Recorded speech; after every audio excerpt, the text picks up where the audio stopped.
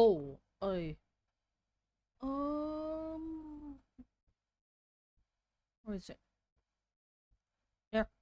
Uh, Hello everyone. I know I'm late.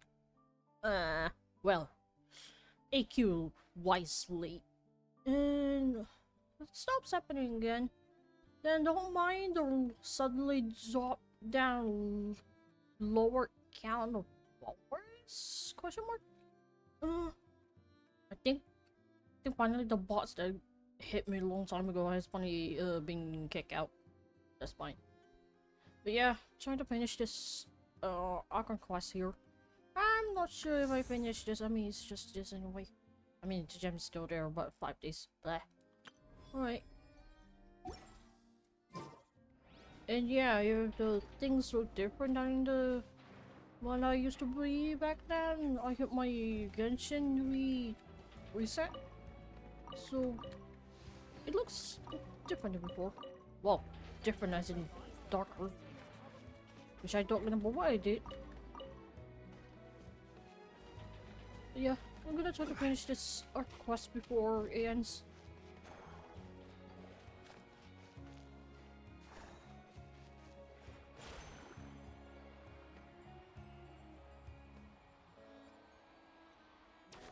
And yes, don't mind my ping.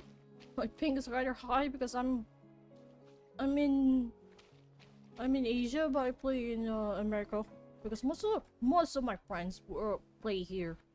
Well, quote unquote, most they don't play anymore. It's just me.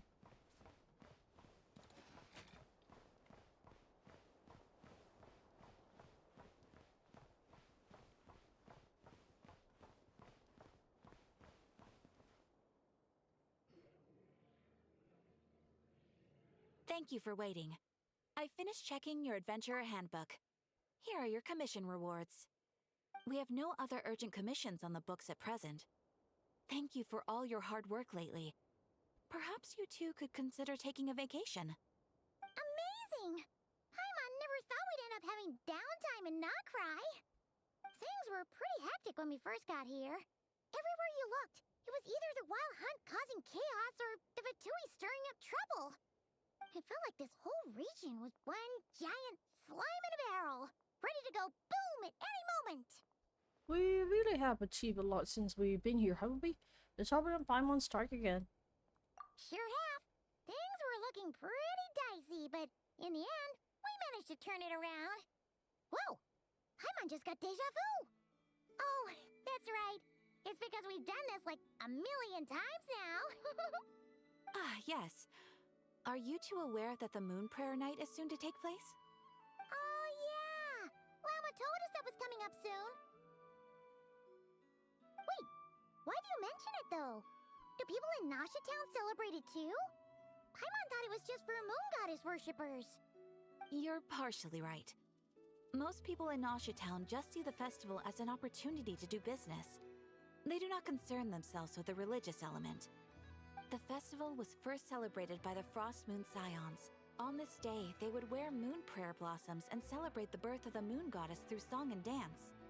They would also prepare food and handicrafts and give them as gifts to others.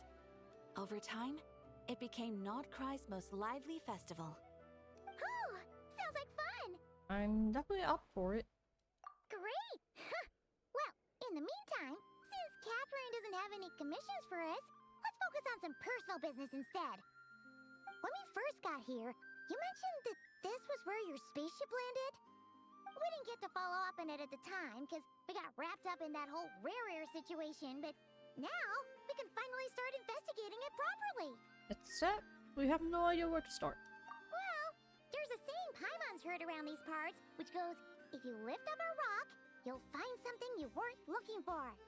By that logic, you'll never find what you're looking for while you're searching, but the moment you stop looking, it'll jump right out at you. I'm not sure it's as simple as that. Could be worth a try though, right? Anyway, Paimon suggests we focus on other stuff we want to do for now, and just keep an ear out for spaceship-related intel as we go. We haven't seen Columbina in a while.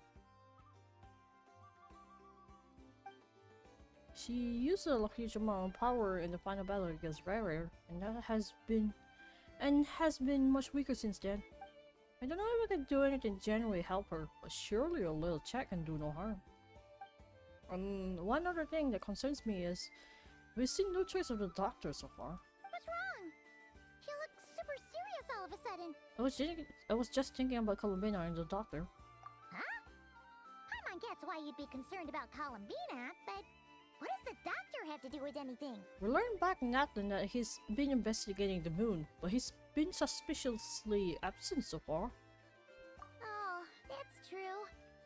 And now that you mention it, we're definitely overdue for a showdown with the Fatui. It is weird that he hasn't shown himself this whole time. What could he be up to? Engrossed in one of his experiments, perhaps. Either way, he's covered in action is a good thing. True. Paimon would much rather deal with Marionette anyway. She says the meanest things, but when it comes down to it, she doesn't seem like a bad person. Maybe it's the pressure of being a Fatuse? Especially as a Harbinger. Does she feel like she's gotta act tough to keep up appearances or something? Maybe? But then, every time we headed out with Rarier, she always wound up having to repair Polonia and her other robots. That's gotta sting. Losing face always hurts more for people who care a lot about their image. She's probably still furious about it. Paimon. I had a feeling she might heard that. What? Relax! She's not even here! Huh? What's the matter? Oh, nothing. Sorry, we'll be on our way now. Where are we again? Oh yeah, Columbina? Right, yeah, let's go see Columbina. Nocturne to the far north.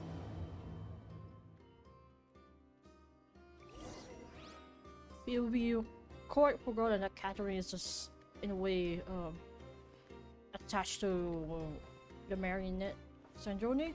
Yeah.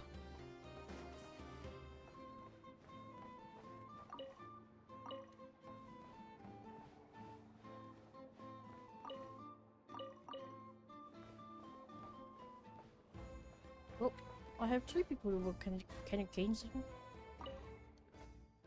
Sugar sculptures. Your splints, just I noticed in Apple.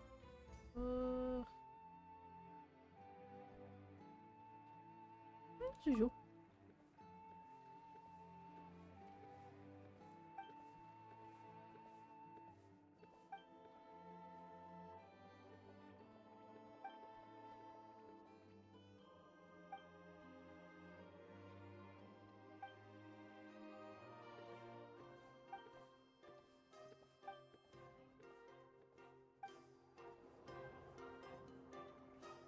Can I gather things behind you?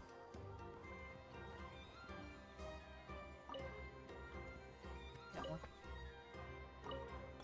Ah. Right. Fragrant and sweet. Okay. Silvermoon Hall. So all the way here.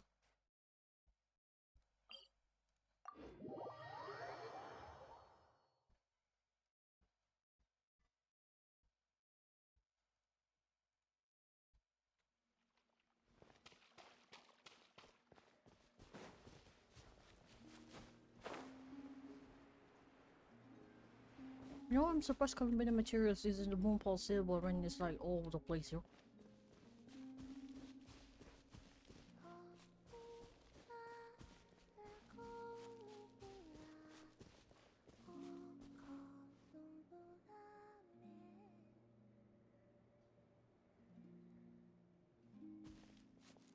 Hey, she's sitting up! Is me sitting here a rare sight? No, we just thought you'd be resting. Perhaps I would have been, were it not for the sudden arrival of some unexpected guests. Not that I consider it a disturbance. After all, you are the only ones who are free to enter. Would it not be a little unfriendly of me to lie down while we speak? I didn't realize you put so much thought into little things like that.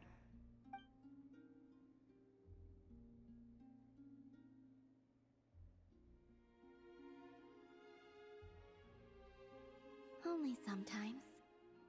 There have been moments lately where I think about you and your companions. They are warm, mysterious, and cozy memories. Very few of my past memories are anything like that. They say that travelers return home bearing bags full of souvenirs. But my luggage was empty, and I believed it would stay that way. Return home? So, you're still planning on returning to the moon? Yes. This planet continues to reject me, reminding me that I do not belong here. If I remain into that, there will come a day that I disintegrate. And I don't mean reduced to dust, or turned into food for the flowers. I mean, I will cease to exist entirely. Alright then. Well, we're sure gonna miss you. But it sounds like we'll have to say goodbye. How do you intend to return? The Moon Prayer Night is soon to arrive. On that day, the moon will be closest to Devat. The Kuvaki in this land will reach its peak at that time. I merely need to grasp the tide, and with relatively little effort. Oh, Paimon gets it! It'll work like a slingshot! You make it sound like she's gonna get blasted up to the moon. If I did that, I suspect I would crash into the false sky. I will be using a much gentler approach. But I do like the analogy. It's fun. You see? She gets Paimon's sense of humor. In the blink of an eye, the time has come to part ways. It does feel that way, doesn't it? Time seems to fly fastest when you are enjoying it. I have always thought of myself as a wanderer on this earth, and it has never expressed any desire to keep me here. Yet, just as I plan to depart, it tugs at my arm. Is this a gesture of affection? Or is the world mocking me? Oh. Were you hoping I can answer that? Yes. You are a traveler, so you must have a lot of experience in this area. Then, what I would say is, enjoy the moment. That's right! Don't overthink it! Happiness is happiness and joy is joy! The point is to enjoy it, not analyze it! I see. Then what I would say is, even though I am very tired right now, I am still happy. I can't tell from the tone of your voice. Oh, really? You don't think I sound happy? I'm just kidding. I could tell you were in a good mood today from the moment we saw you. Ah, a joke. Albeit not a funny one. Anyway, I assume you're here about you-know-what. Give me your hand. Actually, it's not that. There's something else we wanted to discuss with you.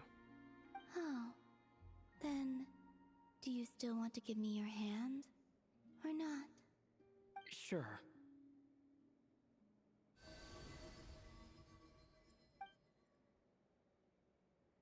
Thank you.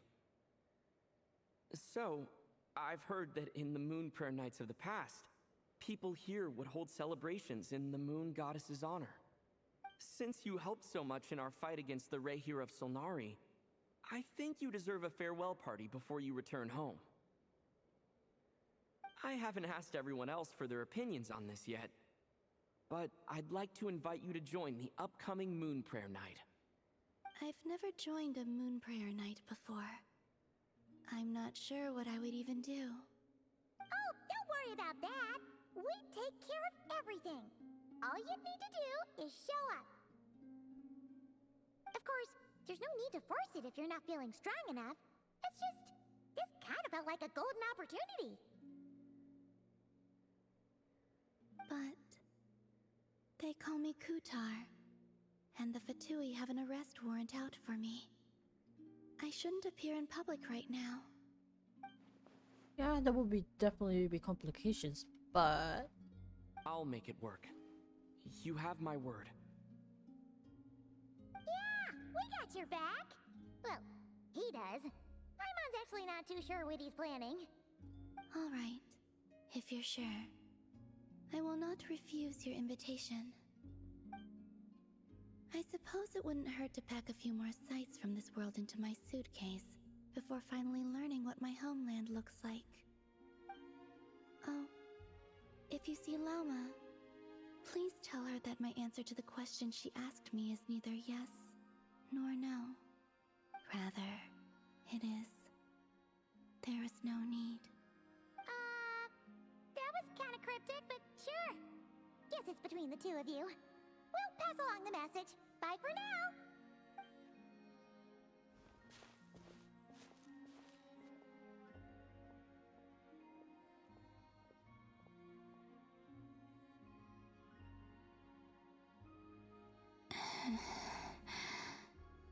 And also, I do not know.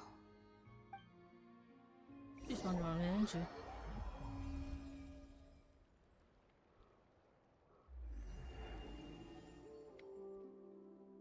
Since she's agreed to join the festival, let's go see who else wants to take part.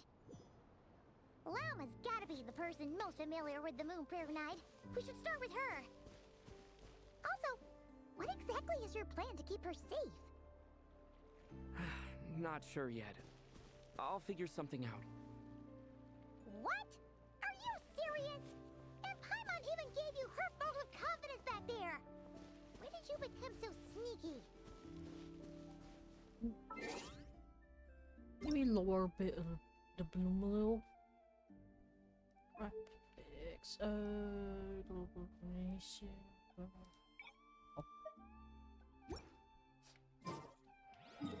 That should hurt my eyes. Okay.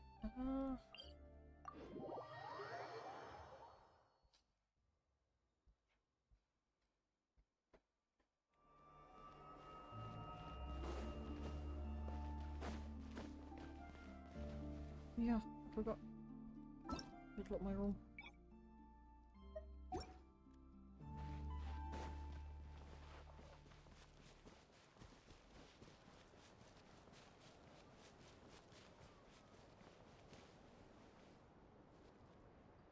Hey, Llama! It's us! Huh? Varka? What are you doing here? Beats me. I had a bit too much to drink last night, and when I woke up, I was on Hisi Island. Mr. Varka is helping to oversee Nasha Town's preparations for Moon Prayer Night. He is here to go over some details regarding the decorations and custom cloth designs. Right, yeah, that too. What do you mean, that too? So preparations are already underway? Yes. Celebrating this festival is a long-held tradition here in Nocturne. On this day, the crescent moon at the top branches of the verdant crest turns into a full moon, and the moon prayer blossoms bloom with a special radiance. Our people take these to be blessed omens. It's an especially welcome event coming off the back of all that nasty business with Rare. Everyone got put through the ringer recently, and now they're looking to turn their fortunes around. The big shots in town all agree that a big, lively celebration is just what we need to rebuild people's faith in this place. No wonder Catherine said that people weren't so bothered about the religious element. That's right. It's become more of a local custom by this point. The celebrations have little to do with whether the religious stories behind this event are true or not. Even the Frost Moon Scions are eagerly awaiting the coming of Moon Prayer Night, despite now knowing that their past beliefs were founded on a falsehood. That's fair. It's a bit like the lantern ride in Liyue. It's a chance for people to enjoy themselves, not debate the existence of the Adepti. Also, in their case, the Adepti definitely do exist. We met plenty of them in our time. Oh, one other thing. We just went to see Columbina. We went ahead and invited her to take part in the festival this time. Hope it's okay. Wait, so... you mean she agreed to it? Huh. That's quite a surprise. Then, I suppose that she intends to return to the moon on that day. Oh, yeah. It's kind of a complicated process, but basically, it's like a slingshot. She probably shouldn't have endorsed her metaphor. I understand. In truth, I had a feeling that she might make such a decision. Well, If Kutar has decided to participate in the festival, we should prepare accordingly. Yeah, exactly. She was saying how it could be risky for her to show her face in public. We were wondering if there was any way we could hide her. Unfortunately, the people who carved the statues did an excellent job of capturing her likeness. It will be very challenging to hide a goddess whose face everyone is so familiar with. Darn! We may have bitten off more than we can chew here. Nah, don't sweat the small stuff. We can handle that. Huh? Are you saying you have a plan? Not as such, no, but the most important thing with a festival is to keep the mood light and your spirits up. You can't go preparing for a festival with those long faces. You'll never convince anyone to enjoy themselves. The Mondstatter spirit is strong with this one. As it happens, I agree with Mr. Varka. Let's start by making our appreciation for Kutar the beating heart of the festive atmosphere. And who knows, once we get the ball rolling, perhaps everything will just fall into place. Hey! Did you catch that? Llama said the thing! Or close enough, at least. I'm looking forward to the Moon Prayer Night already. We have a festival in Mondstadt called Windbloom, and you can always tell which couples are celebrating it for their first time by the smiles on their faces. Big, beaming smiles like their whole face is glowing. And I have a feeling we'll get to see that same smile on the Moon Goddess's face at this festival. Not quite the same, surely. Anyway, I'll take care of business in the city, but I'll have to leave the decor up to you and the Frost Moon Scions. No one else can capture that traditional aesthetic quite like you guys. But lastly, there's the final key element that brings the festival to life. Companionship. We'll take care of that part. Before you leave, let me show you something that we've been preparing. Mr. Varka had asked to see it already, so you may as well tag along. Also, I have some further questions about Kutar's decision. Quickly change my settings. Now it's brighter than before because I disabled the blue. Let's do this. Ah, better.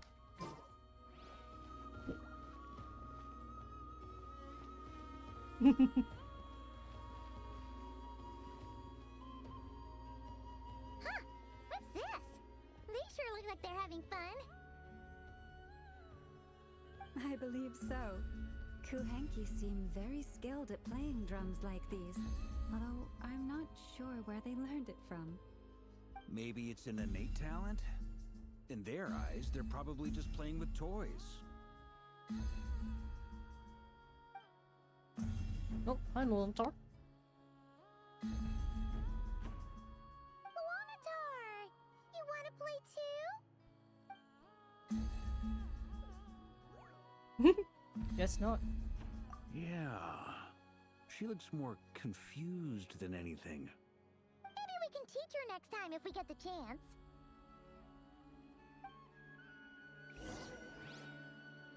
Hit on the left side. Hit on the right side. What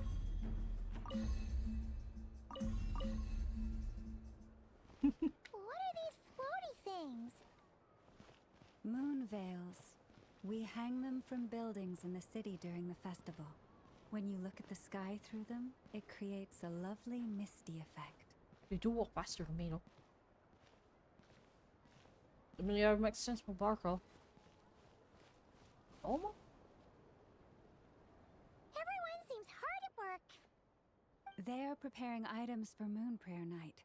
For instance, the sculpture being made over here, Mr. Varka and I were just finalizing the details of where it will be placed.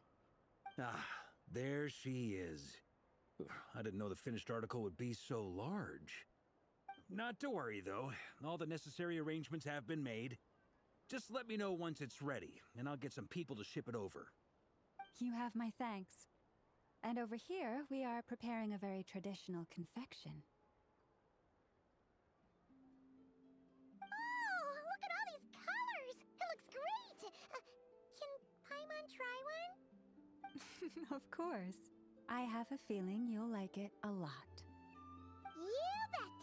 Sweets and treats are Paimon's favorite! If you included those in the Feast of the Moon, I bet Paimon would have joined the Frost Moon Scions by now. There will also be verdant crests like this present in Nasha Town during the festival. The timing of Moon Prayer Night is not completely set in advance. We make a rough estimate, then observe the changes in the verdant crests and Moon Prayer blossoms to guide us. As such, the wait itself is a fun feature of this particular festival.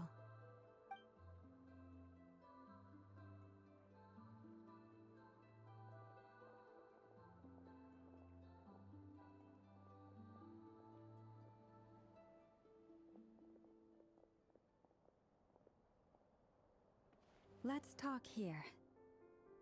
To tell the truth, I am very surprised to hear that Kutar is willing to participate in the festival. I once asked her if she'd be willing to stay with the Frost Moon Scions. I could introduce her to everyone, and we could be a family to one another. She did not answer, but she has not appeared here since. I took this to mean her answer was no, but if that were the case, she would not have accepted this invitation. Speaking of answers, she asked us to pass along a message. There is no need. Ah. I see. Maybe she is right. Maybe the Frost Moon Scions of today no longer need a moon goddess. But my wish was not for her to come here and be worshipped as a deity. I simply wanted to offer her a place to stay. I'm sure she believes that showing herself here might invite Fatui intervention, and as such she does not wish to cause us trouble. But what really pains me about all this is that this is her birthplace. She ought to belong here, yet no one has been able to grant her shelter. I think I'm qualified to weigh in here. When someone's about to depart on a long trip, what they need is blessings, not burdens. We should wish her the best, not make the journey harder than it already is. Anyway, she's agreed to attend, hasn't she? All we need to do is simply respect her decision. I see your point. Yes, she will soon depart after all. Our job is to leave her with some happy memories. Besides, who's to say her journey to the moon is a one-way trip? It's not like she can't come back and visit if she wants, right? Paimon agrees wholeheartedly. Festivals are all about having fun, so let's keep it simple. All right, I'm gonna head back to Nasha Town soon. Want to come with? I'm guessing you have some other folks to visit there. Sure thing, let's go! Bye for now, Wilma! Thank you all. Goodbye.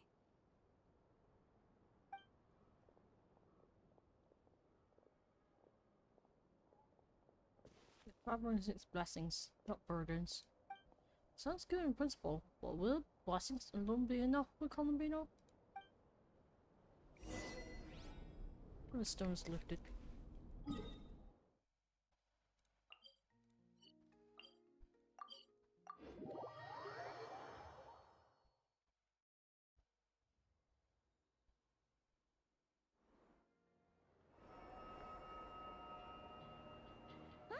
Hey, over there! It's Duran and Albedo with Flints! What could they be chatting about?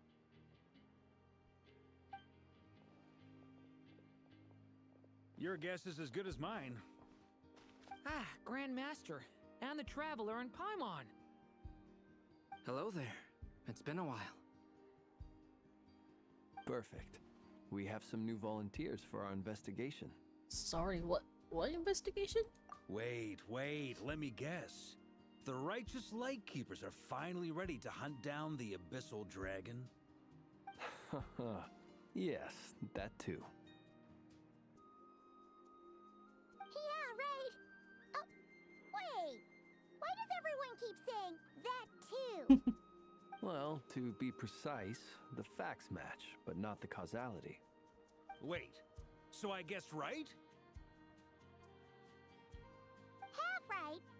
Don't act so impressed with yourself. Maybe I can explain. We ran into Mr. Flint's north of Nosha Town. At that time, we just noticed a few abyssal creatures out in the wild, but the strange thing was, I didn't detect any traces of abyssal energy on them at all. On closer inspection, we realized that they were not real monsters, but something akin to reflections in the water, or perhaps a mirage. Huh? What do you mean? Like, you could see them, but not touch them? Exactly. It was very peculiar. They roared and tried to attack us, but we could not make any physical contact with them. I think I've heard of things like that happening in Nocturne before, but I don't know much about it. Yes, it's a known phenomenon. Mirage-like illusions tend to appear in Nocturne in the run-up to Moonprayer Night. From a distance, they appear quite real.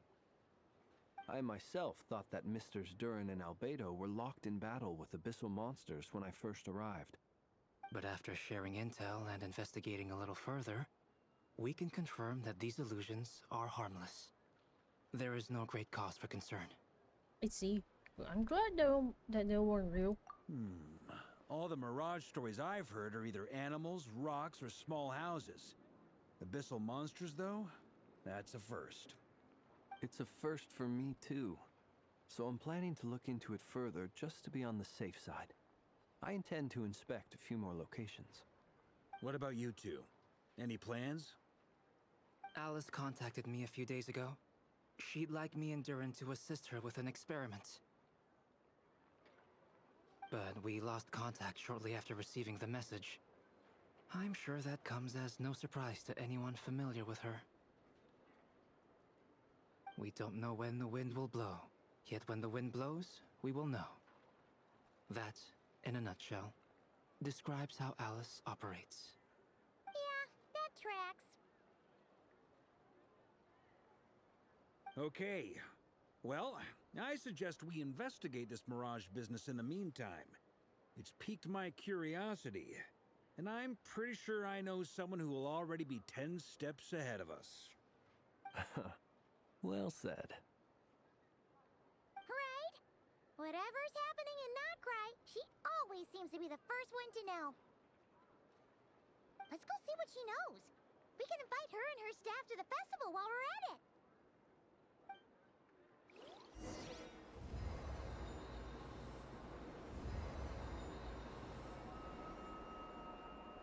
Okay.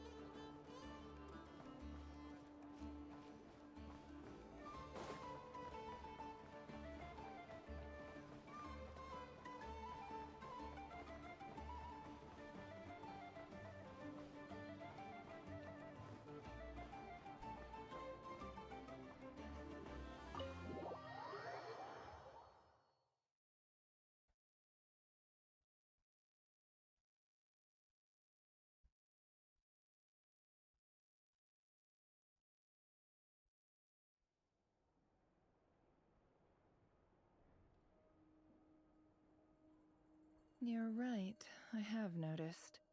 There's certainly something a little fishy about this situation. Only a little, though.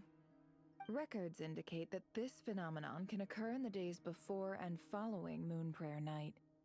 That said, it has always been a rare sight in the past.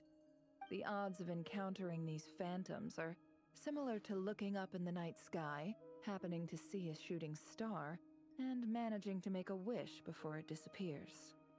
But this time, either everyone's getting lucky, or they're appearing far more frequently than usual. Yehoda's out gathering intel as we speak. In the meantime, let me check off some points of interest. First, the Abyss.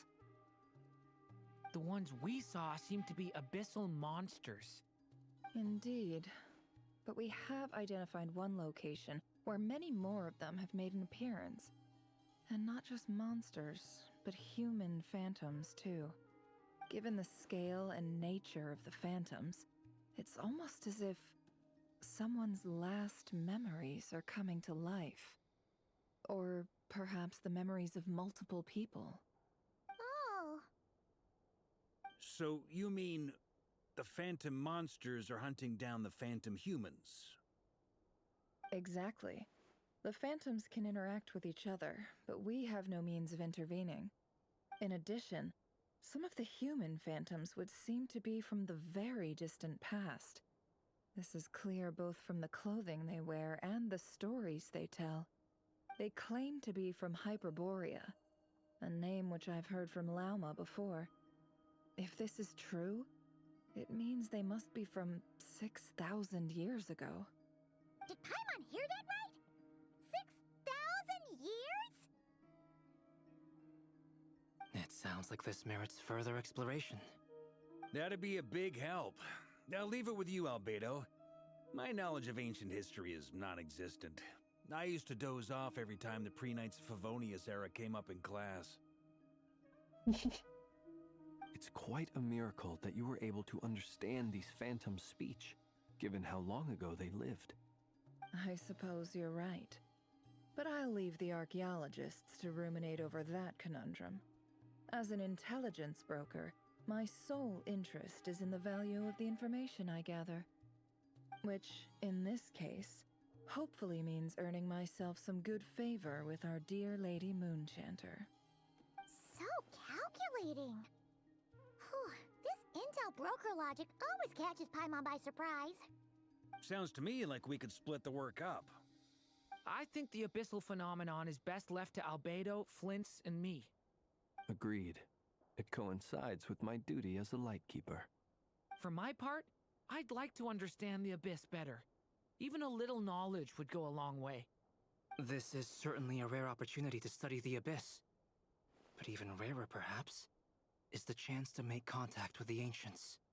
The Curatorium will take the lead on investigating the Hyperboreans. We put in the work to learn what we know so far. It seems only fair that we get some quantity of exclusive intel. That just leaves our trusty team of 2 unassigned. Seems like it, yeah. Wait, we're a team? Since when? Since you became an honorary knight, of course. This was part of my grand plan all along. Oh yeah, by the way, we managed to convince Columbina to come to the Moon Prayer Night celebrations. Would you and Yehoda like to join too? She agreed to that? Huh. Quite an achievement. Never underestimate the traveler, I guess. I'd be happy to join. No point shutting myself inside when the streets are all decked out. I doubt any clients will be visiting during the festival in any case. And Yehoda loves a party, so I'm sure she'll jump at the opportunity. No. No. No. No. No. No. No. No. No. No. Way to contradict me in front of... Wait. No, that's not what I have bad news, boss. So many people. All right, everyone inside. Quick. Whee! This is gonna sound crazy, but hear me out. I saw one of those phantoms at Star Sand Shoal, and it was some sort of flying ship. Like a spaceship? Spaceship in a Star Essential? That's gotta be the one you came to Tibet in. You said you saw the same thing through the moon marrow, right? Huh? You already know about it? Ugh, I thought I was gonna blow people's minds. Turns out I'm the last to find out. Wait, back up. You came here in a spaceship? Now my mind is blown! What's it like on the inside? Was it like flying through space? I want to know everything. Maybe that's a conversation for next time. That is still a huge discovery on your part. Yep, exactly. Huge discovery. You're the best. Second best intel broker in the world. After your boss, of course. Wow. Really? Well, I don't know if I'm all that, but... I guess that decides where we're heading next. Come on, don't look at me like that. I know the spaceship doesn't have anything to do with me, but you don't want to leave me as the only one twiddling my thumbs, do you? Please? Fair enough. You can tag along. In that case, let's meet back here to discuss our findings once we're done. I wish everyone a productive investigation. You too. Oh my god, doesn't want to be left out.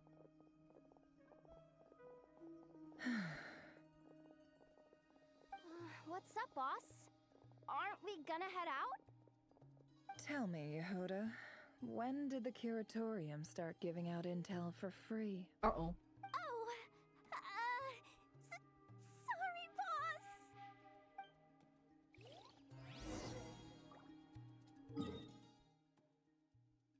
So it's for there. I'm not gonna go up on a cliff because the last time I did that, I fell to my death.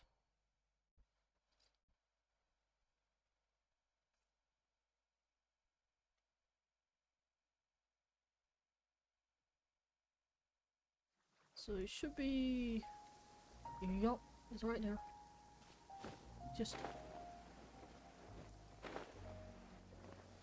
So I'm going straight towards it.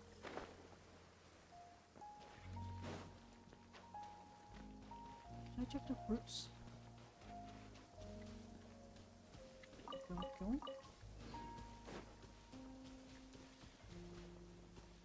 And going. Oh. Going. Alright. There's a bunch of people here.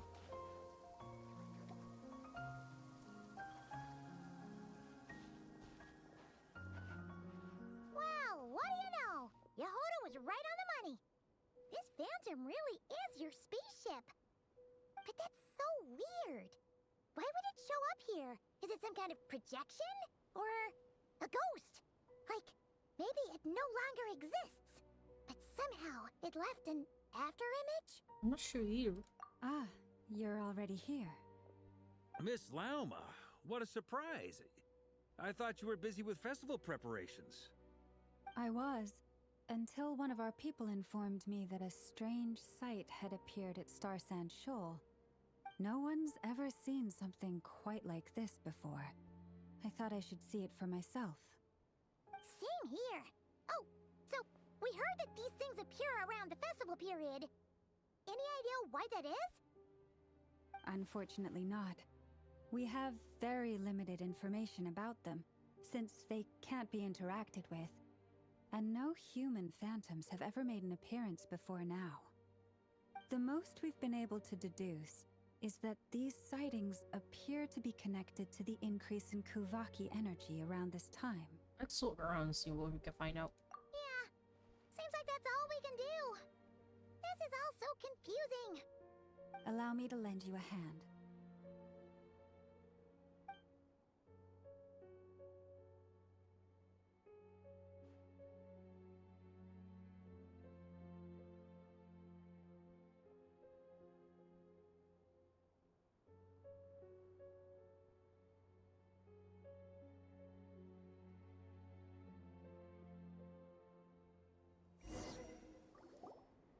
Everyone, our friend here should be able to provide us with some information. Is that a phantom Rhymehorn deer? I've heard about how the Frost Moon Scions live in harmony with the animals and can even communicate with them. That's coming in handy now, for sure. Okay. Yes, I understand. Then how about this?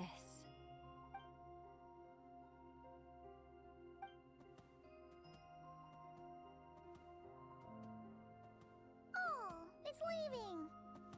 It appears to share our curiosity about this giant spaceship, so I asked it if it wouldn't mind investigating along with some friends. In return, I told it about some nearby spots where the wild fruit grows abundantly. We may live in a different era from these phantoms, but I trust that the terrain, climate, and ecology here are more resistant to the effects of time than some things are. Let's give them a moment and hope for the best.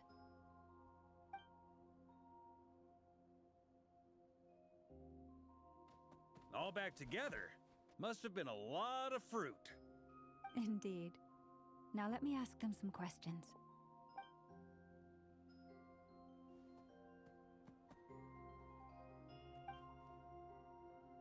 It did find a lot of wild fruit, enough for them to feast for a long while.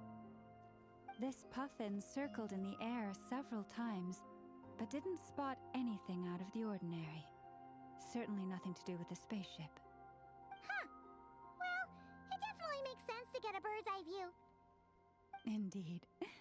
Other than that, I was also thinking that the world these phantoms see is also different from ours. Oh, I get what you mean. The wild fruit exist in both times and spaces, but there might also be things that only exist in that space-time, which we can't see. Because we don't see their war. We only see small fragments. Good point. Great thinking, Lauma. Blunthorn rhinos can use kuvaki to shift great rocks, but this one says it couldn't get that ship to budge by even an inch. The sniffer mole tried too, but despite being a skilled digger, it could not get through. They say that the spaceship looks robust and undamaged. It seems completely impervious to any and all attacks. Whatever lies within is well defended from harm. So, just like us humans, there was nothing they could do about this spaceship either. Yes, still, they deserve our thanks. We are grateful for all your efforts, dear friends. Now go and enjoy your feast. I've noticed some other human phantoms gathered nearby. Come on, let's go talk to them.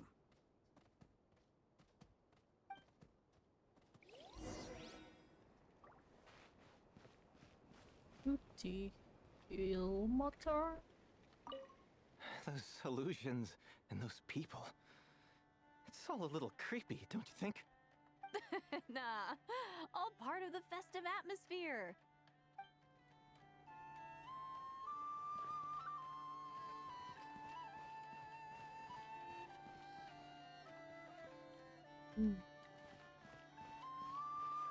Not all of them can be spoken to.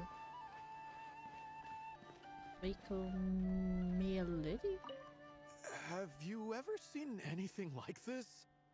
Nope. Never seen or heard anything this weird. This one? Let's talk to this one. That's probably one of the ancient, not crying. Looks a little like the Lightkeeper. Yellow. Cat too. What is this thing? I've never seen it move, and there's no way to get inside. Goodness knows. My grandpa says it's been sitting here at least since his grandpa was still alive. What about his grandpa? Did he say anything to your grandpa's grandpa about it? Huh? I don't know. In all likelihood, it was here back then too. Hard to imagine something this huge could move. Guess that means that as far as they're concerned, this ship's been around a long time.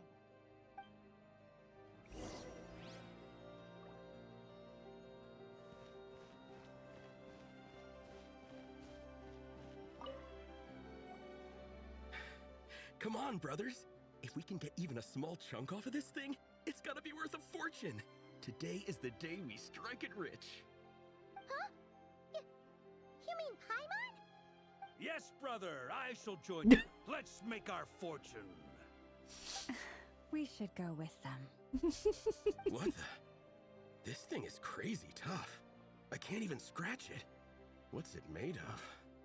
Sorry, brother. Looks like we'll have to seek our fortunes elsewhere. Oh, Barco. Enjoying yourself? I was just seeing if I could influence this phantom's perception by playing. But nope, no dice. Teaser.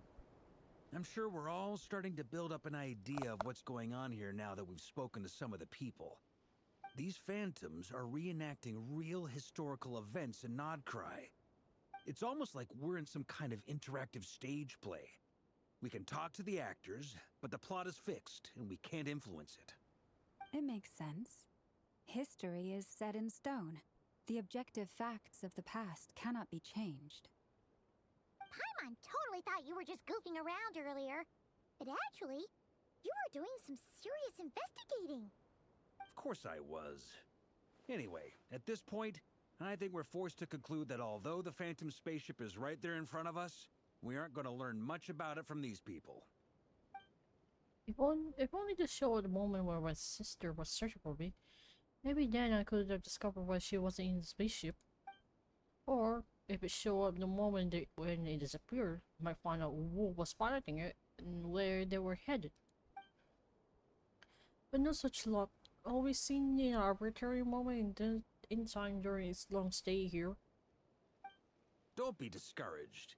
If nothing else, this is proof of the ship's existence. And think about it.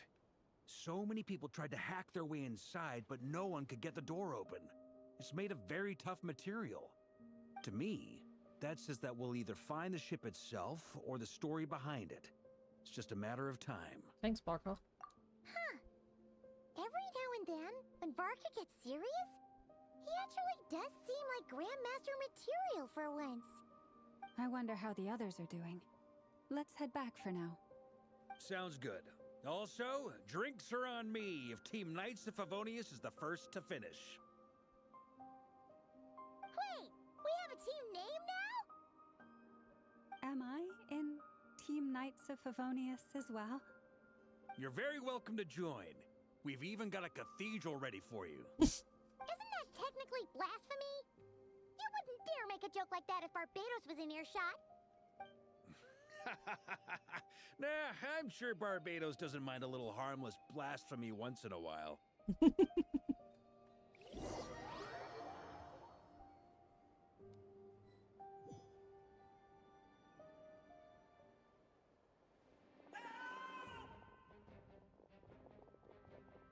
Oh, no!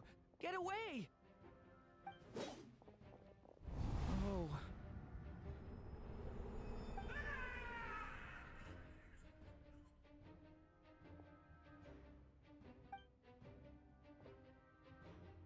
I know it's hard to stomach, Mr. Duran. But as I'm sure you've noticed, there is nothing we can do to intervene in that which unfolds before us. But we have to at least try. And try you have. But are you aware of how many unsuccessful attempts you've made now? I wasn't keeping count. I'm afraid this is the 39th failure so far. Or the 5th if we're only counting this particular victim. There are no indications that these phantoms may be altered in any way. You seem to have calmed down a little. I'll make us a fire. You should rest and have some water. Feeling any better now, Mr. Duran? May I ask a few questions? Be my guest. What exactly are we witnessing here? What happened to those people? My guess would be that we are seeing Nodcry during the Conrian Cataclysm. Would that be accurate? Conria. That is correct. As you know, once the Abyss senses even the tiniest crack, it floods in and spreads like wildfire. There was a time in the distant past when it permeated all of Nodcry, causing immeasurable harm. The people paid a terrible price to heal this land. Then, 500 years ago, the whole of Teyvat suffered an abyssal disaster. Once more, Nocturne was dealt a devastating blow. I see. In the face of the abyssal onslaught, all were like grains of sand tossed around by a tidal wave. Be they human, fae, or god. The moment you witnessed is but one drop in a whole ocean of catastrophe. All right. I guess that answers my second question, too. I wanted to know why there's nothing I could do to help them, and that's because what we are seeing is history. That would be my guess as well. As I understand it, history and fate are not all that dissimilar. The latter may be unseen to us, but both are immutable. Yes. Fate was determined long, long ago. I still have a couple of other questions for you, Mr. Flint's. You mentioned more than one abyssal disaster that has struck this land in the past. How can you be sure that what we're seeing is from the Conrian incident? And also, how are you able to stay so calm when you're talking about these events? From everything I know about you, you're not cold or ruthless, and you're not indifferent to the suffering of others. Alas, I am forced to show my age. I must be 600 or 700 years old by human measure. Wait, so you... One is not easily moved by history when one has witnessed the truth firsthand. I'm sorry. You needn't apologize. Your passion is a good thing to have. Treasure it, because someday you may find it in terribly short supply. Now, at the risk of offending you, I have a question in return. Your curiosity toward the abyss, is it born from hatred or because you sense its call? I only ask because I kept a fragment of Rarir's body in my lantern for a short time. Specifically, his heart. So I know what a burden it can be to carry the abyss with you. And I hear its power growling from somewhere within you. In my eyes, your mere existence is a miracle. My honest answer is... I don't know. I don't think I have the confidence to say for certain. What I will say is the abyss is not the only issue that haunts me. Even before I became who I am today, the question dogged me constantly. Should I even exist at all? My doubts remain unresolved. But when we fought Rarir, something became a little clearer to me. Sometimes it is the darkness within us that allows us to achieve the impossible. I certainly got the sense from your 39 attempts that you were trying to achieve the impossible. It sounds like you've resolved to see the truth for yourself. Absolutely. In that sense, he and I are quite similar. Then I wish you every success. I look forward to the day of your transcension. Well, if everyone's caught their breath, I suppose we should head back. Oh, and one last thing. I'd appreciate if you kept our discussion about history a secret.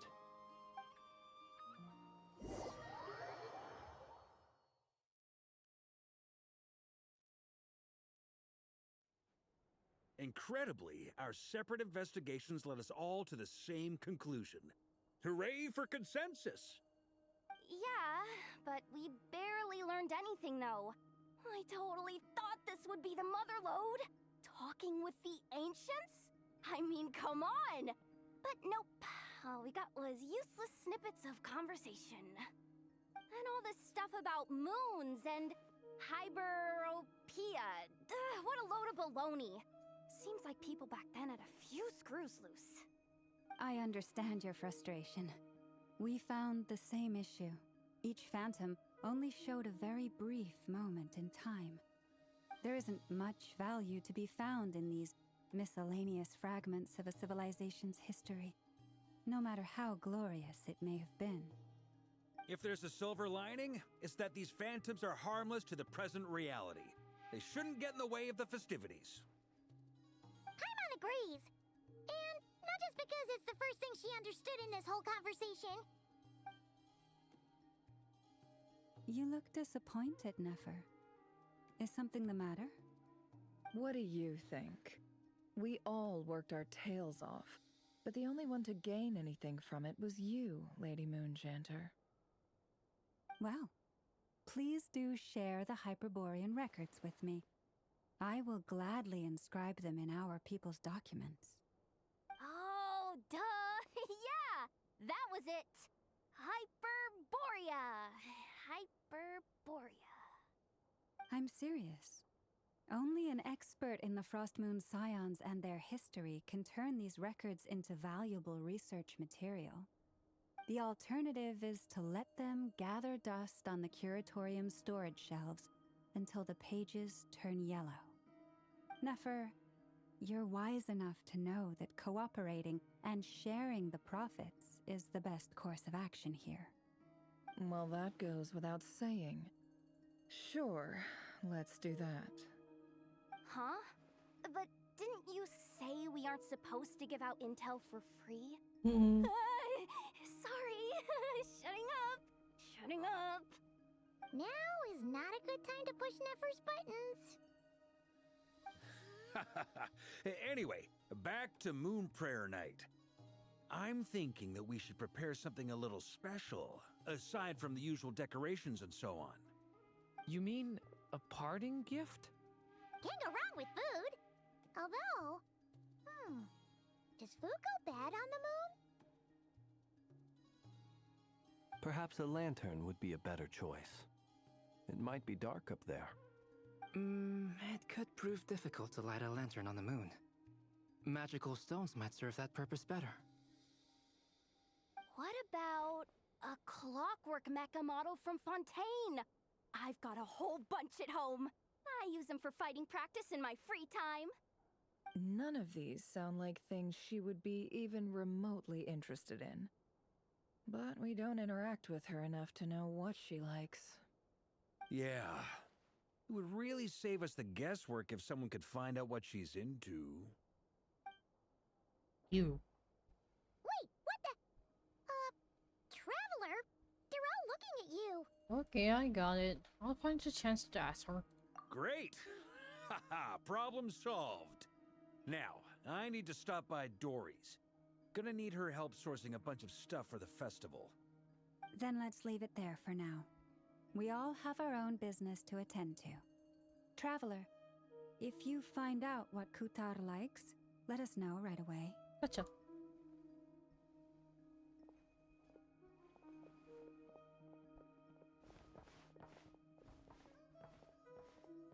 Is something the matter? It's my line, Dory. You seem a little down. I'm fine. It's just... I'm still feeling a little rattled after witnessing the horrors of the Abyss. But it's okay. This is something I have to work through. I'll be all right. Thanks for your concern.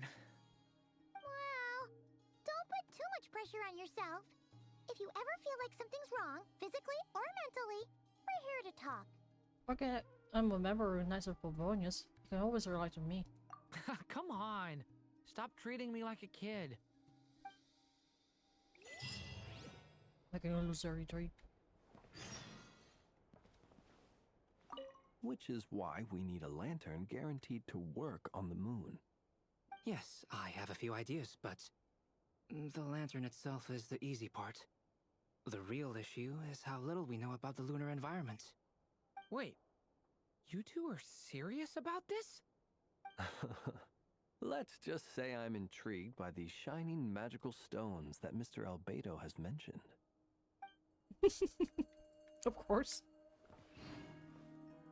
Could you do me a solid and try to smooth things over with Boss Neff?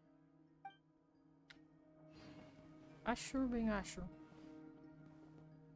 Obviously, he doesn't give a damn. Okay, do that.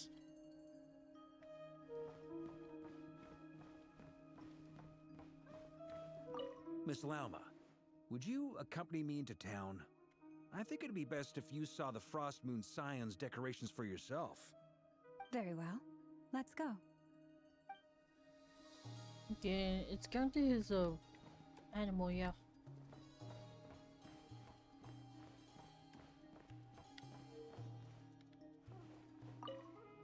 You should get going. It's important that we ascertain what Kutar likes.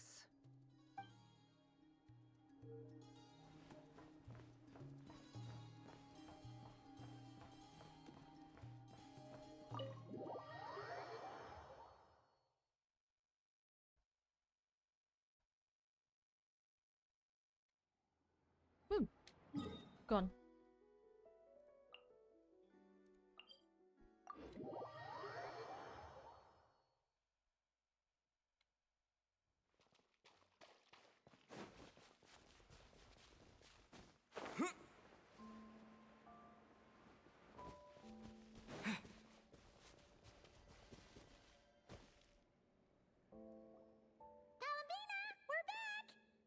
Huh?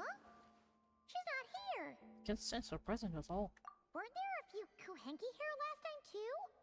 Where did they all go? Maybe she took them out for walkies? Walkies? For Kuhenki? You're not pets, you know.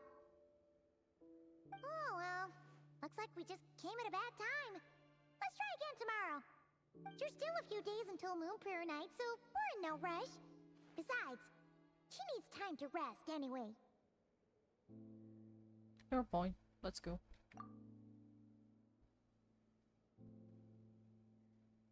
He is more paler than I last remembered. Kalamina! Are you back yet? Oh, how strange. Looks like she still isn't here. This is a bit odd. Right? It's not like her to spend so much time outside. Especially since she's worried about attracting unwanted attention. By the looks of it, she hasn't been back all day. What about Luanatar? Luanatar, you there? Hey! Do you know where Kalambina went? Sorry, didn't understand. But if you know where she is, could you take us to her? Sounds like... And I don't know either to me. Yeah, that's even stranger. Paimon, look. The flowers. What about them? Oh, that's not good news. They change color when Kalambina gets weaker, right? And they look super pale right now. Let's go. We have to find Lauma. Good idea. She might know what's happening.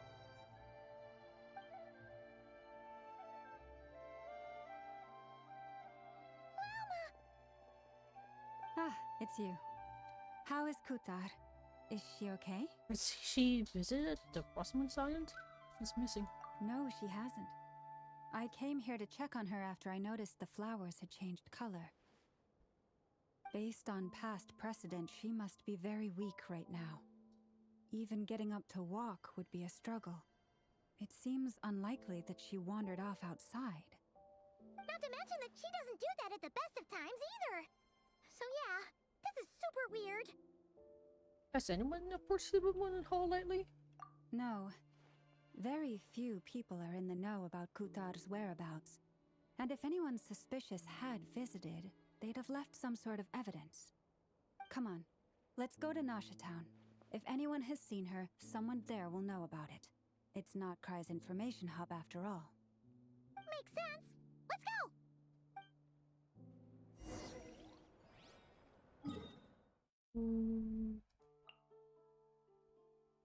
There? Oh.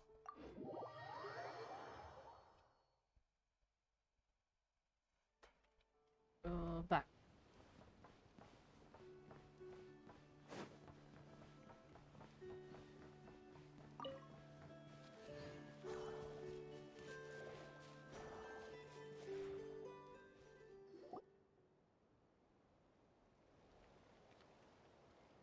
Wait a moment. Is it just Paimon, or is this stall kind of suspicious? It's never been here before, right? No, I don't recognize it. Alas, your free and easy adventure time is over. Now, prepare to face the final boss of Nocturne. Whoa! Where'd that voice come from? Not sure, but it's definitely hostile. No, not that way. The final boss is right here. The Sniffer Mole? That's the final boss? Surely not. Also, That voice is a little familiar. Okay, the jig is up. Oh, I'll Alice. stop teasing you. Turn around. I'm right behind you. It seems I've managed to leave quite an indelible impression, even though you've never seen my face. Oh, nothing could make a great mage more pleased with herself.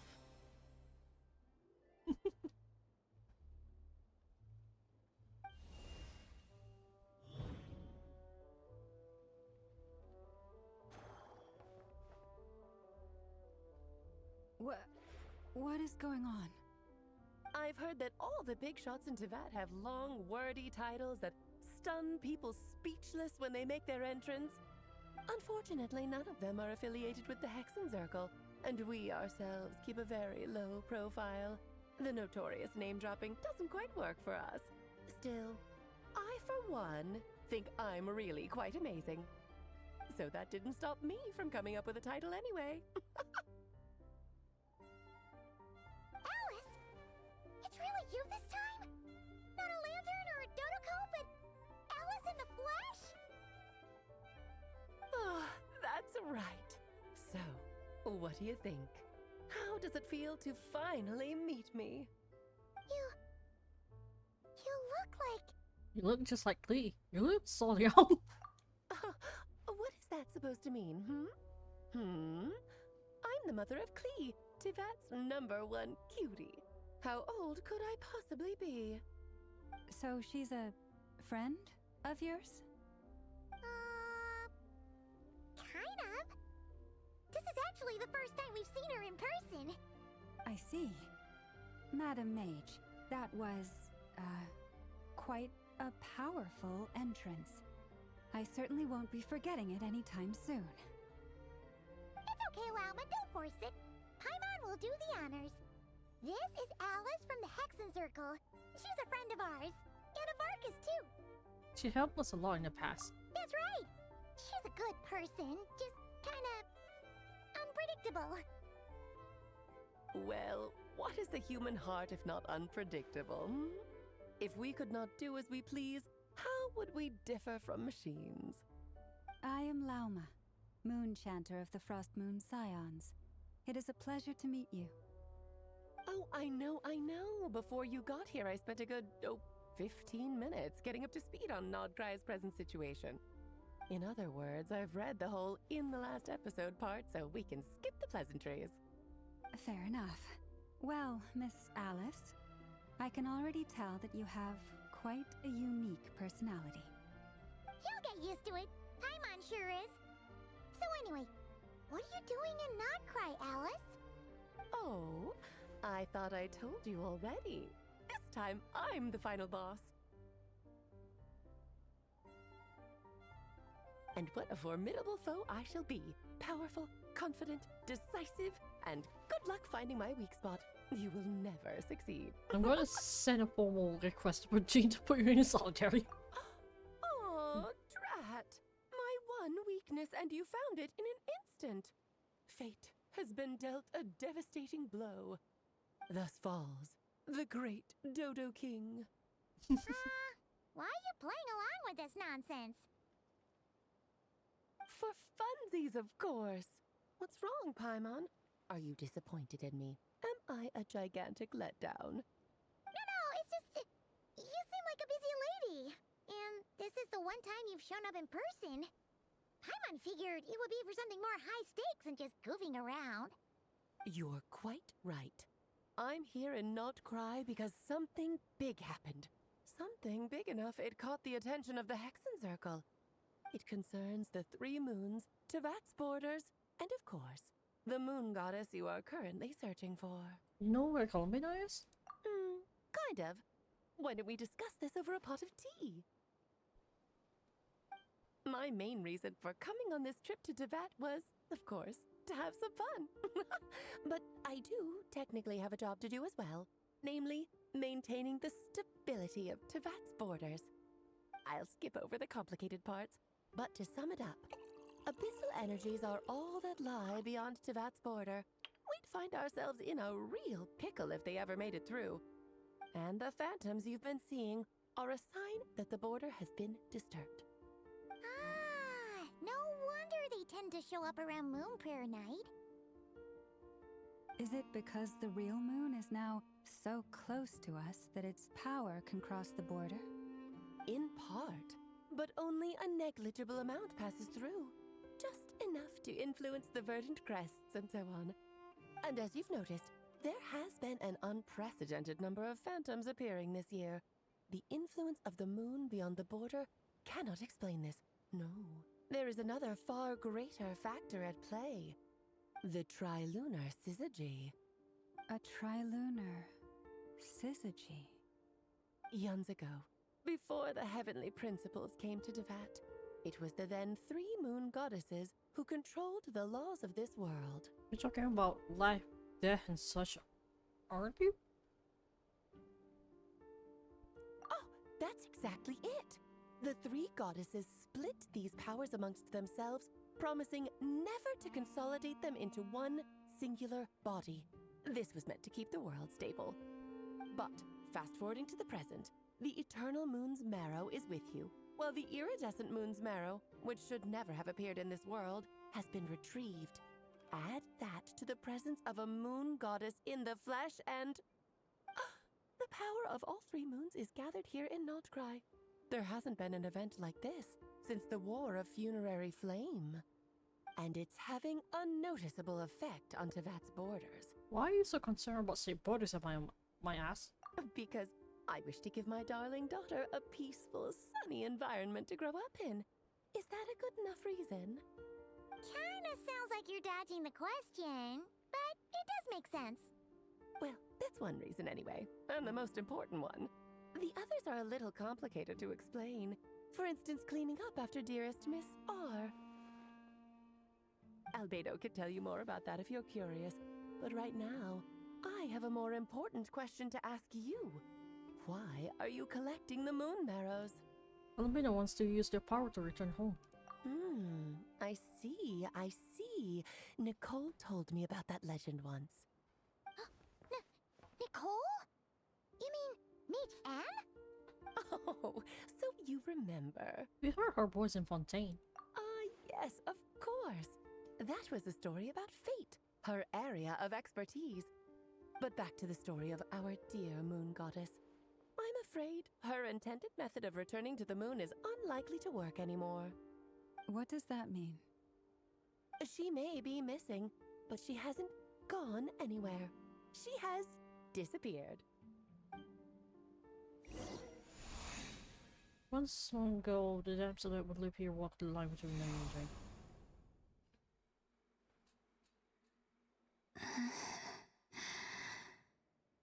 My body is so heavy. Wait, no.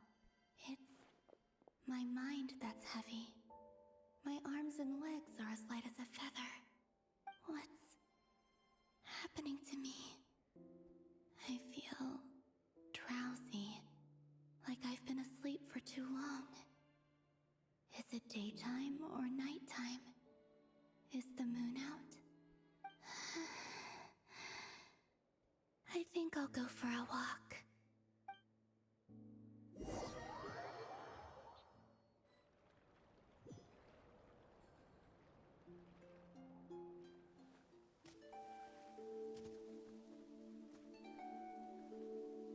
Are you out for a walk too?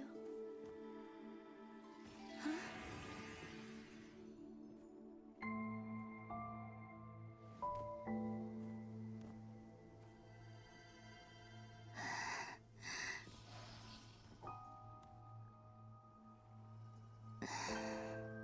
The day has come at last.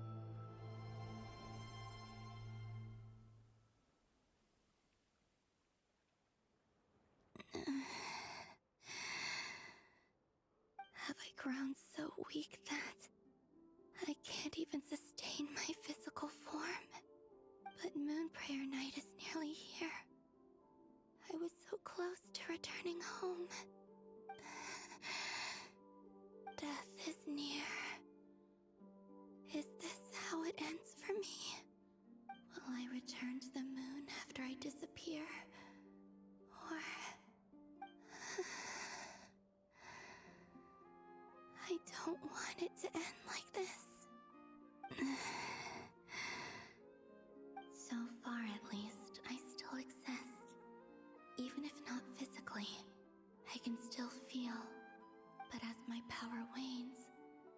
sure that too will fade.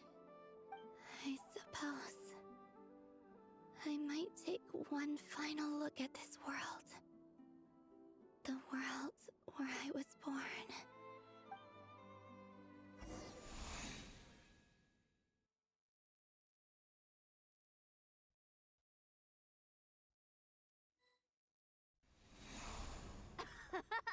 Come on, come on! Wait for me! The Frost Moon Enclave. How much it has changed since I was born. These decorations, they're so heavy. It's times like this when you kind of wish men could be priestesses and acolytes. How fascinating. I've never had the chance to be privy to people's private lives in this way. In the past, people would get so solemn and serious the moment I showed my face. Like they were frozen stiff. Karina, Lametti, it's time to eat. Coming! I want to watch them a little longer.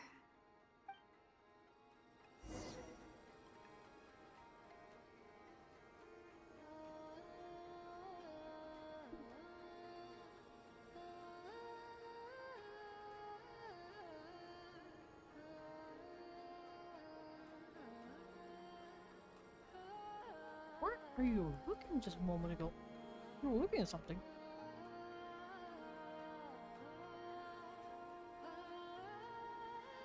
So just fill these balloons with air, right? Yep. Try a couple now to test things out. The rest can wait till Moon Prayer Night. Think fast. Rita! Teasing an acolyte of the Frost Moon Scions? Surely that's a punishable offense. Take this!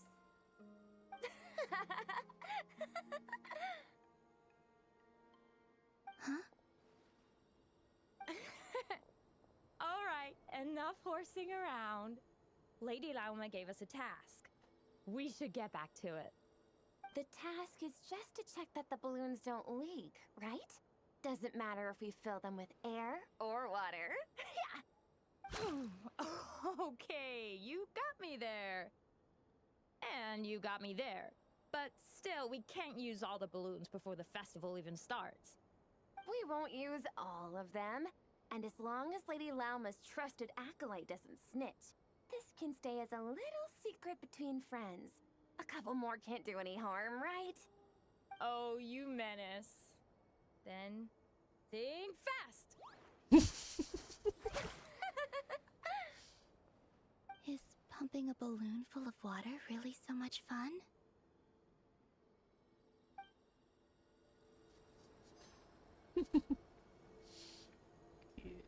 The kids.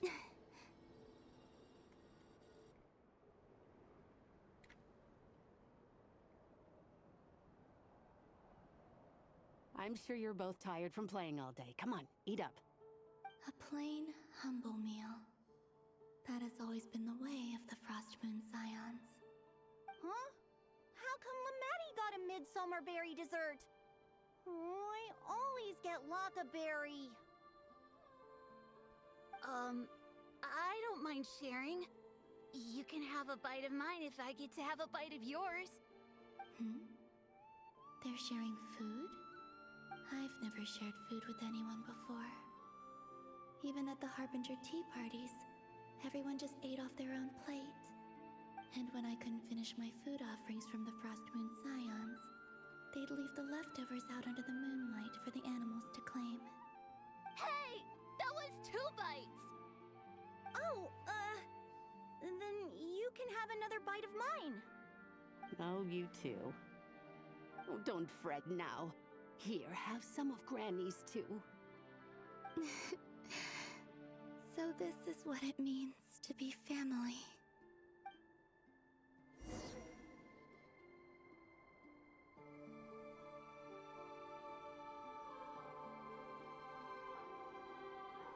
I'm seeing so much that I'd never usually get to see. They'd never act like this when I was around.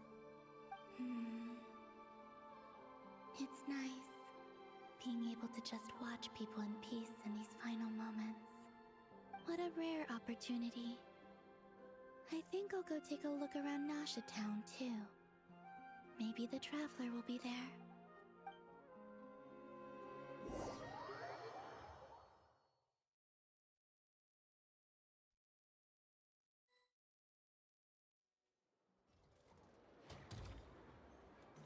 After the War of Funerary Flame, the Moon Goddesses were no longer recognized by Tevat. They lost the whole foundation for their existence. That's why the Moon Goddess's strength is fading. She cannot withstand the world's rejection of her. It's just a common thing to say. The world itself is rejecting her. To be more pedantic about it, the Moon Goddesses did something to offend the heavenly principles, and that's why they were ousted. Something of a recurring theme in Tevat's history. Theoretically, speaking so candidly should put me in their crosshairs too, but they can't tell me what to do. I'll say whatever I want. Anywho, the Moon Marrow energies were but a drop in the bucket for her, and that battle against the Ray Hair of Solnari only weakened her further. Fortunately, it happened close enough to Moon Prayer Night when the Kuvaki concentration here is high. That's the only reason she managed to survive this long. What do you mean, fortunately? You said she disappeared. We're too late. Oh, what a headache. I thought this was all common knowledge. I guess I have some more explaining to do. Okay, buckle up. It's time for another lecture.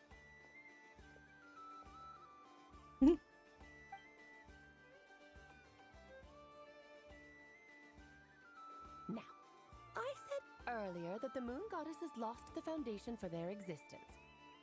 The reason for that has to do with the natural order. Basically, the rationale for their existence in Tevat was lost. The same logic applies to the present Moon Goddess too. Consider her existence so far. Her comrades in the Fatui called her Damselette.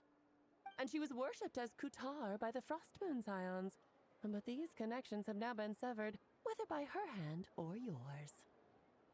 So, the rationale that once sustained her existence is now gone. Wait, we did that to her? Oh, well, strictly speaking, yes. But let's not start pointing fingers, shall we? I'll only end up as the big bad villain, and that's not the kind of final boss I want to be. If you're making light of this, hopefully that means you have a plan. Of course I do. I'm only the greatest mage in the whole entire world. Now, if you wish to find your Moon Goddess, there are two problems we need to solve. Firstly, we'll need to strengthen the connection between her and Tevat, at least enough to sustain her until Moon Prayer Night. Strengthen her connection. But does that mean I'll have to rally all the Frost Moon faithful behind this? I'm afraid a bygone faith and a former home won't be of any help to her now. Do you know her name? Her name? Oh, yes. Names are very important things. A name is a fundamental concept that anchors one's entire existence. I asked her once, but she said she didn't know. Then your first job is to find it. As a Moon Goddess, I'm sure she must have a name she identifies with. Neither Columbina nor Kutar is her true name, and she's never really accepted either of them. So, finding out her real name is enough to sustain her existence? Yes, I know it sounds like a small step, but every journey begins that way. So for now, that's all we need to focus on. The second problem is with her plan to use the Moon Marrows to return to the moon. Unfortunately, piercing through the false sky will take an enormous amount of power. Given her current condition, she won't be able to provide anywhere near enough power, even if she recovers her physical form. But no need to fret. Nicole's the expert in this field, and I'm sure she'll figure something out. Wait, Mage N is going to help us out too? That means we've got 2 Hexacircle mages on the case. This is turning into a pretty big deal. Actually, this is more of a side quest for me. Like you said, I'm a busy lady, so I can't stay for too long. I'll have to return to Tibet's border soon. It's about telling us all this. That's the upside you get for looking out for my little Klee. Hopefully that will incentivize you to carry on keeping her company in the future. Anyway, jokes aside, you'd better get moving. It will take quite a miracle for the moon goddess's consciousness to hold out till moon prayer night. Oh, I suppose I might as well tell you where Nicole is before I leave. Off you go now. Time to meet your new friend. Oh, yes, and a little suggestion. Don't forget to mind your heads. What? I wonder how Durin's doing. I should really go see him before I head back. You really are super busy. I most certainly am. There's so many children I have to keep tabs on just in Mondstadt. Durin, Albedo, Venti, Varka. Venti, oh my god. There's so many spitting names in there. Klee didn't make the list, huh? Of course not. Klee is my pride and joy. I have no qualms about her, because she's the best child in the whole wide world. Yep. Klee's a little angel. I'm glad you agree. Well, all the best. See you when I see you.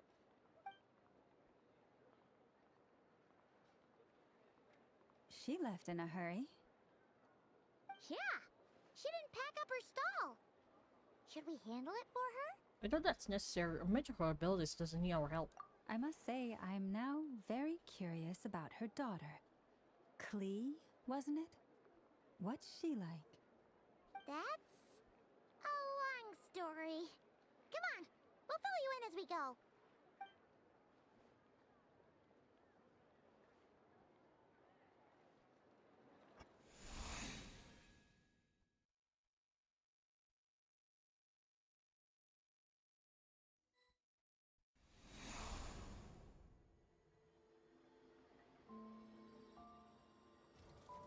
What a lively place.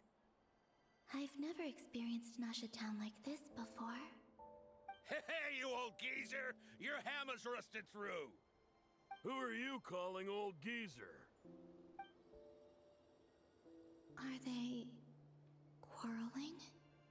I'm looking right at him! You've really gone downhill since giving your daughter free rein in the workshop. Can you even swing a hammer anymore? It shouldn't take you days just to fix a single chair! You might as well use that hammer to massage my back for all the good it's doing. Don't run your mouth, or you'll get a back massage that'll put you in bed for the rest of your life. Look, the materials haven't arrived yet, all right? You know how busy it gets in the days before Moon Prayer Night. I'll bet you send all the materials to your little princess. Blood's always thicker than water, huh? All right, you've made your point, Uncle Koski. As soon as the materials arrive, fixing your chair will be the #1 priority. And Dad, if you've got time to chat, why don't you lend me a hand, See? Lolka knows what the score is. I guess they're friends. But the way they spoke to each other was so ugly. Then again, it wouldn't be the first time I've seen something like this. Columbina! Sing outside my door in the middle of the night one more time, and I'll unscrew your vocal cords. You hear me? Oh, Sandrone. So that was her way of trying to be friends with me. What a pity. I won't get the chance to say any ugly things in reply.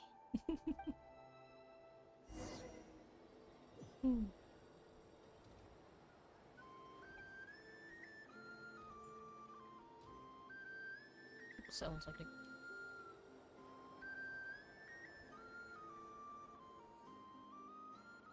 Hey, have you decided what to give her for Moon Prayer Night? I sure have. She's gonna get the surprise of her life when she's least expecting it. Then I'll whip out the ring and pop the question. The surprise of her life. What a fun turn of phrase. Cool, I get the picture. You can spare me the gushy details. Ooh, looks like we have a customer. Hello there, ma'am. Would you like some Moon Prayer Night candy? Huh? Is he talking to me? Can he see me?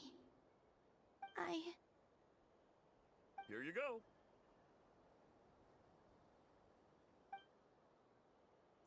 Oh.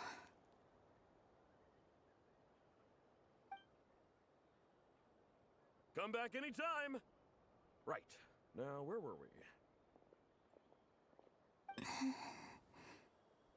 I don't know why, but I still held out hope.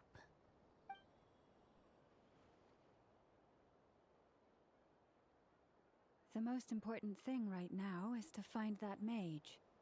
This name thing seems super important too, but where do we even start looking? I'd better go pay the Fatui a visit.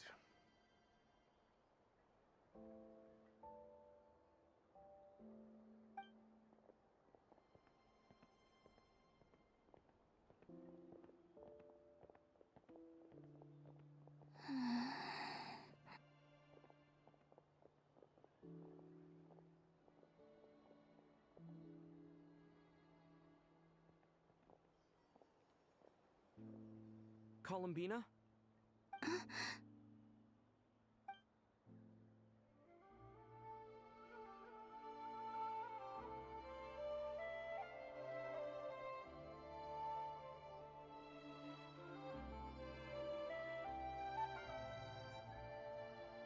Traveler? Let's go! This is no time to be spacing out!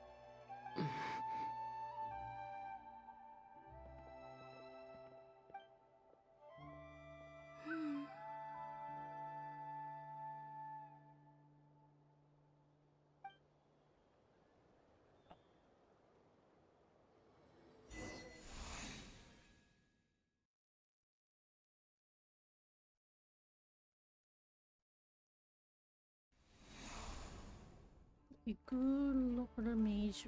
Mage is over. Why are you there? Just don't make me jump down.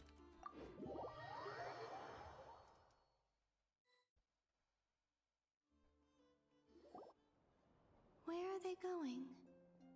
They mentioned a mage and a name? So, Mr. Varka, are you acquainted with this Nicole? Or should I call her Mage N? Ah, not really. We've never met, though she has come up in conversation. From what I've gathered, Alice kinda took Nicole under her wing. Taught her how to speak in a more ladylike fashion, that kind of thing. Huh. Hard to imagine Alice as an etiquette coach. Yeah, Alice is a larger-than-life personality, I'll give you that. But then again, that's why she's able to draw such an eclectic mix of people into her inner circle. If I remember correctly, being an interesting person is actually one of her main entry requirements. So, if you ever wanted to join the Hexenzirkel, I'm sure you'd both be eligible to apply. Hey! Don't go around making promises on Alice's behalf! I wouldn't dare. I'm just trying to paint a picture of the Hexenzirkel for you. Okay, sure. Anyway, since none of us have ever met Nicole, how are we supposed to find her? We can't just go up to every woman in sight and ask, "Hey, are you Nicole?" Maybe something she's wearing will give it away? Like, a windbloom pinned to her chest or something. Wait a minute. Alice never said Nicole was from Mondstadt. Oh, true. Oh, a tea set. I recall that each mission has their own color. That would be this young lady, then?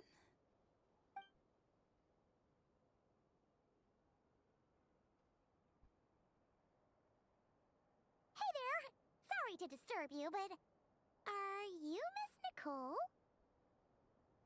Varka, Knight of Boreas of the Knights of Favonius.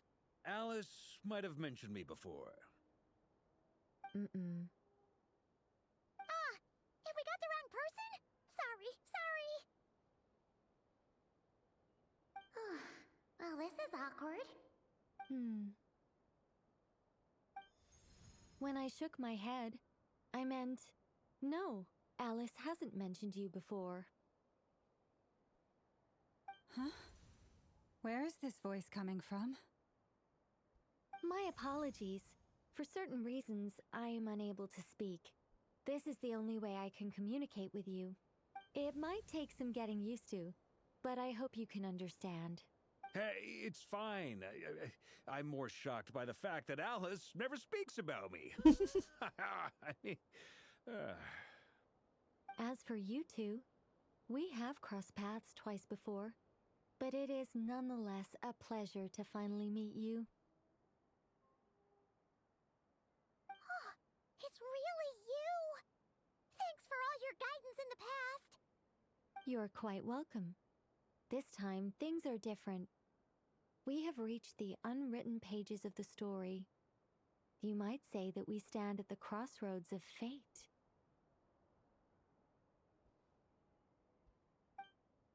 Now then, allow me to formally introduce myself.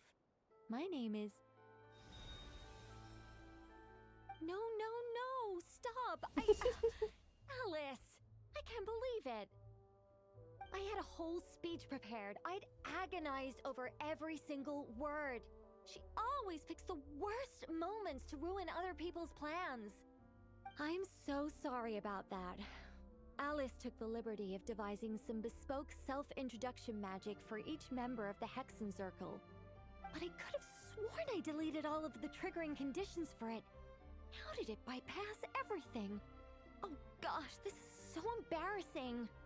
This is a very different side of Nicole than what we're used to. Is she not used to face-to-face interactions? Don't worry about it. We've seen that introduction magic once already, so it wasn't too much of a shock. Please go on, Miss Nicole. We'd love to hear what you have to say, or, well, communicate. Huh? Are they talking to this lady? But...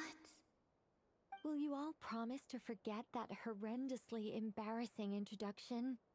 sorry, embarrassing. When? Among the words that hop out just now, I saw angel. Yes, my name is Nicole, and I am one of a very few angels who have retained both their preferred form and their power. The Traveler and Paimon should be no strangers to this concept. There is another of our kind in Natlan. They call her the Lord of the Night. Alright! Paimon remembers her! But we never seen her in person. Yes. Well, I have retained more of my power than she. It's because I don't have a long-term duty to fulfill. To be more specific, no. We'll be here all day if I get into the specifics. Moving on. If I'm not mistaken, you are here because you wish to learn how one might reach the moon beyond the sky. That's right. Is that something you can give us any guidance on? Yes, I do know a way. It began with the Hyperboreans, who lived after the War of Funerary Flame. Blank looks. Maybe I should start with the background of the war. Or maybe not. It shouldn't be an issue. I'll fill in the gaps for you when we have more time. Anyway, after that war ended, the three moons retreated to beyond the false sky. The Hyperboreans were humans I once aided. They accepted the civilization and creations bestowed upon them by the angels. But despite accepting many blessings of the angels, many among them still held on to their faith in the moons. They were reluctant to accept the new order. Even after the War of Funerary Flame, they sought to contact the moon goddesses beyond the sky and receive their guidance. But all three had passed away by that point.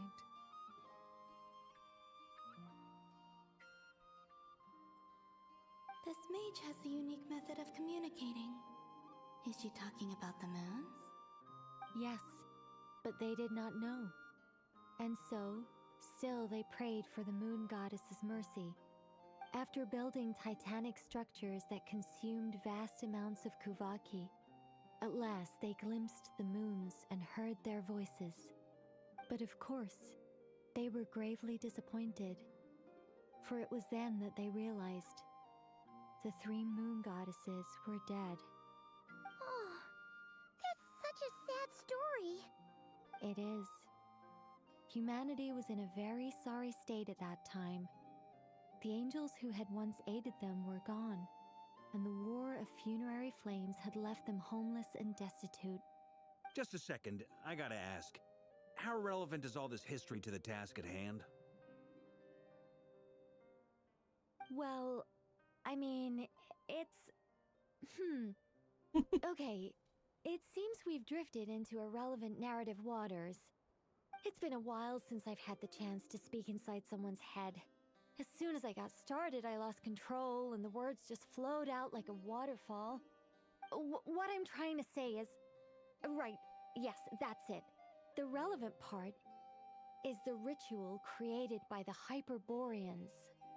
The fact that they bypassed the false sky and saw the true moons implies that they successfully built a connection between Tevat and the outside world.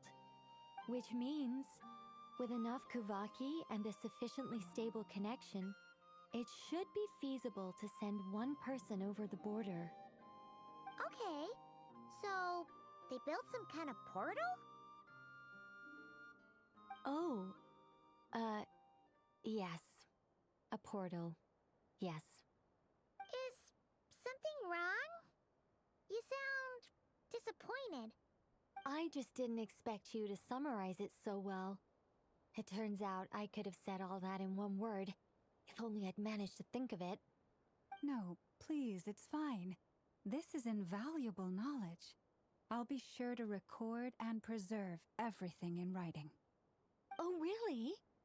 Well, in that case, I suppose I could backtrack and add some more detail. I did gloss over a few things so far. Whoa, whoa, whoa, time out! Let's summarize what we've got first. The Hyperboreans were the last ones to use this method, right? So we somehow need to find whatever structure they built and make sure there's enough Kuvaki to power it up. Luckily, we have the moon marrow of both the eternal and iridescent moons, so we're all good for Kuvaki.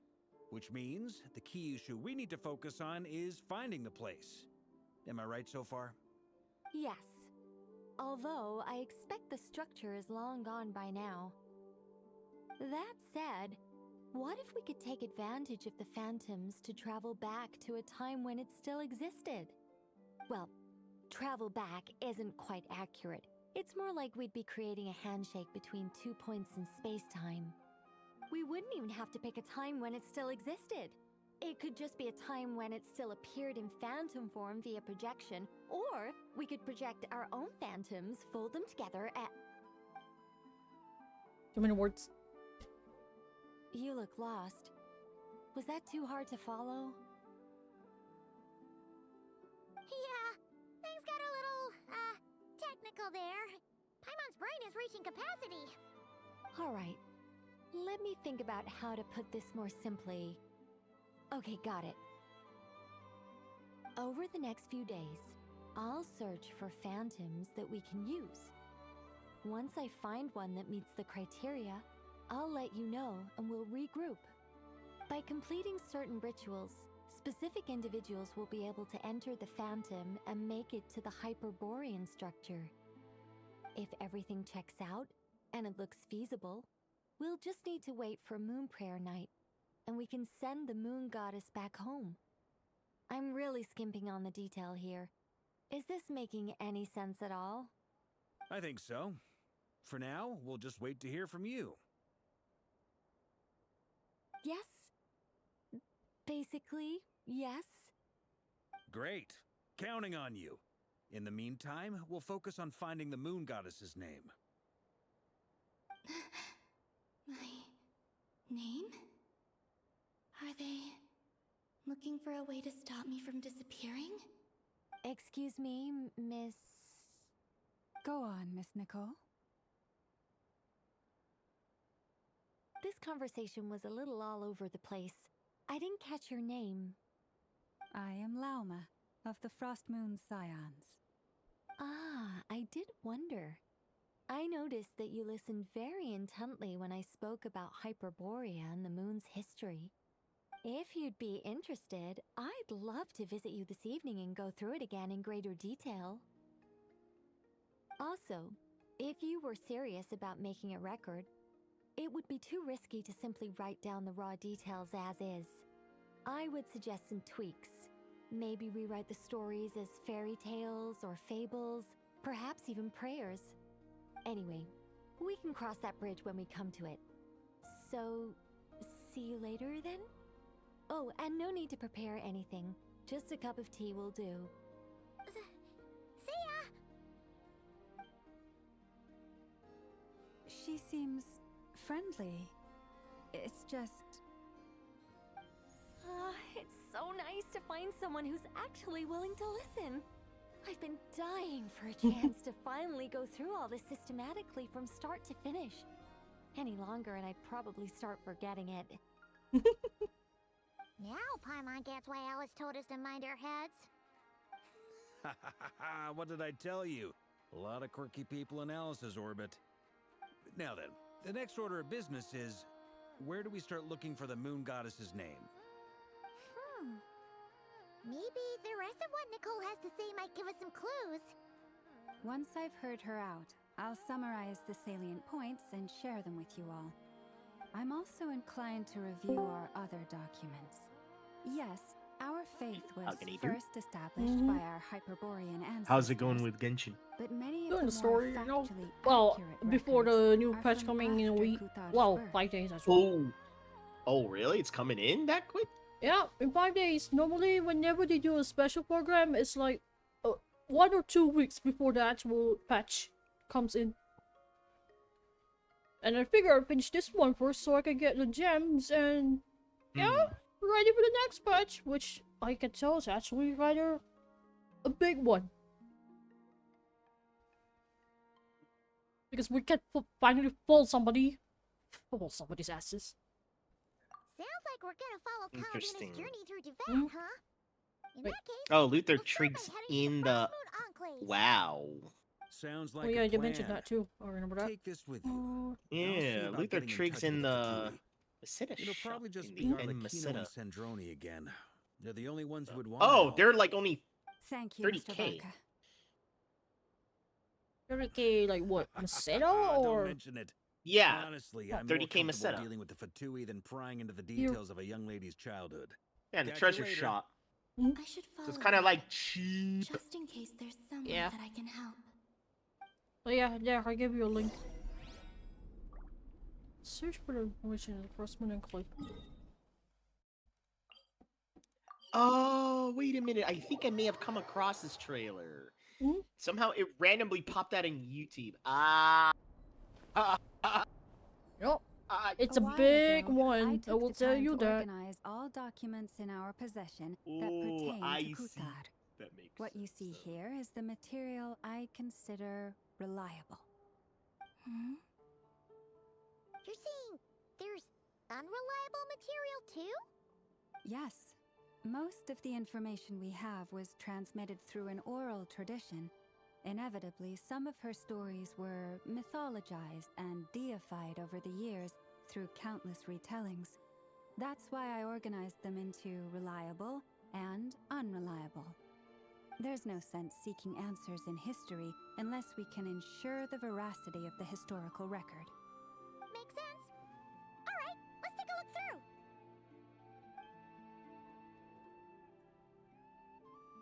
Clear and concise will be one way to describe the writing style of these historical records, but you could just easily describe them as terse and dry. Dude, everyone's now like a lot of people are now using that knit dress. Yep. And since Lauma already knows the material like the back of her hand, the quest to find any new information in this text is tough going. By the way, I got lucky today with the scratch that I decided to do. Although neither of those is her real name. Yeah, I did single pulls, but I gotten not sure what some point he's pretty trying to good What we can gather from these records is that the like Frostmoon items, Scions worshipped her as including a god, the placing most expensive impossible item motion currently right expectations now, upon which her. is I Model cannot Pose fault them 6. for their earnest Nice. faith. Wait, But is for I others, was this the worshiping scratch with her the day sword in, idol, day or out what's that the changed next one nothing. coming later? I imagine that I think that's the none of next it one. resonated with Oh God. Kalamina. It wouldn't surprise me if even I think back that's the then next she one. had It's not in this already one. begun No. to reject Yeah, the I name don't think I can Kutar get that. and everything it represented. Lama speaks the truth. When I heard them call upon Kutar with hope and expectation in their voices, they may as well. Oh have no, been that's calling next upon week. somebody Shit. Yeah, I don't think I can That's in afford the them. Yeah, it's in the PSO2 ES weaponoid style. Oh lord. Oh boy. It's that one. Oh. Well, I know for sure I can't pull for any of them, so I guess I shrug. Shrug, yeah. Like, I want it, but it's clearly impossible at this point. When you were organizing this text, what criteria did you use? Well, that's a bit complicated. I looked at the level of detail, perceived authenticity, prose style, and how realistic their portrayal of Kutar seemed to be. Amongst the Frostmoon Scions of today, only I know of her existence, and I alone have spoken to her face to face. As such, I know that there are certain things she simply would never do. That being said, I have sensed some changes in her lately. Changes? Me? Seems like this is getting us nowhere. For what it's worth, why don't we check the unreliable sources too? Sure. Give me a moment. By the way, it's really bad. What is?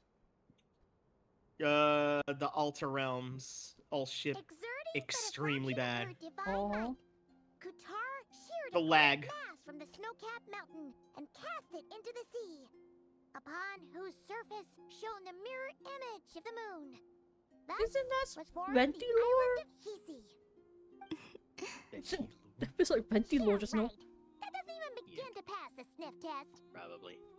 The three moons are not but lies through and through. Only one moon has ever shone for us, and Kutar is her name. Such a subjectivity Oh god, strong model with this one. Model Pose 6 is now 28 mil. Jesus Christ, good thing I got that out of luck. Fanciful tales like these. I trust you understand my criteria Son of a gun. little Hold better on. now. Kutar did not Okay, I'm gonna need to do this then. merely gazing into the distance in silence. And where her gaze landed, this was her prophecy. Clearly, whoever wrote this text never even met Kutar. Otherwise, they'd know that her eyes are always closed. What about you, traveler? What are you reading? Seems like a collection of anecdotes. Come on, let Paimon see. The child wished to build a Wow. wooden nest with which to shield a fledgling I'm bird actually from stupid. the cold. But being so young and lacking in strength, I actually did have the child could not a snap the seat. branches from the trees. Kutar was passing by. Upon seeing the child, she summoned forward the Kuhenki, who built a beautiful nest for the child. I remember that. Not knowing the meaning of Kutar's divine intervention, the child dared not to Wow, respond, I was and thus ran home to call their parents. But Kutar was Wow. gone. Thanks, The game. Moon-Chanter declared the event a miracle and took the nest as a relic, placing it on high for all to see. The child was named as one favored by the goddess and was greatly respected amongst the people. Yet, no further miracles were bestowed. Yeah, man, everyone's and this just matter like was forgotten in but a the few years. Nitsuya. Maybe it is a good idea for me to actually not stream it. If it's you, it gives off a somewhat lonesome feeling. Yeah, Columbina probably just wanted to join the kid in making nests. Ah. I'd originally considered this a fabrication, because Kutar did not perform any similar actions in subsequent records. But now that I think about it, it does seem like something Columbina would do. It's just that... She didn't know how other people would interpret her actions. She was probably worried about making things difficult for people. So, He's the cockinator. she gradually stopped joining in. Yes. You know, the dirt. That's so sad.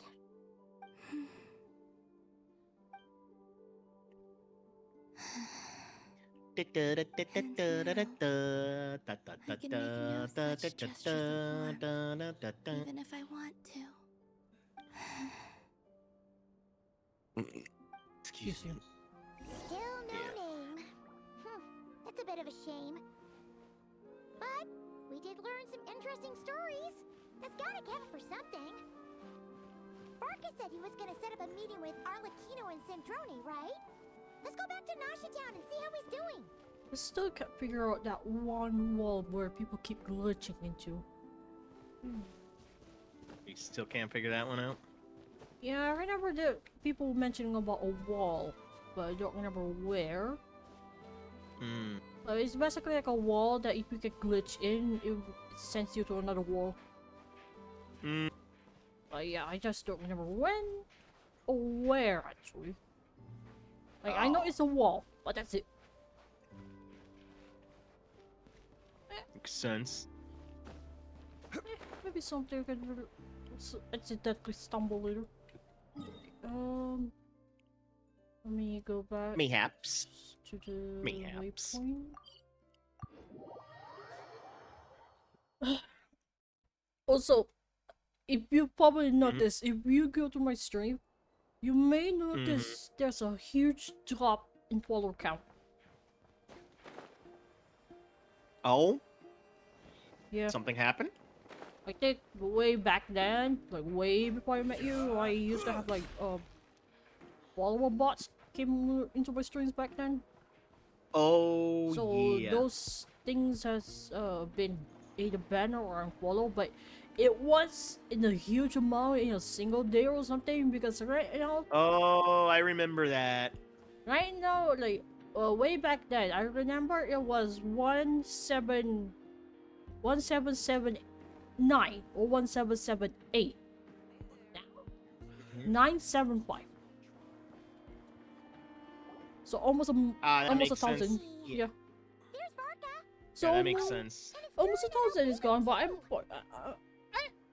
it's bots. It's, again, yeah, it's whatever. I don't really check the follower stuff anyway. So about coincidence we meet again. Yeah, but it's but consider how it is. It's pretty much whatever. I convinced them to stick around a little longer. I keep forgetting this guy's more, by the way. So I figured having a little company would help pass the time. Ah, so you've been waiting for us? Does this mean that you've already arranged things with the Fatui? Sure, now that I want to just destroy Shiro for pretty much the idea of Lily Weiss there. Yo, what? Lily Weiss, character from Nikke. We learned some stories for her early days. Aha, just as well that I didn't tag along then. I'm sure our moon goddess wouldn't want every man and his dog knowing all about her private life. Still, desperate times, desperate measures, I guess. Someone had to do it. So, Varka was waiting on us, but what about you two? Are you waiting for Alice? Oh no, we already met with her. We discussed that experiment I mentioned to you last time. Oh, and she also handed my me first this armor. communication device. This looks familiar. I'm sure I saw one of these back on the Golden Apple Algebra level. I like how every time I do this cutscene, like not really cutscene, like story stuff, Colomina is there like a ghost. She is a ghost. She is a ghost right now. Yeah, she is a ghost. Like, where is it?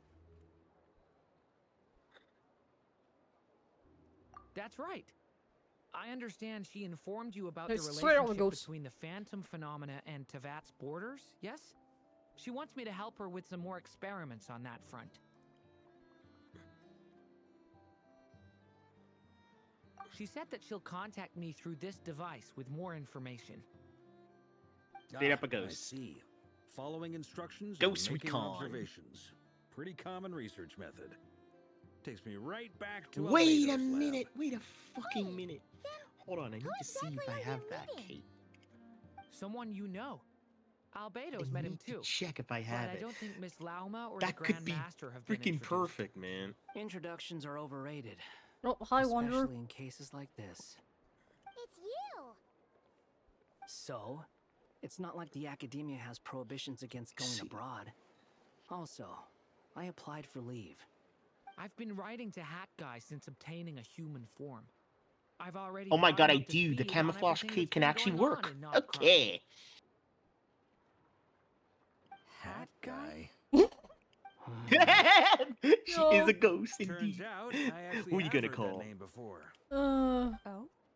But they would just call Wanderer Hat The Guy. same way I did. I only knew the name, not the fella. But since we're all here, let's do some introductions for what it's worth. I'm Varka, Grand Master of the Knights of Favonius. Lauma, Moon Chanter of the Frost Moon Scions. And I'm a Driosh from the Vahumana Darshan of the Sumero Academia. Hat Guy. Good to see you again, Mr. Guy.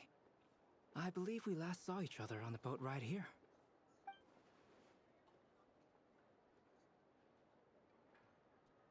So they came to Nocturne together. Mind you, the only reason I came here is because there's someone I want to look into. Who's that? The Doctor, also known as Dottore, second of the Fatui Harbingers. Just as I thought. From the tone of your voice, it sounds like there's bad blood between you. I was reviewing our archives and noticed that a lot of information about him was missing. Left a bad taste in my mouth. That's all there is to it. Dottore, or Zondique, as he was then known, once studied at the Academia, but he got kicked out before he could graduate. Zandik? Zandik? I heard that name before, back in the ruins when the Ibis King mentioned a student. Was that a doctor? So the Harbinger's #2 man is a college dropout? How embarrassing for them. Last we heard, he was planning something. We actually heard that a few times before, even coming to Nocturne, but we haven't seen a trace of him since we got here. He only appears when something interests him. For all we know, he might have left already. But the fact he did something here at all is worth noting. It'll fill a couple extra lines in his file. Oh, perfect.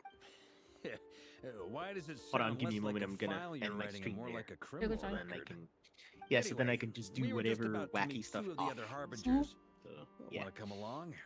You might learn a thing or two about him there. Sure.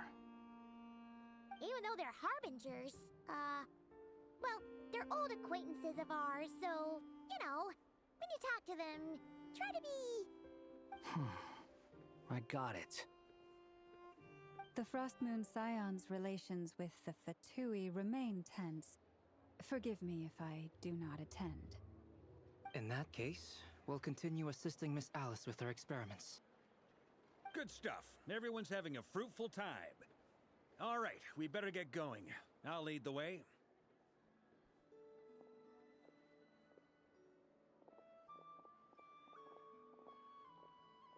Hey, Barry. Are you here for revenge? Well, yeah. That's obviously part of it. But I'm not the only one who has a score to settle with him. Neither you, nor Lesser Lord Kusanali, nor I want to see him meddling with things again. Fair enough. One other thing. When we return, let's talk about Calabino. What's the hurry? Don't worry. Pigeons always know which way home is.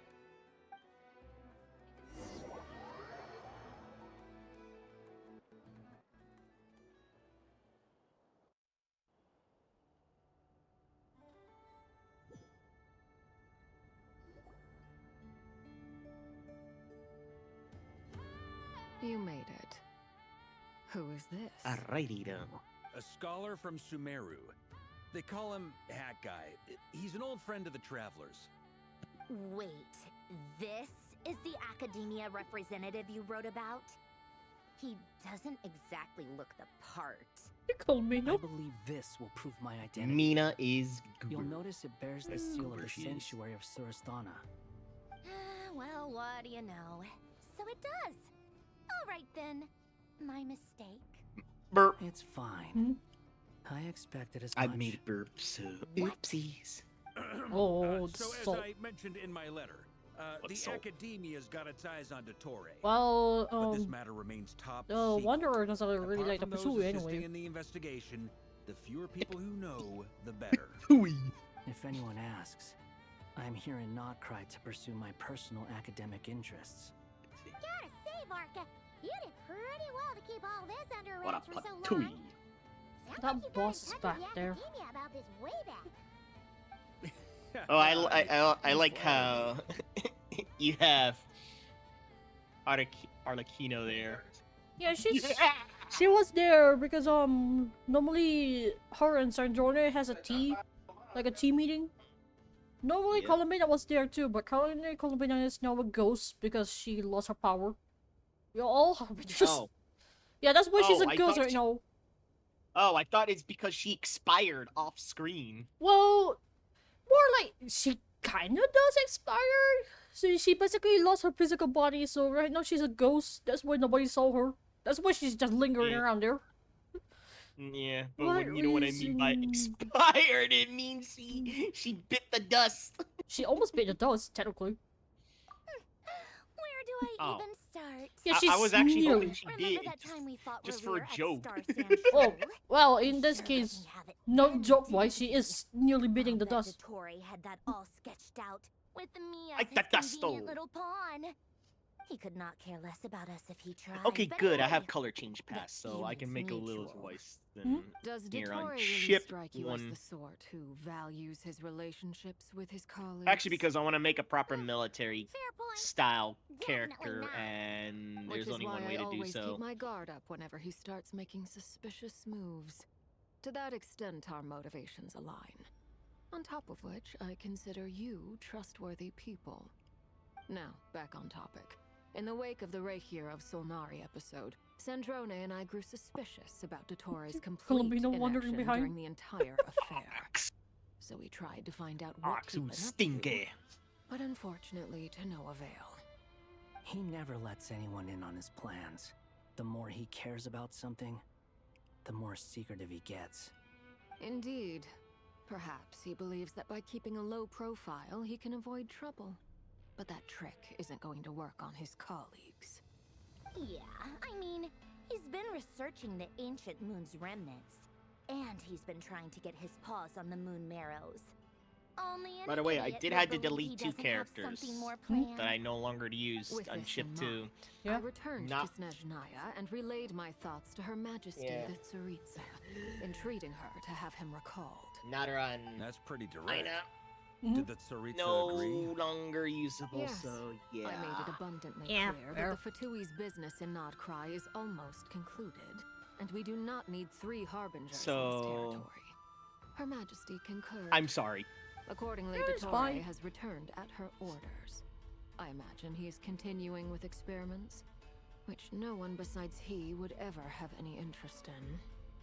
Common sense might mean nothing to him, but he's not stupid.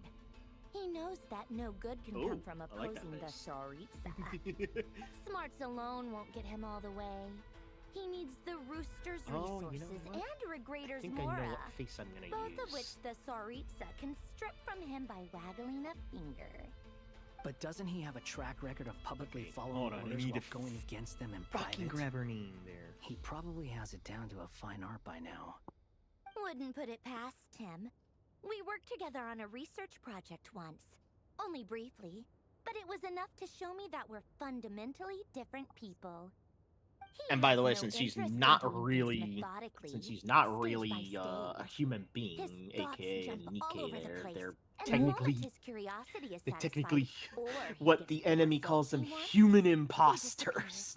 Yeah. The only similarity we share is that In other once words, we set our minds on doing something, Android. we'll and, see it you know, done. you know, even though they look human, guess what We happens if definitely they saw sit some on the of that in your nose? battle with Rerir. You got so competitive. It's like being crushed by a press. Remind me. By a printing Then I believe we press. all concur. Dottore will not simply give up. Because they're that heavy. Fantastic. Yep. Now this is Good turned luck into being a somebody's whole cushion. day of unpleasant memories. Yeah. Especially instead of Snow you White, being- because you see how much things she carries anyway. He also strikes me as the kind of person to disregard experimental regulations, ruin all the equipment, and go way over budget. Then leave the first person he can find to deal with the fallout. Exactly. This Oh, one time, he was the running ranting some series here. high-temperature experiment, and the substance exploded. Like the Harbingers are like ranting about Dottore. He orders his subordinates to open the device so he can observe the results, which causes the gas inside to leak out. That gas was poisonous. If I hadn't been there, who knows how many people might have died. And after all that, he left while I was still cleaning up after his mess. What a waste of time, he said. Waste of time? The nerve! He wasted my time! Colombino. You've been bottling that up for a while, huh? Hat guy, I must say, you seem awfully familiar with internal Fatui affairs. Especially when it comes to Dottore. Someone's sharp. Thank you, Lady Harbingers, for providing such valuable information. I have no other questions for now, so I'll be on my way. Wait, what? You're just gonna leave? Okay. You're welcome to join if you want. Oh god, this is gonna be so I thought he'd fucking finally easy, mellowed out. man. It's gonna be easy. He makes quite the impression. I'll say. I've met tons of headstrong people, but Easy not many peasy, of them lemon would join squeezy. me in bad-mouthing Dottore. Oh wait. Anyway, back to the main agenda. Varka, you said that Columbina has gone missing? Wait, give me a Or moment. rather, I was gonna look for a pair of knuckles that I was thinking that's We're working perfect. on building a connection between take your her time. and this world. The simplest method is to find out her real name. I've actually asked her that question before. If I remember But correctly, she said she didn't know. Considering our relationship, there were ones from that I AC doubt scratch, she the was free lying to one. me. Was it- She can't just give me a pseudonym. What did she do while she was put up a Fatui? As far as I recall, she was never dispatched by Her Majesty to claim a gnosis or was that anything free like one? that. The Tsaritsa's plans had long Oh, contained a place it ended, but specifically I think for I can her. find them. I always thought that was weird. What could she do that the rest of us couldn't? Knowing what we do now, it's probably something related to Oh, plasma hands. Oh, that one I wanted to look for. More than likely. When she first arrived, Columbina would often go to Her Majesty and I ask keep forgetting when she that could start she the can be task assigned very to brutal her. with that. But Her Majesty always gave the same reply. The time has not yet come. So she spent her days in Snezhnaya doing basically nothing. Bless you. The Tsaritsa has summoned a beautiful blind maiden to be a harbinger, giving her the third seat by virtue only of her enchanting Okay. voice. By the way, I think I That was a have an dumb idea and how to stupid do with rumor. the face. But the reality of the situation made it hard to I just used refute. one of my characters' And what happened after that? face, though. I data. imagine she stopped caring.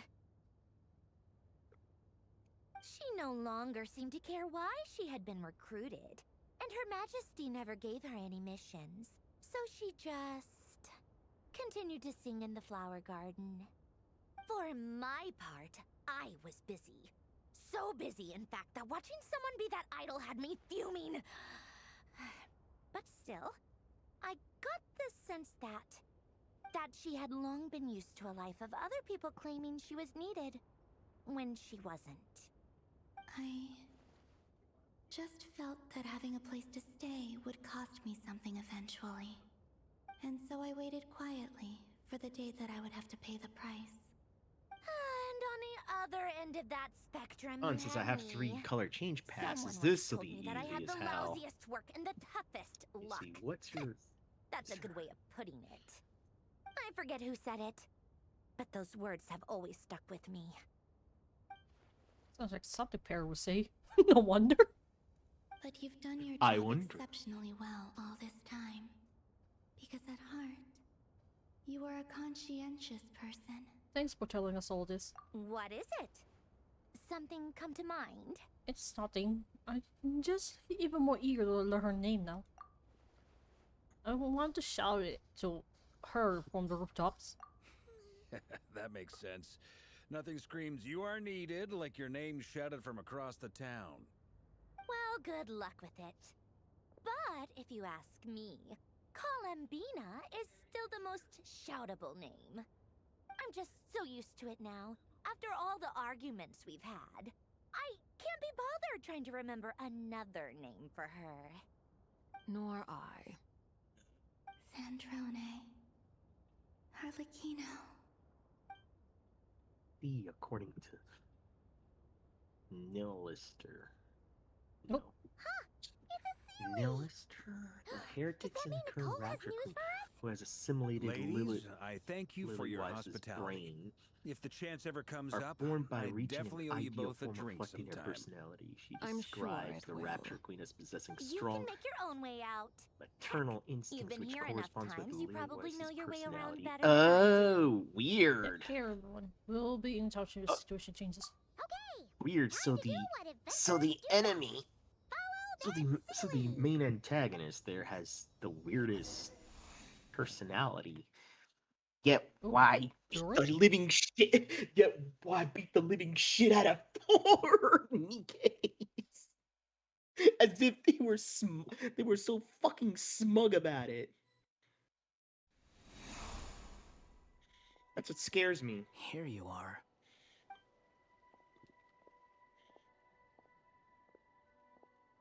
Oh, I'll give you an guy. example.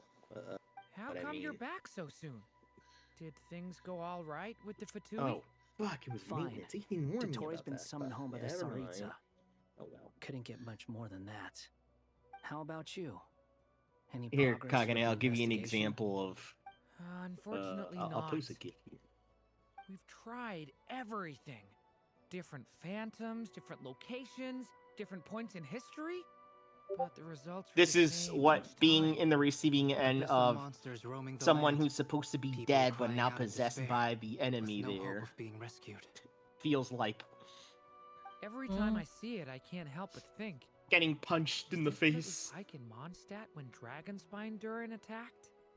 And if I fail in the task I've been given, will I create yet another tragedy?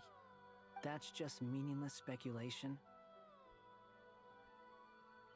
When we encountered similar phenomena previously, I tried to interfere with those illusions, using sounds and lights to guide them.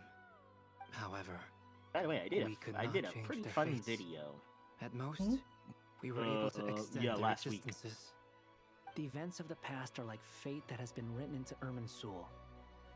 There isn't a living thing in Tevat that can escape its past. It was a But pretty Miss fun one. Alice It was like instructed us to try like to for find New ways Year's, to like change before the New outcome Year's that these phantoms thing. face. It's What? an impossible task.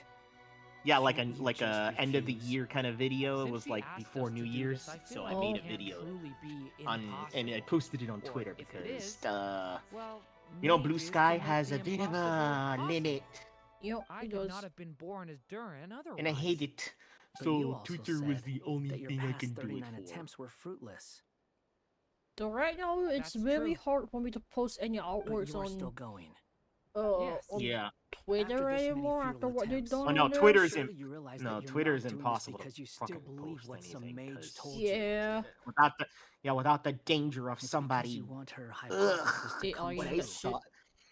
No, It's you know what something really you pissed wish me for off is deep when they inside. did that to cosplayers, So, like IRL think for yourself cosplayers. about what you I'm want to like, do. that's disgusting. As Don't long as you do don't believe it's that. futile, Mhm. it isn't. Or like somebody's showing their work in progress and stuff, but then suddenly they say Yeah. below there like, Experience "Hey, I indicates that finished we this thing." cannot touch the Oh, phantoms, which limits the Or it's like, effectiveness hey, of our look, I fixed interventions. this for you. If I'm we like, want to clear this hurdle, that's not fixing. You just we made need it to worse break and it's this rule ugly. somehow.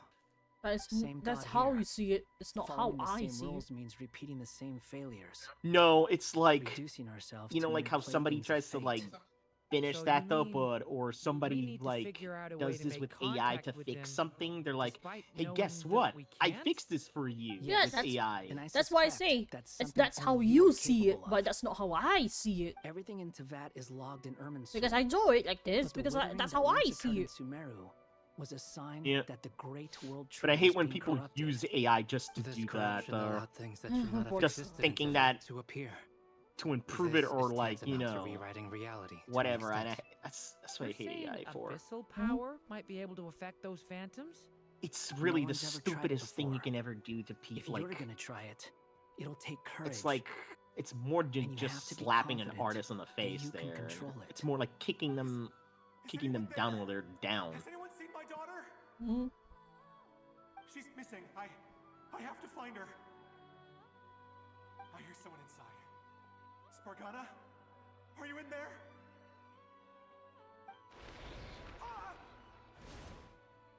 If I can use my abyssal powers to warn him that there is danger here, maybe it'll change his decision.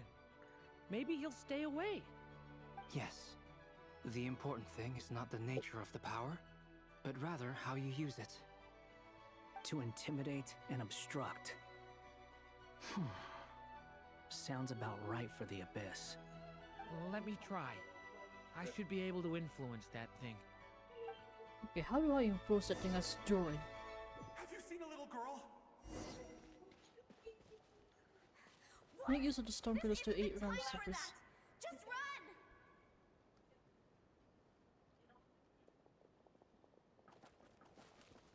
Cover? I hear someone inside. Spargana? Are you in there? Durin can use the power of the abyss to affect a war which the phantom is located. For example, using it on storm pillar can create a barrier with intimidate and obstruct attributes, which in turn will affect the choices and actions of the human phantom.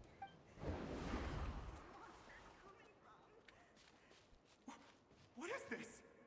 Looks dangerous. I should get out of here.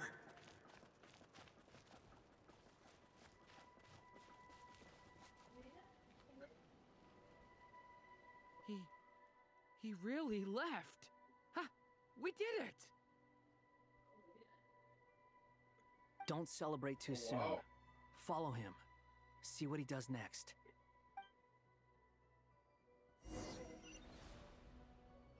Monsters approaching from the front.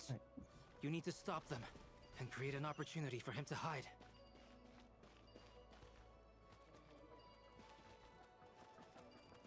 No! There's monsters ahead!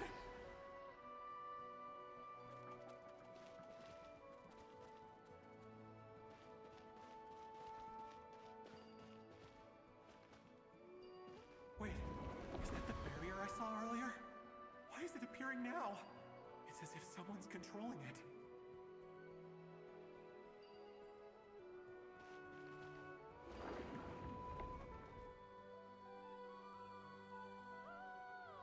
The monsters are gone. Is it safe now?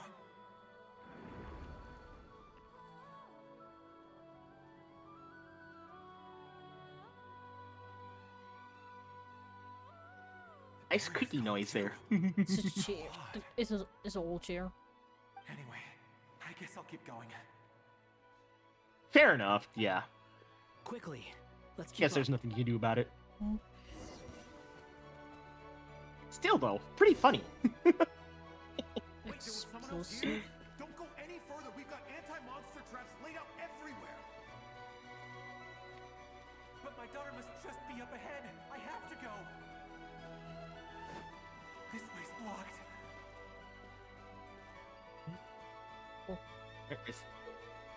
Durin's abyssal power can also affect the phantom explosive barrels, causing explosions that can clear obstacles and deal damage to monsters. However, this explosion can also damage the human phantoms, so use with caution. We might be able to use the explosives over there, but we need to take care not to hurt him. Need to move him away first. I'll use the barrier to keep him at a safe distance. This barrier seems to be helping me somehow. Hey, wake up! It's not. No good. Gotta keep moving ahead.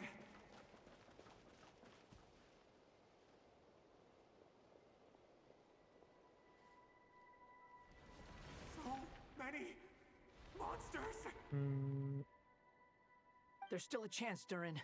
Use the traps.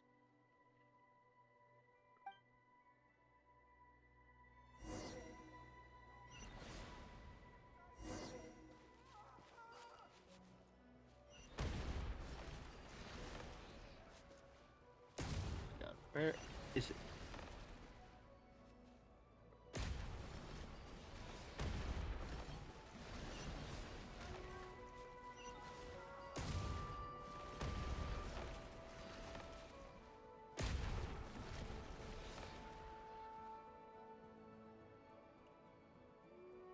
This is a new development. I've never seen this happen before. We might just be able to save this person.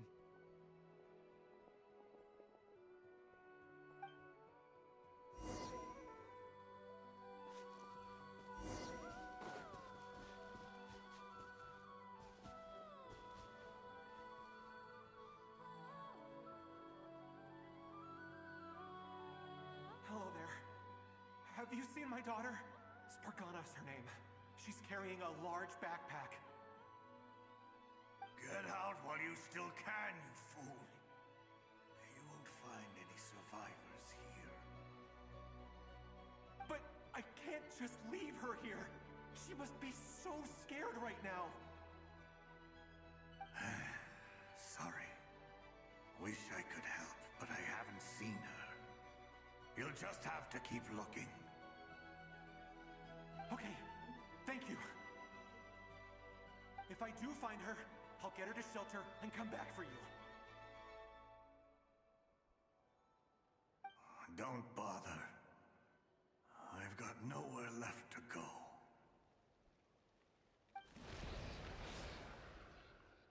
What's that noise? Monster! No, if he goes inside, he'll be walking into a trap. Let's try this once more. This time, we have to stop him.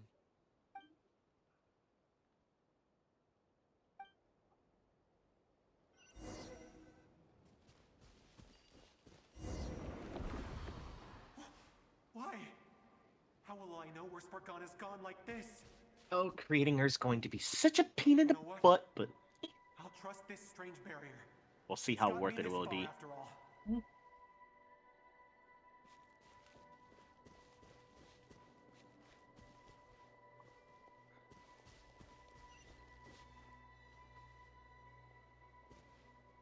Pink. Okay, so it's someone to talk to? What? Hey, let us out!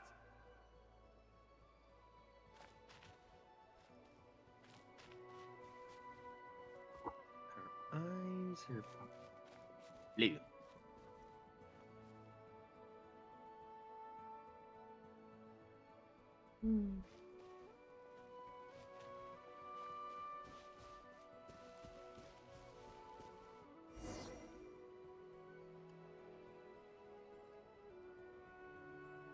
Huh?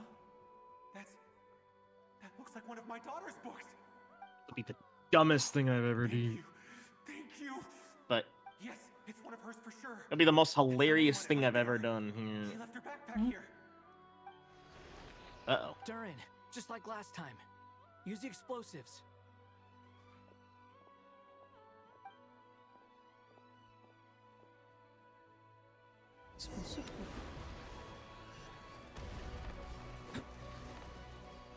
Oh fuck.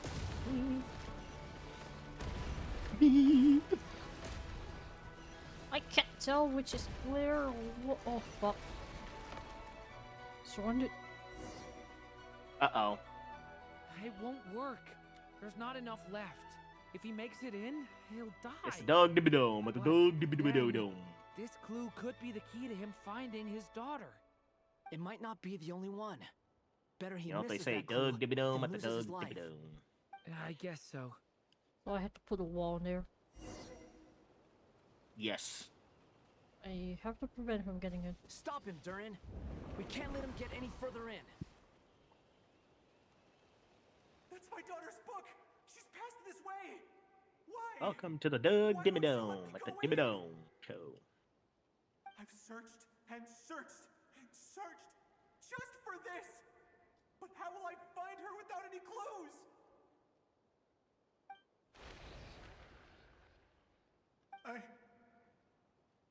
I no longer have anywhere else to go.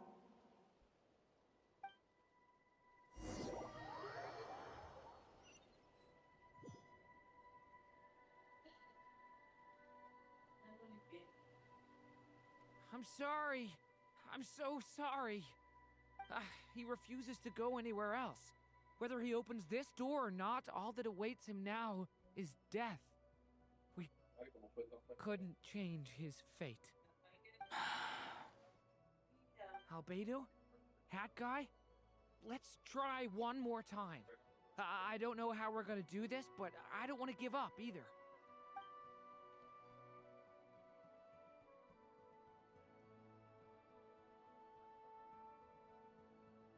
Why am I here? What's going on? All these scenes running through my head. Where are they from? Huh? What's going on?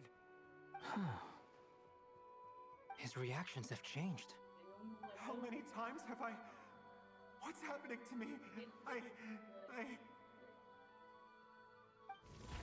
Huh? Wait. Who are you?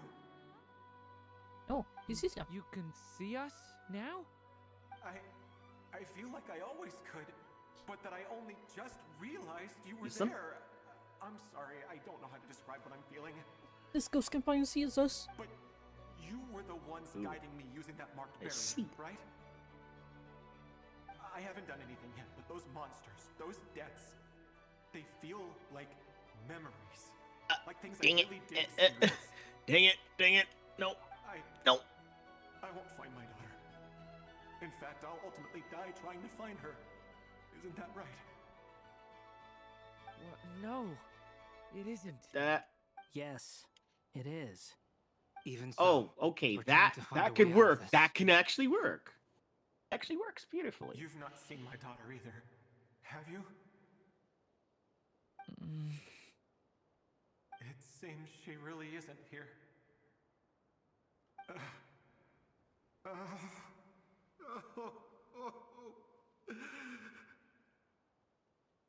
Doug Dibby-Dome at the Sorry we Doug couldn't Dibby-Dome help you. show.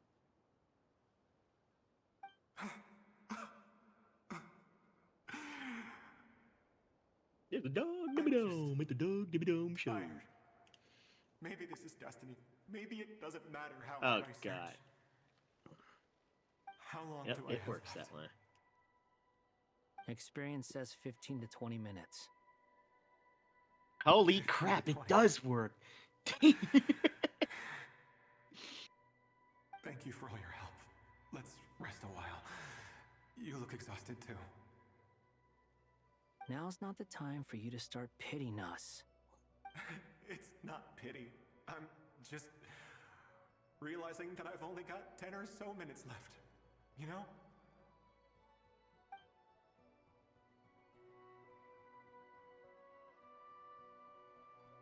You say you're from Mondstadt, yes? A place with windmills, where people enjoy limitless freedom? And you're from Sumeru, where they've built an academy into a giant tree? Wait, hold on. Yes. It seems you've never heard of either place. Those names are unknown to me, I'm afraid. Yes. Have you heard of Hyperborea? I have, but I heard that it was destroyed in the distant past. I see. That was where my ancestors once lived. What about Delphi Pytho? Was it later rebuilt? I've never heard that name. Then what about Salvindagnir? It's I the have seen that Aaron name on Louis. stone tablets on Dragonspine. Yeah. But I'm No, afraid it's the the only things it's left the of that tongue. place It's are the thing its on the ruins. top of the mountain. In Dragonspine. Sure Wait, enough, there was no way to turn this around. the kingdom. The kingdom that was nailed by the heavenly principles. I was the one who asked to chat, but it seems The that heavenly we're too many principles. ages apart. There's barely any common ground to Oh, start from. I see. It's all right. We did hear something new, at least. From how Imagine you a speak lot of of your things coming in life, full things circles. must be going all right for you, I guess. They are. Mondstadt Crazy, is isn't a it? place of freedom and happiness. There's a lot of good people in the church and the Knights of Favonius, and even outsiders find that it's an easy place to feel at home. We have festivals a few times a year. Everyone Actually, gets together to drink, sing, and be merry. It's a better color here. Sumero is a lot more uptight. Not really the kind of place where you can relax. It's a nation So fraught this will with require problems one of wherever two you look. things. But if all you want in life is to seek knowledge, You're gonna have to color the I entire guess it's pretty much innerwear paradise. in a funny color, but it won't affect the overall all outfit, devouring thankfully. black It tide only passed, affects the linings humanity there. did not merely That's what I like avoid about this extinction, outfit. but rose to build prosperous civilizations anew. I mean, Second, their I can entire see you all right now. That entire must mean the innerwear future is isn't a going to total be mess, right? legal. That's true. Well, time's almost up. But you know, thankfully they cannot ways, I see think. what's underneath there because be best if you don't it's waste a too military much style time on too. me. So yeah. The chances are slim, I know, but I'd like to spend these last few minutes looking for Spargana. If things work out, I'd love to tell her about what I I've have heard. to compensate for something at least, though. May we meet again. Well, or not, most probably. In that case, may your wishes come true.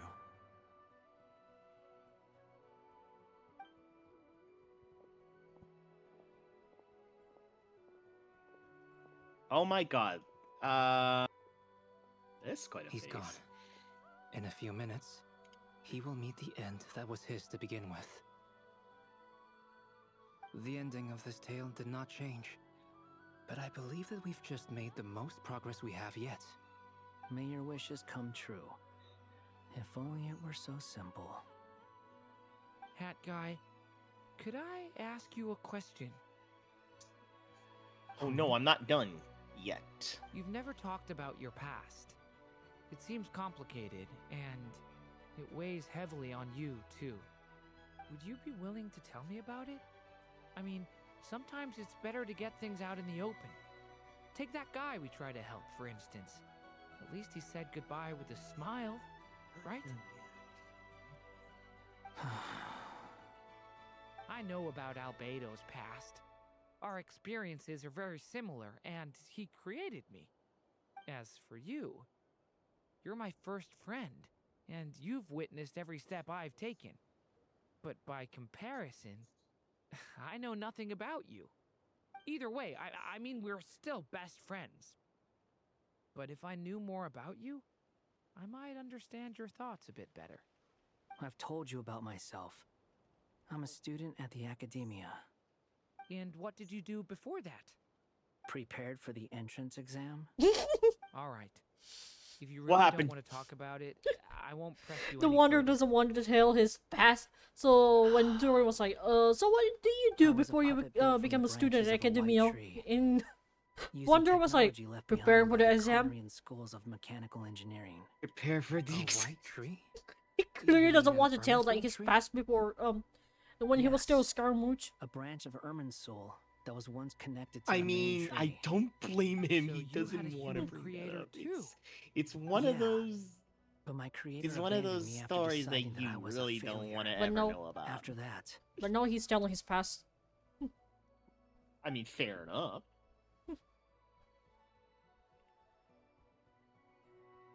Durin. Resisting the influence of the abyss, suppressing the urge to destroy, trying to do the right thing. Oh my None of god, I'm these things stupid. are easy. But no matter how hard they are, I misclicked on trying to something and rewrite it. past wrongs is Ah! far harder. You asked me if you would create a new tragedy if you failed. I told you there was no point speculating about that. But the I real misclicked answer off your is, stream. yes, you absolutely will. Hat guy. But at least you've got people here to help steer you away from the wrong path. So, just keep aiming towards the light. I will. I promise. All right, break time's over. Hello. Hello? Durin speaking.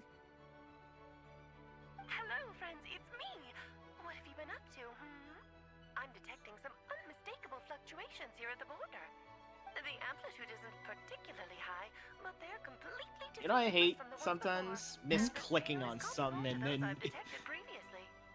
I'm like scrambling we were to unable fix to that. save that person.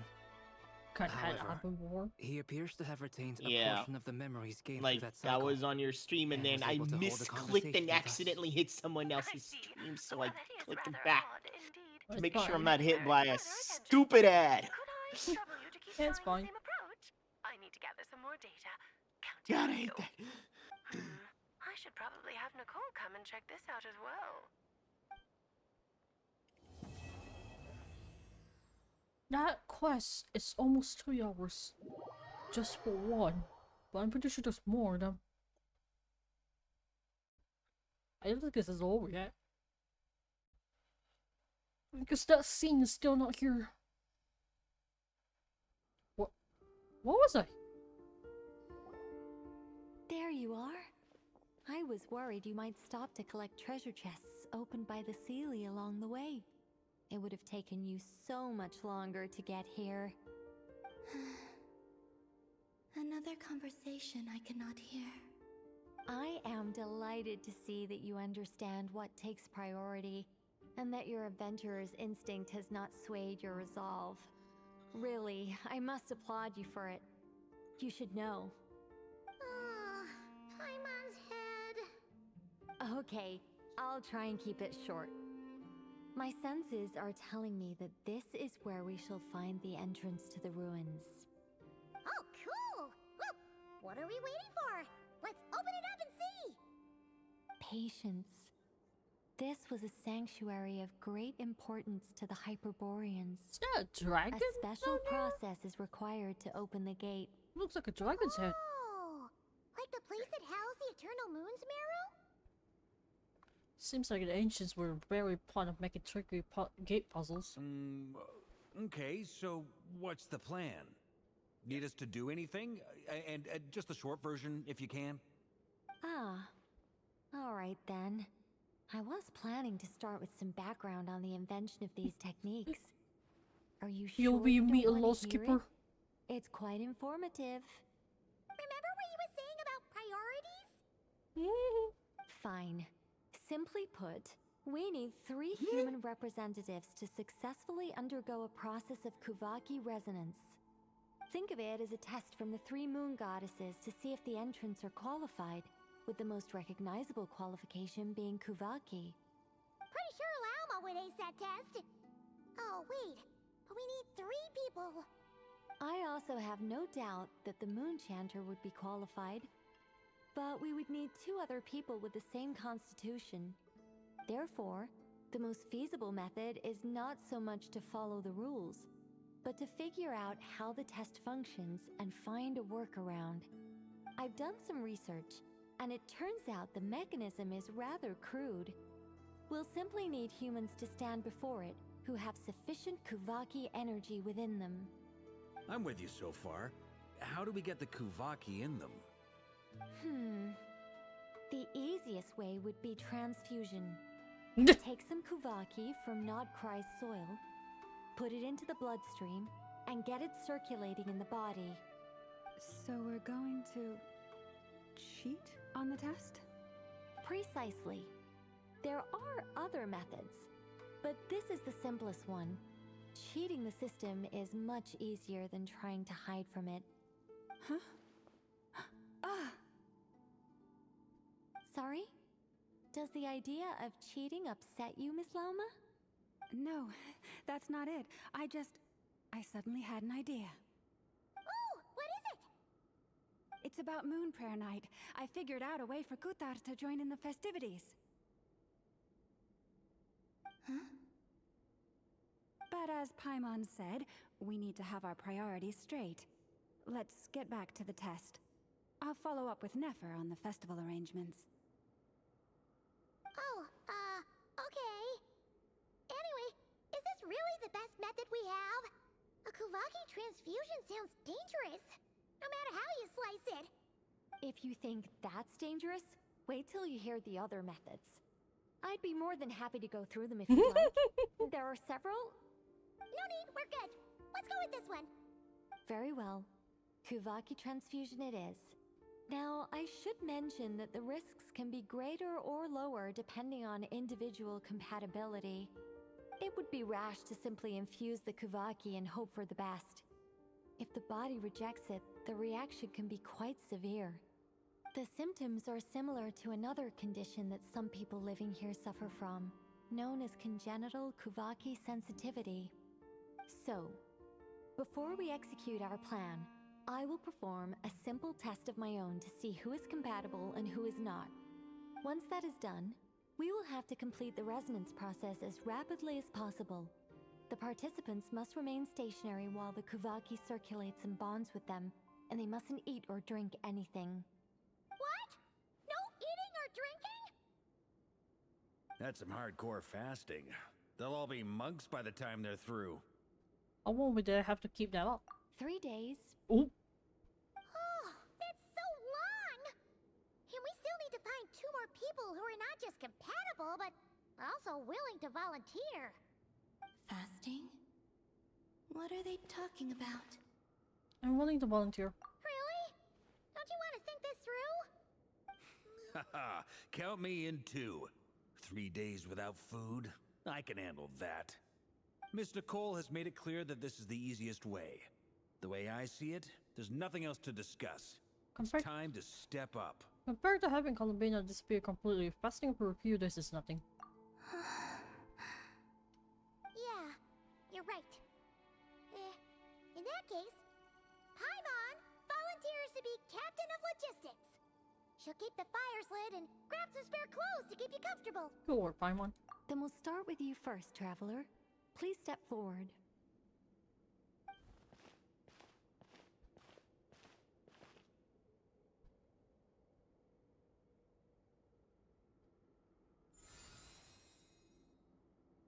How's it going? Do you feel anything? No. How about now? No.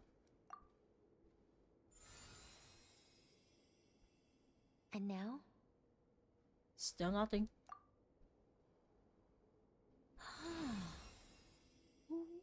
What about now? Nothing at all. Did you do something? You guys, it's not a competition, you know. Less allergies now. All right, I'm officially impressed. Even as a descender, you can withstand far more than I imagined. Air purifier. It's like I summoned a giant stone titan to arm wrestle you, and your arm hasn't even moved an inch. In my last attempt, I infused 5 times the amount of Kuvaki required. That much? Yes. Safe to say, compatibility won't be an issue for you. You're eligible to join. Poor Barca. You're next, Mr. Barca. Poor guy. Sure, here Poor goes guy, right? nothing. Let me watch him. All right. I'll start where we left off. 5 times the required Kuvaki dose. Whoa, whoa, whoa. Hey, What happened to the poor dude? Wait a minute. Just watch. How's it going? Ooh, no, not great. There's too much Well, rain yeah, over kinda wanna paradise. puke. Feels like I've been drinking too much. A few bottles of wine, then a big stein of Dark Horse. Some hard liquor from Leo I mixed in. You think this is funny? I There's just too lost much to a rain young lady over in an arm wrestling paradise. contest. I'm never gonna live that down. My apologies. I'll lower the concentration and try again. Too much rain over paradise. Oh. How's it going now? I'm not as dizzy as last time, but I can still feel it pulsing around. In that case, Too much it wouldn't be rain an ideal over choice, Mr. Barca. paradise. Let's try Paradise. someone else. Paradise. Poor Barca. Okay, let's go ask some of our Okay, other who friends then. else has the Kuvaki aptitude? I mean, I could think of one. But will he fit?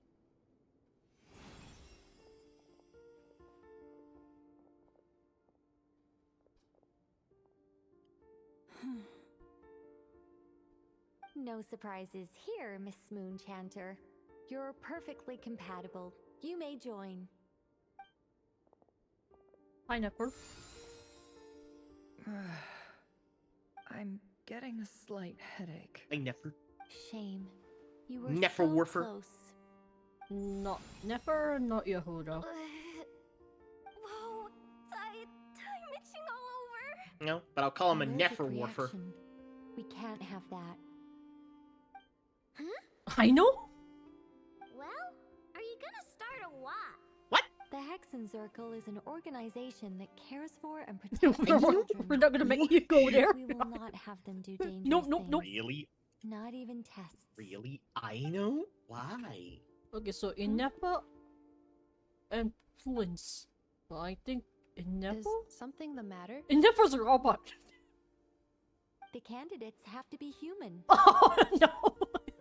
Not them either. I guess that rules me out too. Bye, Flint's. Everyone except the Moonshander got beaten. Guess I don't need to feel so bad. So it's after someone all. else, huh? Yeah. I mean, Flint's getting joy looks like because this he's not isn't gonna human. Be as easy as we thought. Perhaps I could ask for volunteers among the Frost Moon Scions. I'll see about talking to some trusted Lightkeeper colleagues. Eatloa springs to mind. In fact, I think we had some former Frost Moon Scions join our ranks recently. Can you give me the scientific explanation for how the test works? I can probably make some kind of test bot. Then we can just zip through Nasha Town, going up to people and pressing a button to check their status. Wouldn't that be way easier? No. Wow! No elaboration for once. How about I contact the Knights of Favonia's garrison in the Wave Chaser plane? Shame that Lohan's already left. And that guy's even tougher than I am. Strange. The moon goddess is clearly revered by many people. So why is she on the brink of disappearing? She mentioned that the world has rejected her from the very beginning. And when we fought the Rakier of Salnari, it seemed like she exhausted her power for our sake. Also, Paimon's not sure revered is the right word for how people feel about her. Gratitude, certainly. For my part, anyway. It's basic reciprocity. She helped us, so she deserves our help in return. Yeah. Even though she looked like she didn't care, she still saved a ton of people, including me. A review of the relevant data leads me to conclude that Miss Columbina is a good person. Yep, you bet! They really think so? I'm super surprised that Columbina isn't her actual name, though. I think it really suits her. It's light and graceful and... yeah, just a really pretty name. By the way, have you encountered any sort of in-game calamities since the last time? In what? In what game? Columbina. In Genshin? You know, Oh. the bullshit, you know, the bullshit that you end up happening. Well, the last bullshit I had is during the hide and seek event. There is to it. Oh, so nothing out of the ordinary this time. Other than... Is there anyone left who is still I think there was one time I was playing with randoms and 2 times I believe. One time I was the rebel, so basically I had to hide, and then the other one I was a hunter. 2 times I met some Russians basically, and they were talking in Russian. And at that time, my friend was there. T was there. So we were like, what are these 2 talking about? So I pulled out the translator, trying to figure out what they were talking about. But then I noticed one of them was saying yes in the Russian. And I was like, wait a minute, what are they doing? I saw the hunter and one of the rebel is actually hanging out together right in the center.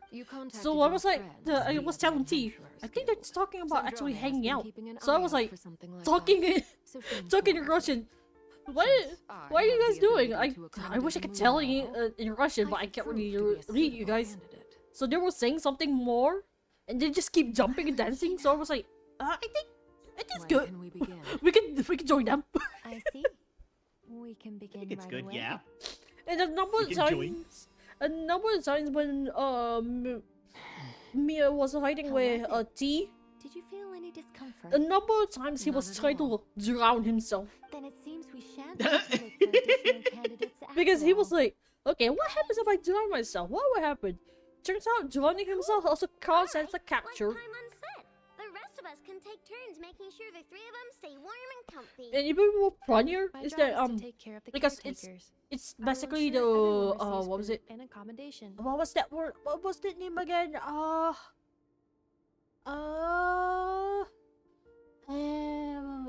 Snow trees.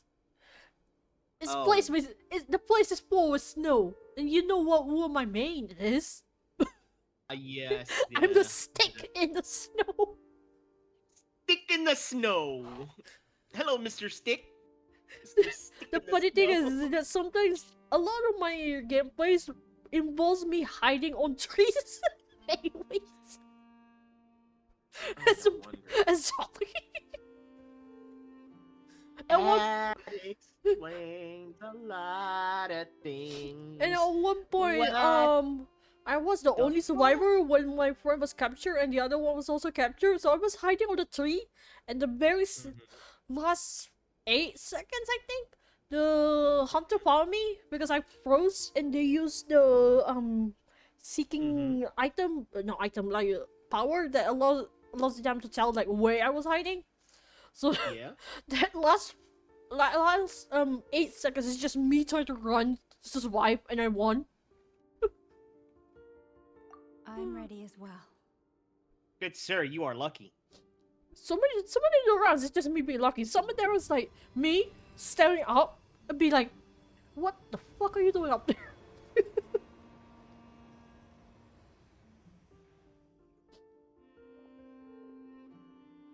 I like how Columbina is just there watching. Yeah, she's watching you from afar. Well, she She's can like, do anything anyways, and nobody can hear. She's asleep. Nobody can hear her. Nobody can see her. So, yeah, she's just a phantom there. But isn't that a good thing? Well, for her, she can probably like toy around.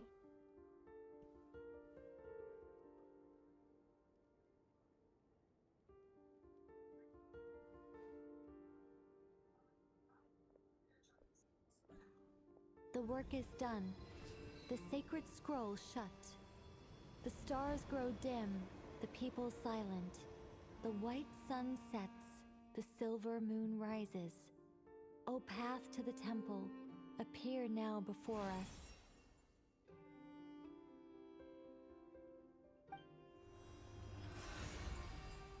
Wow! It really opened! So that's what all this is about. They've been trying to open this gate. Come, let us enter. Wait. It might be best to eat something first. Take care to chew properly and swallow slowly. It will give your body time to readjust to the digestion process. I'm on. They will head in soon. They will need to enter this gate.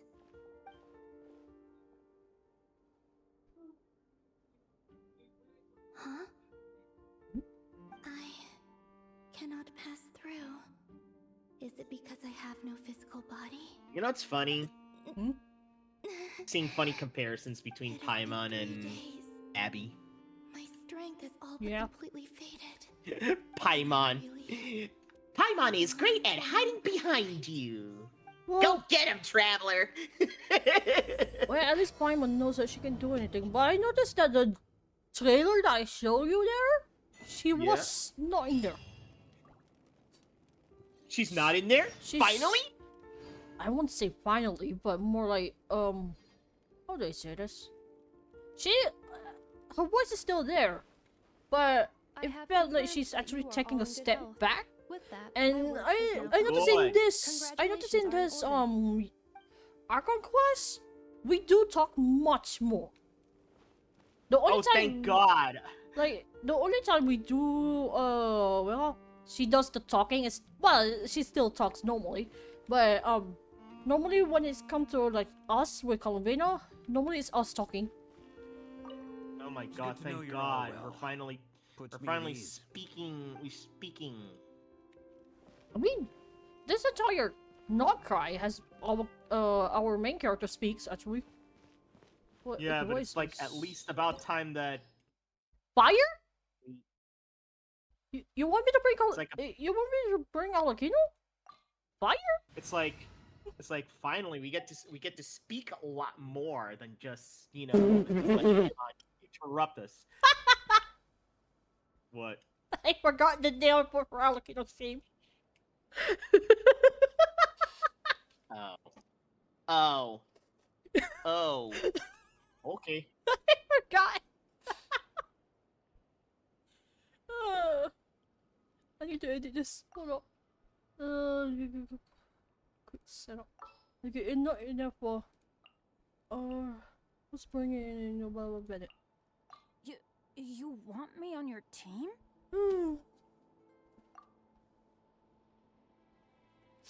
Oh, I'm crying.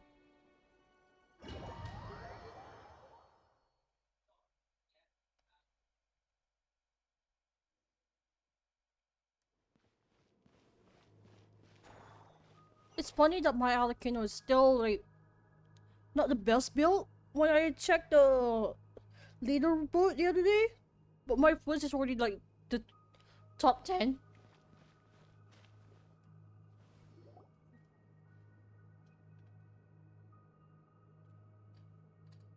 Are these people...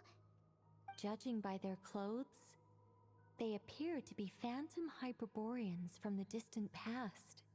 That could mean they have some clues about the moon goddess's name, right?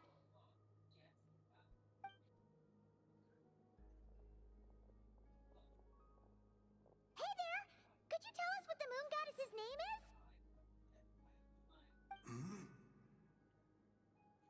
Sorry. That's probably a weird question, huh? How do we explain this? The moons are long gone, and their goddesses are dead. Their names no longer mean anything.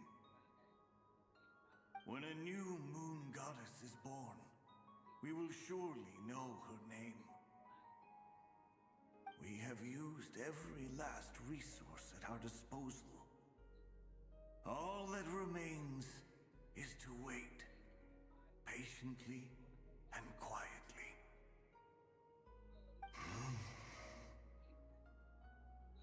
Oh. Were the people of the past all this devout? Oh. It looks like this can be phantom that high? doesn't Damn. intend to converse with us any further.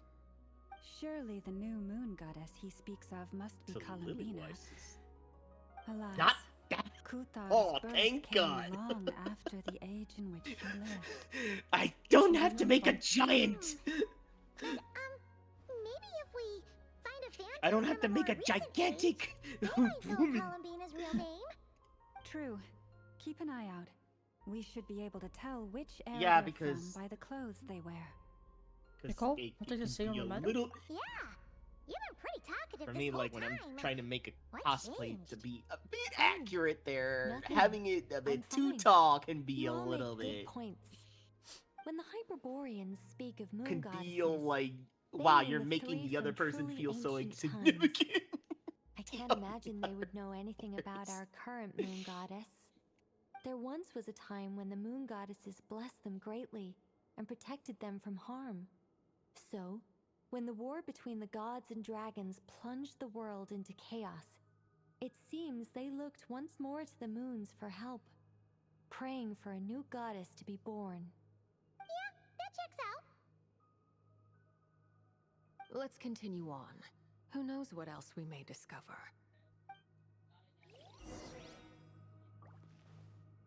Orfarna Xanthus? How does one speak to him? Can I speak to you? Oh, I can. The moons have left for now, but they would not abandon us forever.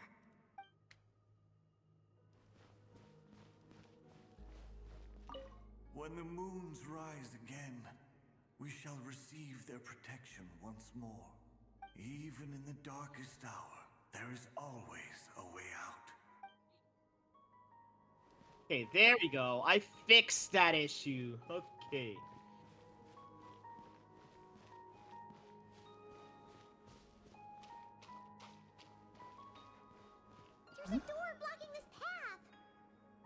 Not a problem. Try this. I had to fix an issue. Whoa! How did that door suddenly collapse? This device was maintaining the door's integrity. Remove the core, and the device stops working.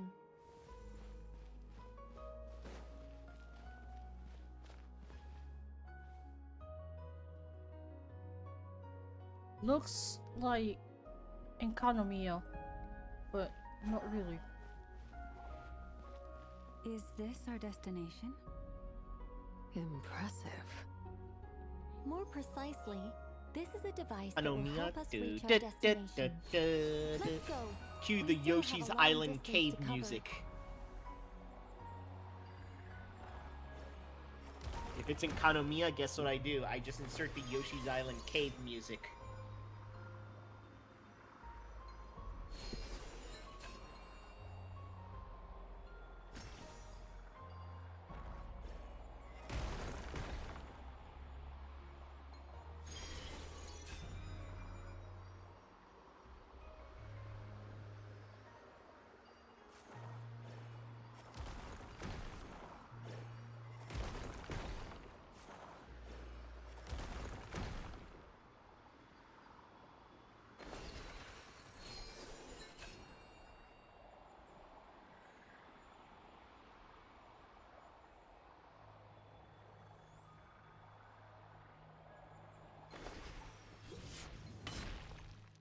Why are you here?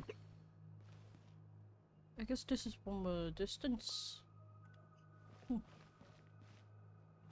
way ahead is blocked by broken rocks! Oh. Let's try that device again. Remember the door from earlier? Ha! So it works in reverse, too!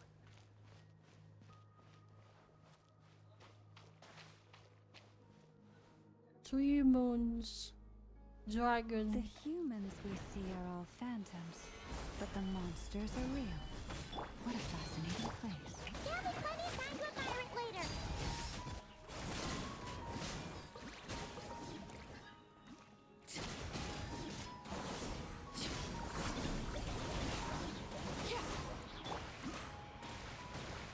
Beam-o. Beam-o.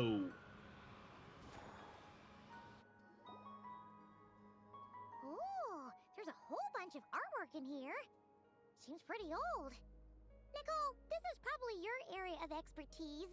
What do all these paintings mean? Let me see. To understand these murals requires some knowledge of the history surrounding the War of Funerary Flame. I shared a little of this with Lauma before. Yes, I think I follow. The dispute between the Moon Sisters, the transformation by Nibelung. Sounds like a long story. Maybe it's one to see when we get back. Oh no, it's no trouble.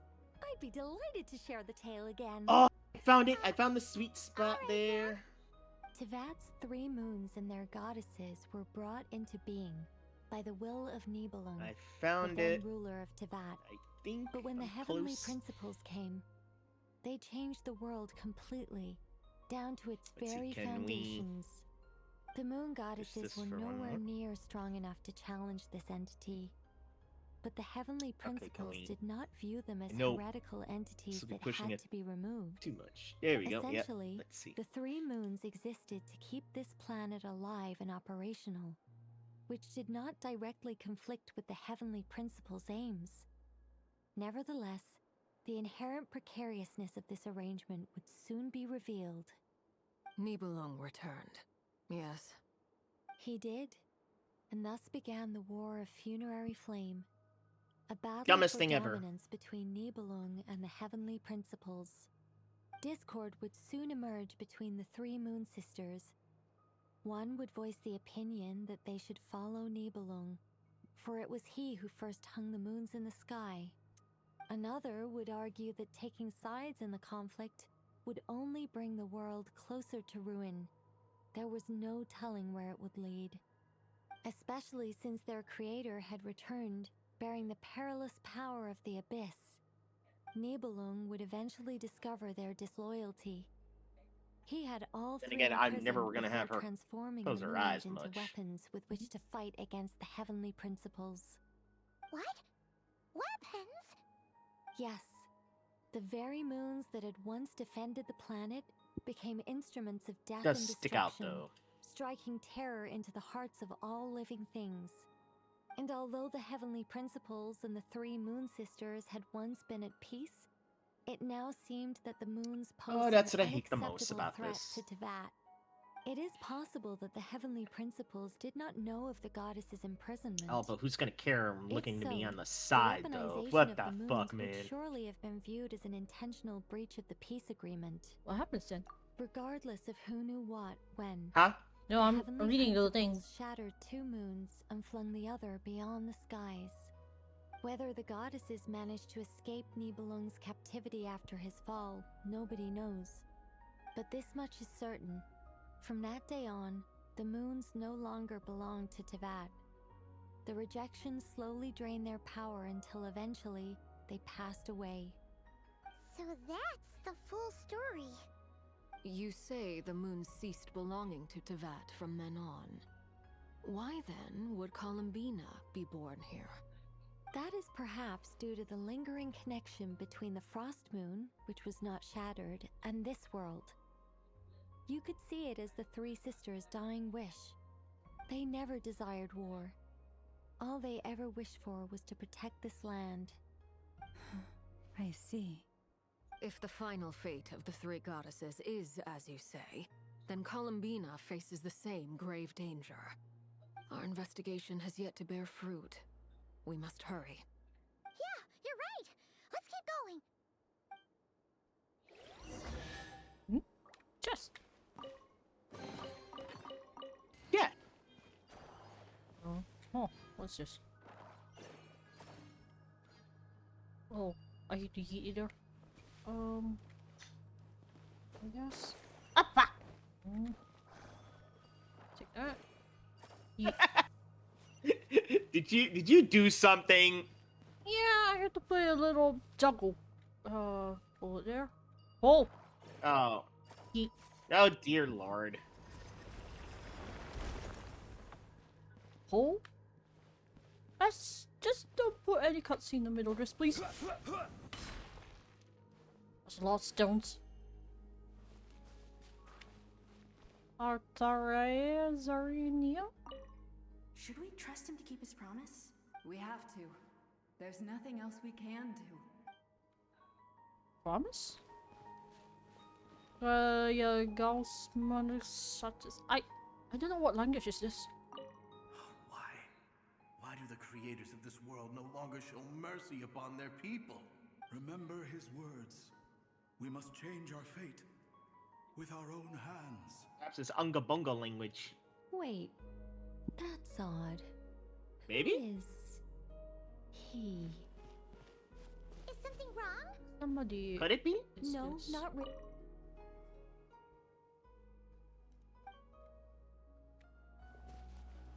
Anyway. Okay. 30. Wow. Impressive.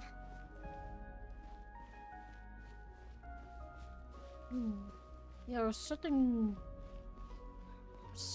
pronoun has been like mentioned a number of times already. What do I? No? A guy?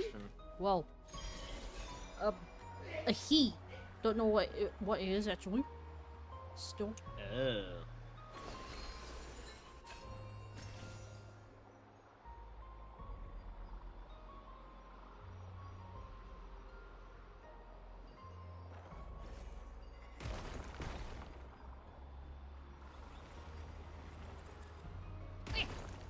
How?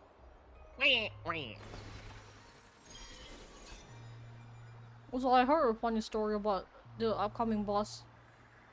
Mm-hmm. They decided to make that boss 75% resistant to pyro. We're finally here. I see. Guessing we'll need to activate this thing? Indeed. I was a little worried about that at first, but as we got closer, I sensed that the Kuvaki within it flows unimpeded. It should be functioning normally.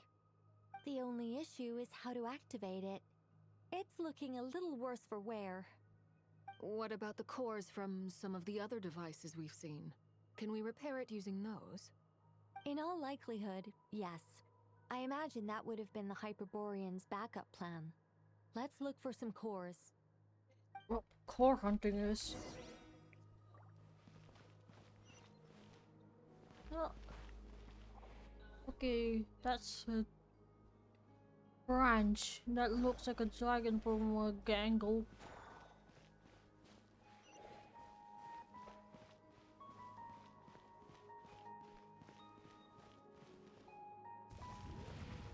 Why am I not supposed to?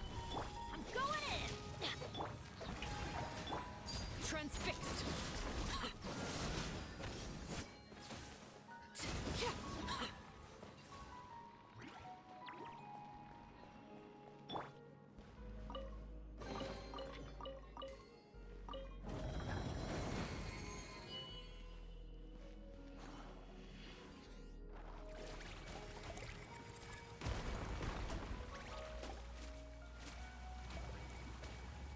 Oh, there he goes again. Okay, there. There. Yeet.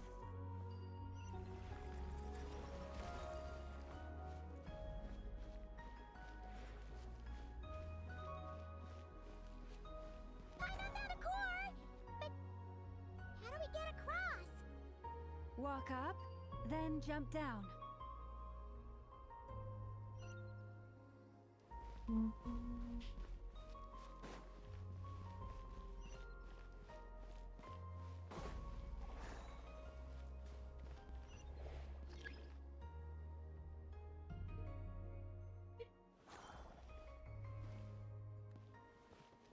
Walk up and jump down. Walk up on what? Speak.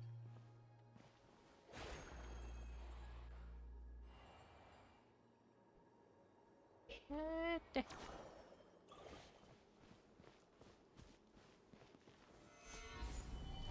Oh, it's definitely not that.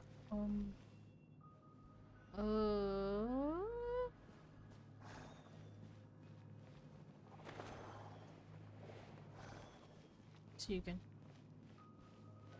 Walk up from there, and then jump down.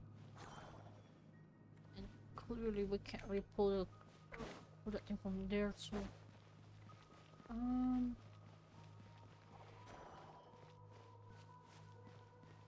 The door here won't open until I think something. Can't really break this, huh? No, I can't break this. How? Oh, do I actually go down there?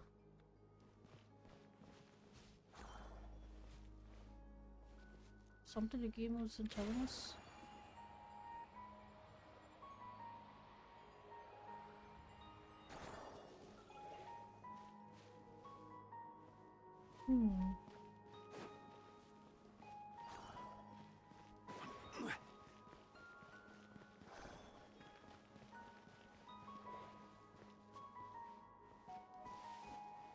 Okay, over here.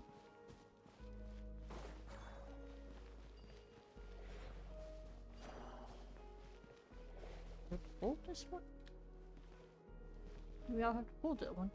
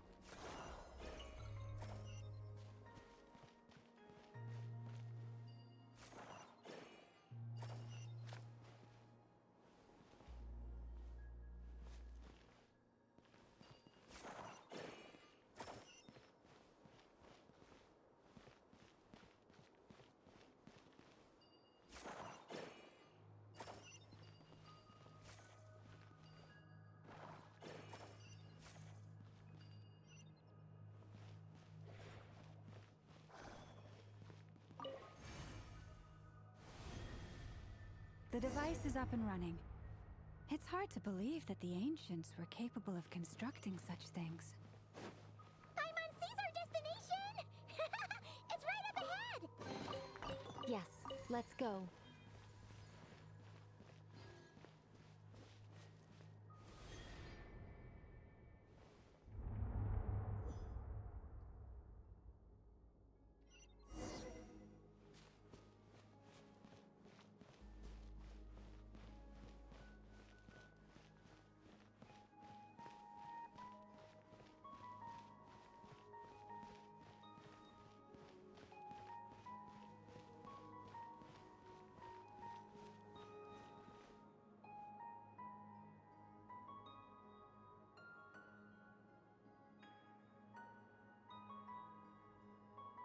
This is where the people of Hyperborea communicated with the moons. We need only place the moon marrow upon this platform on Moon Prayer Night, and we shall be able to open a portal to the moon and send our moon goddess back home. The assumption being, of course, that we can find her first. I got a question. The moon is beyond the sky, right? That's right. You want to know if it's safe there, don't you? Exactly. It might have been corrupted by the abyss. And yet, she has no choice but to return. You know this. That's not the only issue here. This is the end of the line, right? We've explored everything we can. And despite looking at historical artwork and talking to people from Hyperborean times, we're still no closer to learning Columbina's name.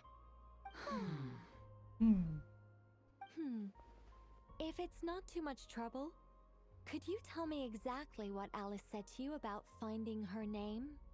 Oh, sure. What she said was... Then your first job is to find it. As a moon goddess, I'm sure she must have a name she identifies with. Neither Columbina nor Kutar is her true name, and she's never really accepted either of them. Is it not also possible that she has never had a true name? Not at any point in history? That would be a hard pill to swallow. But at this point, we may have to accept that that is the truth.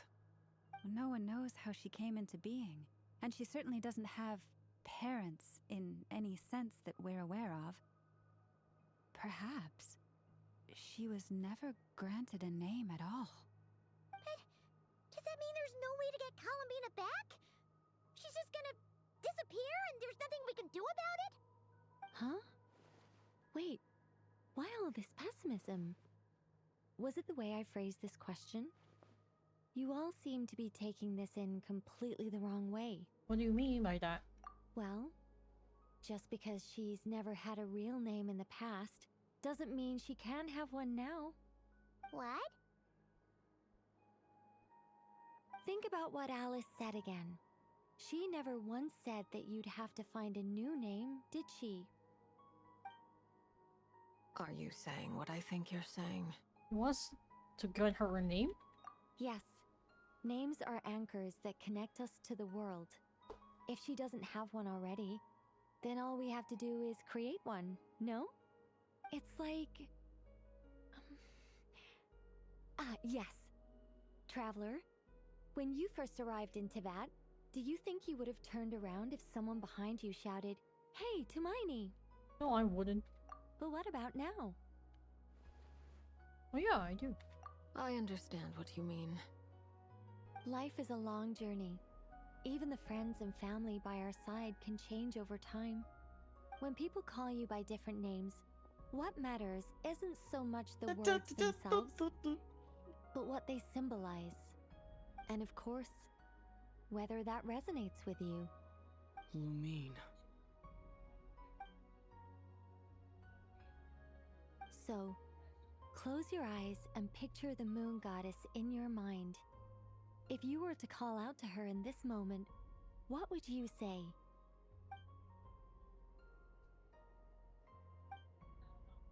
Columbina. Columbina. Paimon would call her Columbina too.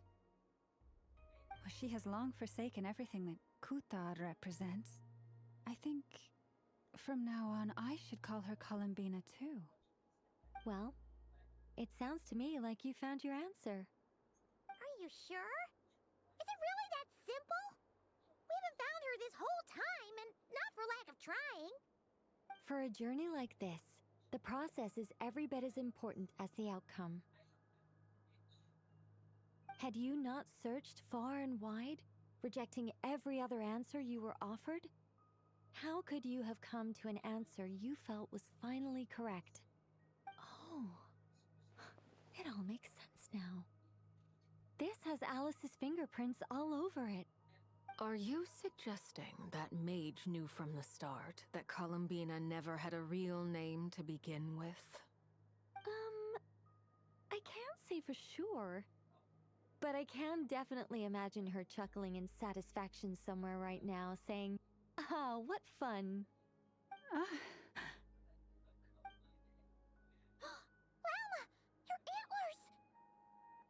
You should hurry. The festive moon has begun to rise.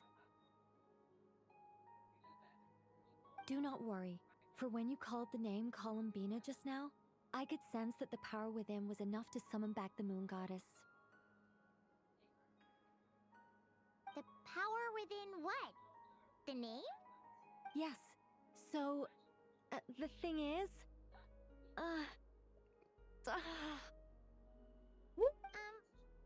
What's wrong now?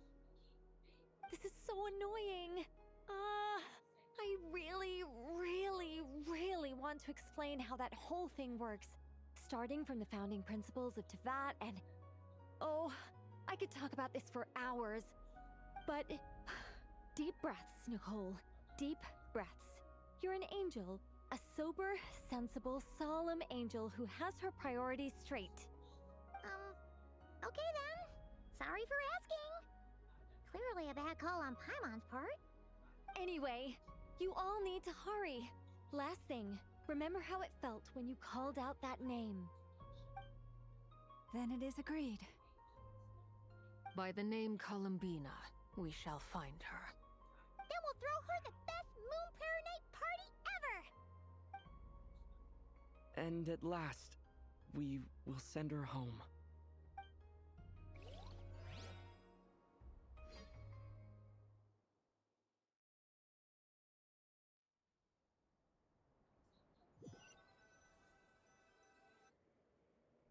I can barely move anymore. My consciousness is fading away. Have they come back out? I'd love to see them one more time.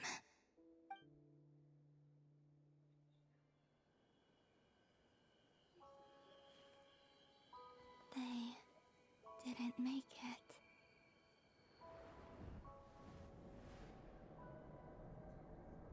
Could you tell me your name?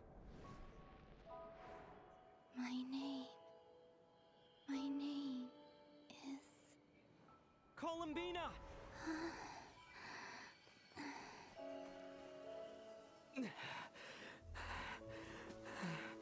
Columbina! Are you here? Columbina! That's the name you gave when we first met. And it's what I've called you ever since. Columbina. It's a fine name. I have many fond memories of Columbina, and so do all of your friends.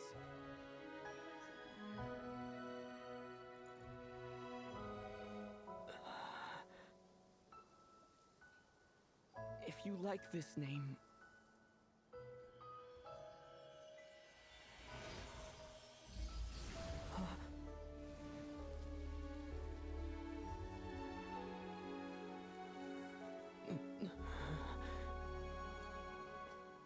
Looking for me?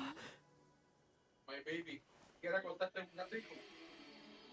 ¿Quiere acostarte un ratico? I still tired, look. I like Si quieres te voy a poner en la cama después. You can carry on using it. ¿Qué? My name is Columbina Hyposelenia.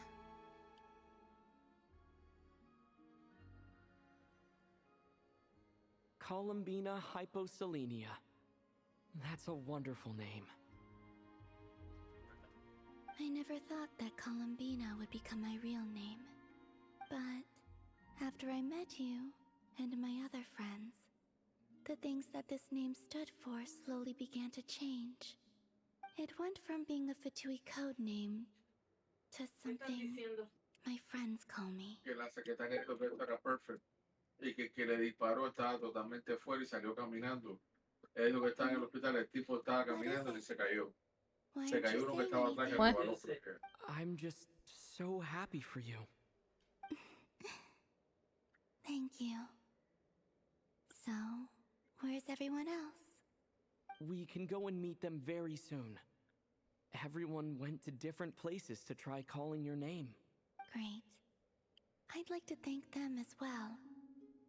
Everyone's done so much for me. Searching for my name, entering those ancient ruins. Huh? Wait, so you were... Yes, I was there. Not physically, but my consciousness was still holding on. I followed you the whole way.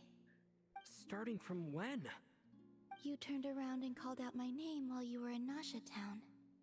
Do you remember? Oh, so that's what that was. First one I felt someone pat me on the back, and deep down I think that I knew that it was Columbino. Let's go. We don't want to keep them waiting. Sure. In that case, come with me. But... Hmm? Before that... Could you call my name? Columbinus. Sure. Come with me, Columbina hyposelenia.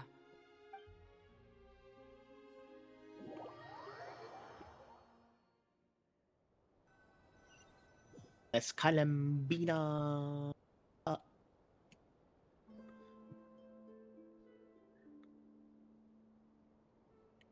Columbino spreads the good news to your friends and by way of small animals and hanky.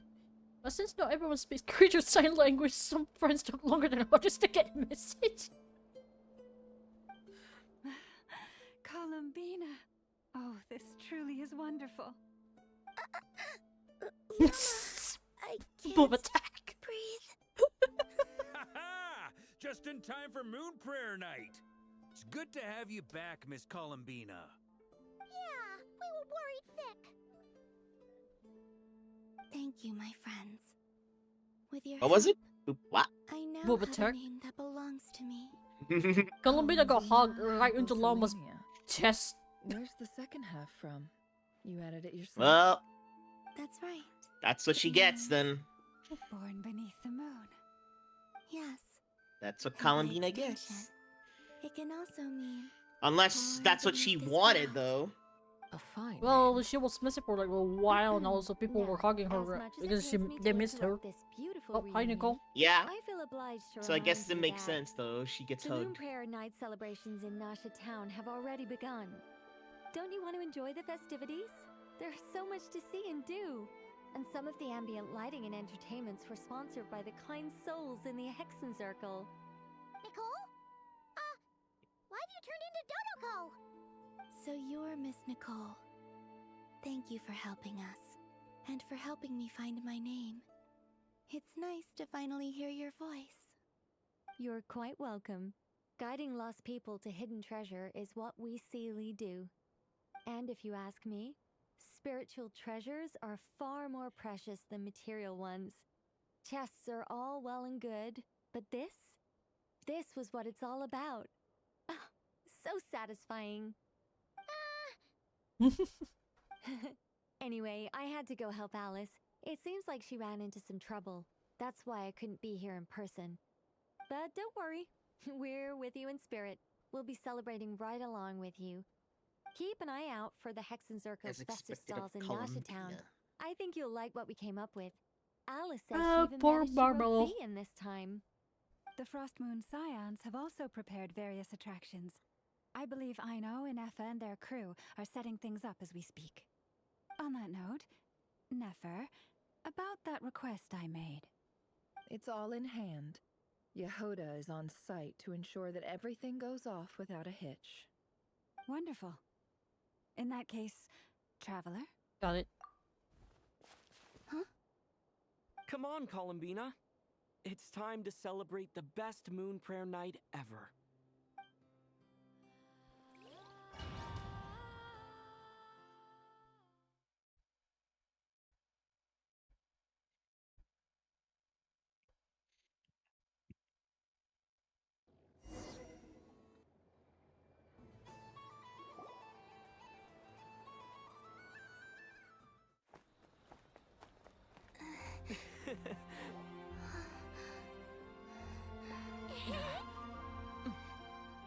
Hey, young lady.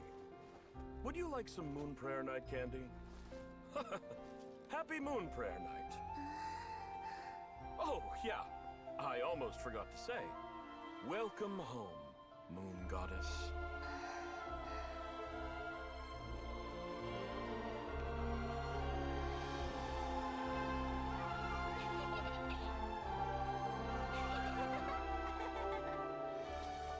Welcome home, Moon Goddess.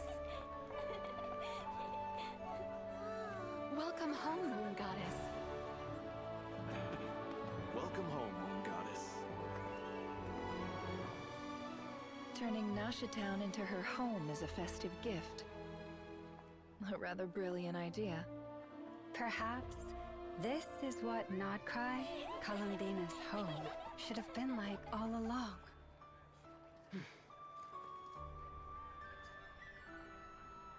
Thank you for the Oh, a long stride.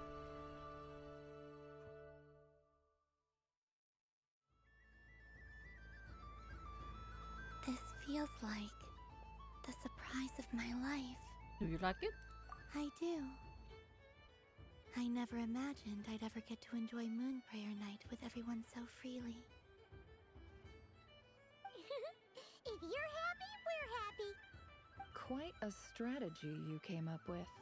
Hide the tree in the forest. It's not your usual style, Lauma. Is there something about Moon Prayer Night that enhances what's in your head as well as the antlers on top? Apparently so. It even inspired a perennial penny pincher to use their resources for a greater cause. It truly is a magical festival.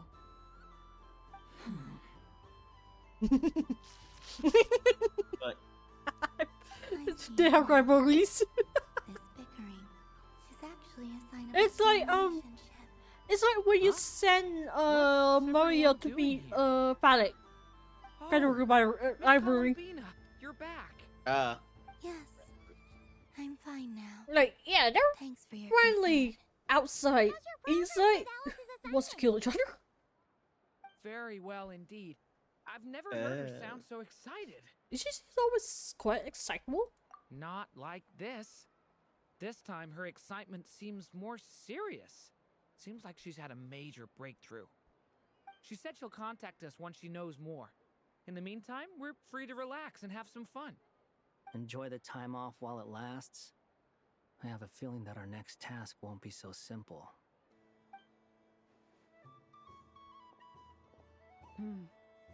I should go. I still have a few things to attend to at the Frost has Moon a Scion voice stall. that I swear And to I think God. I'll take a look around. Why With why any does she luck, have this once the in a year VA of festival will come with the once in a squeaker? year opportunities. Hold up a second. Where's Varka? Why does she need a I squeaker believe he made a beeline for the voice? flagship the moment he entered Nashatown. I'm so done. That's Mondstadters for you. They know what they want when festivals roll around. Goodbye for now, Columbina. I'm I totally hope you done. have a wonderful night. I will.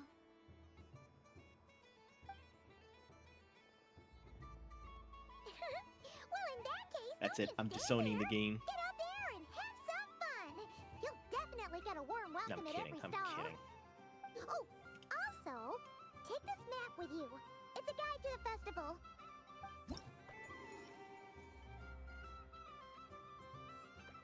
Game progress?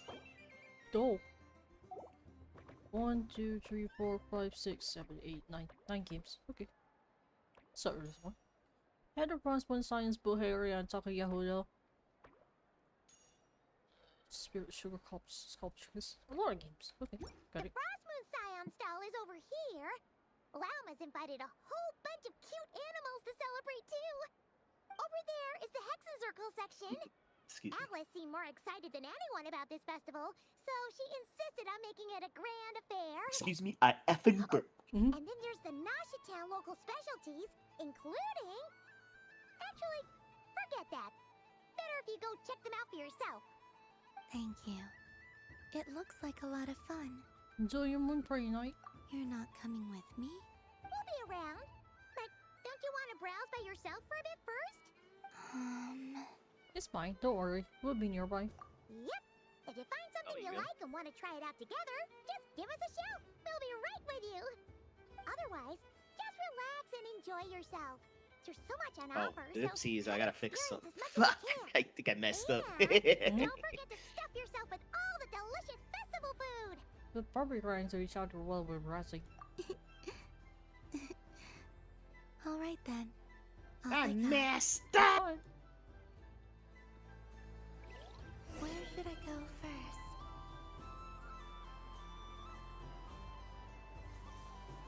So this is the Frostmoon Scions area. It feels very familiar. But everyone looks much happier than usual.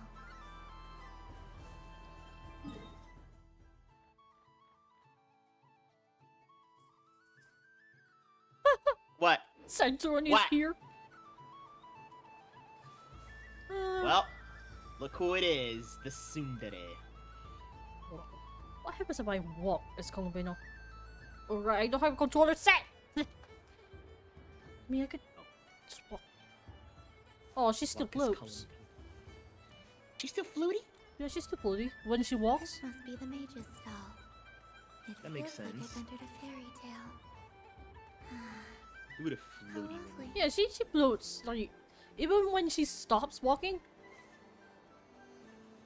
Mm-hmm. The water heel just forms after a while. Dory is over there. Yeah, just a bunch of people in there. Just gonna wander around a bit.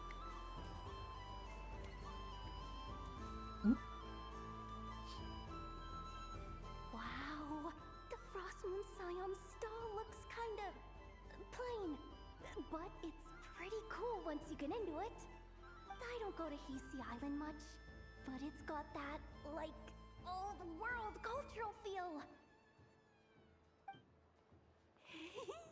And if culture means we get more festivals, I'm all for it! Hello, Yahoda. Columbine... hello, Moon Goddess? That was too close. I almost gave the game away in front of the staff. Oh, wait. What's the deal with her shoes? They don't make a sound when she walks. I could do with a pair of those. Do you like balloons too? Balloons? Oh my god, mission success. I actually created the cosplay. What's so fun about balloons? I'm not a kid anymore. They're probably more up Aino's alley. Yes. What? The animals What is- seem very what happened? curious Just about watch these the strange cutscene. flying objects. I was drawn here by their voices. Oh my god, what is I going recently learned of on? a new game you can play with What is balloons. going on in these So I decided to come and give it a try. A new game? What was that weasel doing? What was that weasel doing? fuck? Just like, Hello. What the fuck? I saw that. What Welcome the home, heck? Moon Goddess. Here to buy Bro. some balloons? Bro, what is this, Yes. man? Could you give me a few that haven't been inflated yet? oh, you're gonna fill it with water, aren't you? Are you sure? I guess it's not. Oh, a Columbia's gonna problem, troll. but- Yes, please. Thank you. Uninflated balloons? But those are just... Yep, she's gonna troll with it. What does she want with those? Would you like to play the balloon game, Yahoda? Huh? Sure. I guess. How do you play it? Wait here a moment. Goes away. Oh. What have I got myself into now? I thought I saw Columbine. Oh, hi, Alakino. Oh, that's the fourth harbinger. Although she's helped us out quite a bit, she's good people. Do not stare at her. Is she looking for Columbina? Do not stare at her eyes, Guess that's please. why to get out of here. I'm not sure my heart can take Please being stare. sandwiched Please between stare. two Please stare. I mean, Please she stare, last time she stare, did stare. stare. She did stare last time when she got spooked. Which stall is she checking out? Oh no! Oh no! Scion's one. Oh no! Try on the headgear, see what it's like having Oh the no! ears or in the ears I know what stricken. is this? Oh, I wouldn't be caught dead wearing that stuff. Wait, did something happen? It's best for you just watch. To be honest, I can't really explain this. Put it on. I wouldn't be caught dead wearing that stuff. I'm so mad. This will take some getting used to. I wonder if this is what it's like for Lynette. Are you serious? The ears are real. What is this? She was so intimidating a minute ago, but now, dang. She's a cool cat now. She's a cool cat. She is a cool cat. May as well. She can give me the ear too. This is Festive experience. I can't believe this is for real. They actually did this. Uh-oh. Uh-oh. Uh-oh. How do you do, Miss Yehoda? Oh, jeez. She can't be serious. Where am I supposed to look? She gets this serious. Hey there. I'm looking for What am Columbine. I supposed to do? She can stay serious because of the ears. She just... Huh? Uh-oh. Oh no! Water balloon!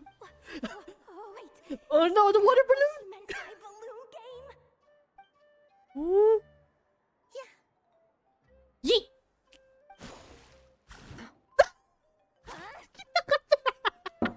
No fair. How come I get caught in the crossfire? An ambush from the rear. Oh no! Is this a Oh declaration no! of war, Columbina? Would you like to play too, Arlecchino? Oh no! Seriously? Are they gonna I mean, how are you even supposed to win against that, man? Especially when you Gladly. can't take it seriously That said, against I someone believe who's there is another wearing Oh it.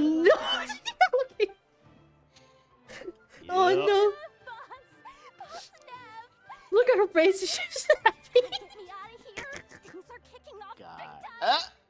Hello there. Never. I'd like It's 10, never. Oh no, more water 20 balloons! balloons, please. Uninflated. What? Uh-oh. Miss Moon Goddess, I hope you're prepared 20 to pay the 20 price balloons? for assaulting my employee. Oh no! Look at her, Huh? she's like so smug.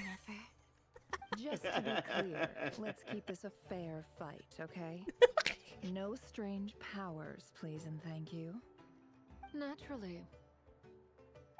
And so the water balloon Don't fight just starts. Stand there, Yehoda. Aren't you So going this to is a team water up with balloon me? fight. All this. Do I I have see. to? Of course. Don't forget, the curatorium has a reputation It's to 2 uphold. versus 2. I knew something. Bye! Okay. I see. Okay, yep, bye. I knew someone was gonna have it. She ran away at the perfect timing there. the number balloons flying behind her. Did you notice that she was the only one running away from that? Yeah, because the other three was like, yeah, no, you're staying here. Yup. Arlecchino Space knows she's smug with it too. At the torch She's smug with those ears. She was using the ears because she was like, I wonder how Lynette feels like when wearing this. Now I know how it feels like. Yep. At least that was cute. Like a balloon animals. Yep, now she kind of like, she kind of now accepts it. Yep. I mean, it makes sense. She started to understand the children in a way. She's still wearing it. She's still wearing it. Oh no, she's not gonna let it go. No, Okay. she's not letting go. I've seen Lenny. Okay, we've confirmed that that our Oh. Tino will not let go of those ears. That's how she knows. That's how she knows. The children are used to play this back her at a place. That's why she knows the water balloon game.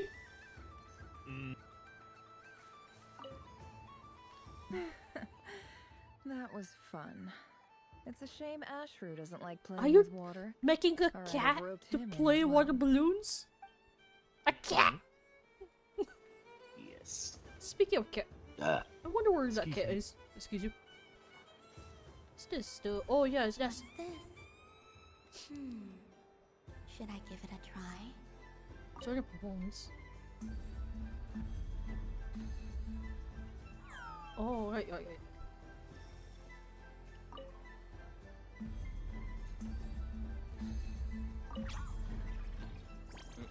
Oh, money. Money. Oh. Oh, money. I just had a water fight with two Fatui harbingers. You know Scary. what would be worse? Also, What? Water balloon fight, but you put child in it. Oh. It's a war. Yeah. It's just a war. You know that wish sounds for a pretty never-ending supply of hell-ish laka berries. when you put it that way. It's just going to start a war. Probably written by a child. Hmm? Is that Lama the Moon Chanter?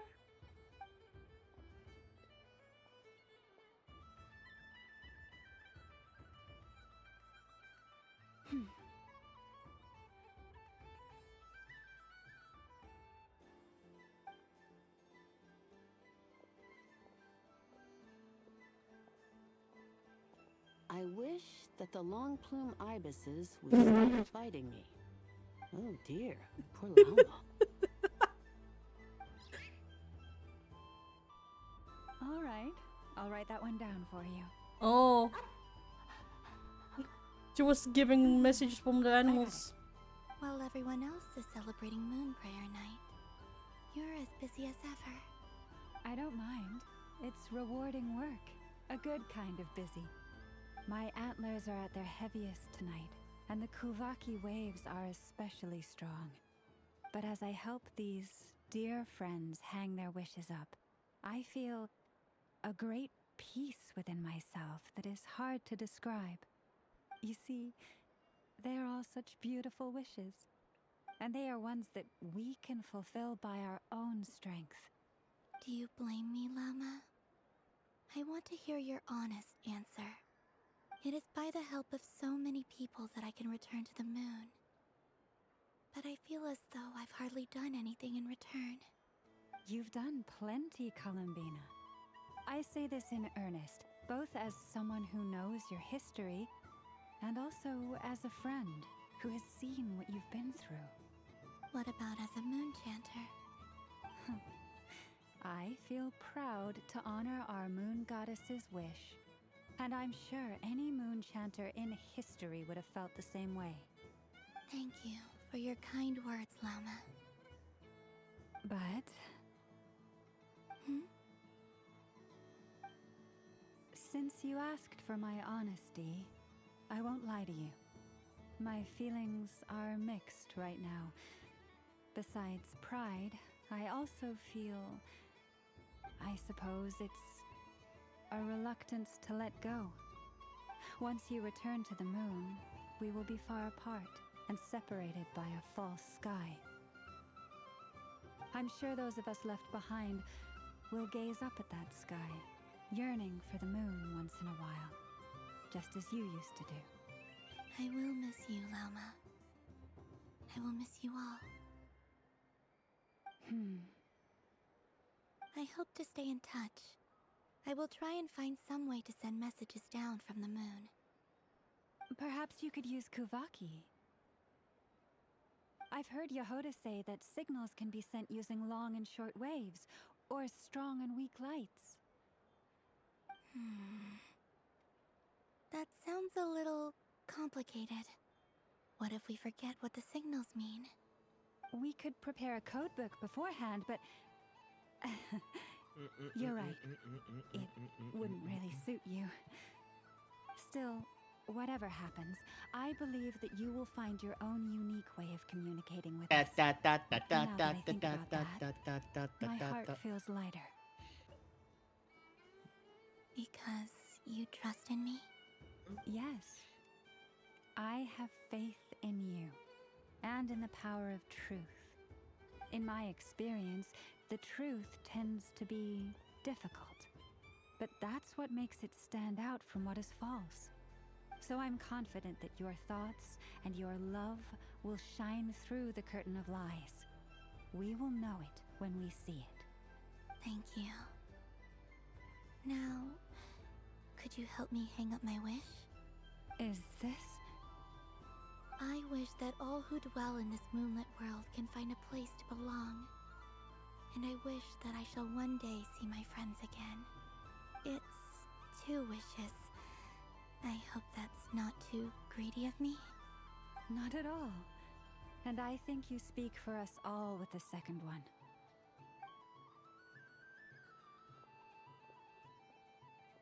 I shall continue to pray until the day that all of these wishes come true.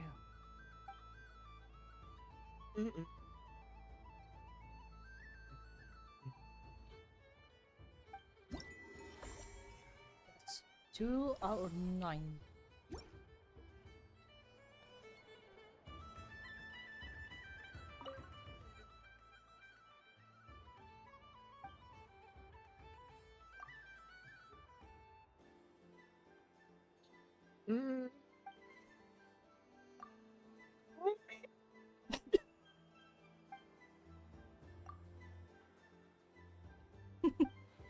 It's probably the animals.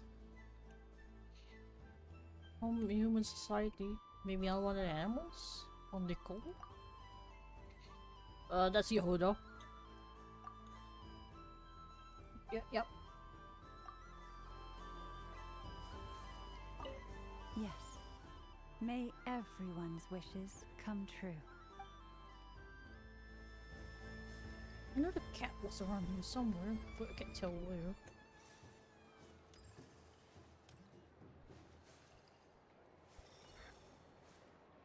Take a balloon.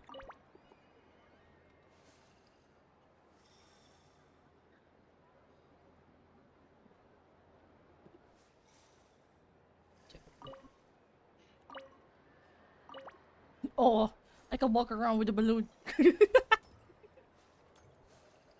Invite a rhinehorn deer to take a photo together. Invite the traveler to take a photo. Invite llama to take a photo together.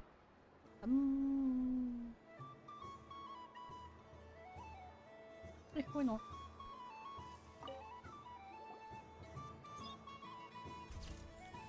And done! Here, take a look! I think it looks quite funny. Well, Paimon thinks it's super cute. It looks like a silly chic badger and a rhyme deer that's about to fall asleep. Silly? In what way?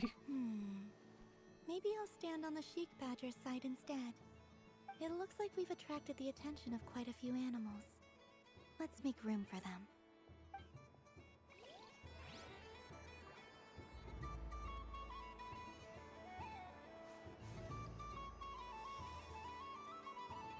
There's a deer I can take a photo with? Interesting.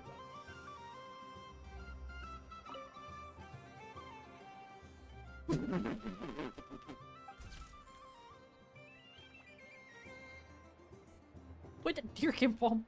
There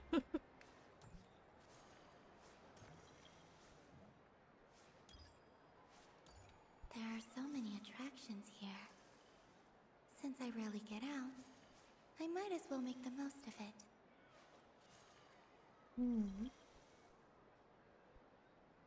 There's a lot of Kubaki.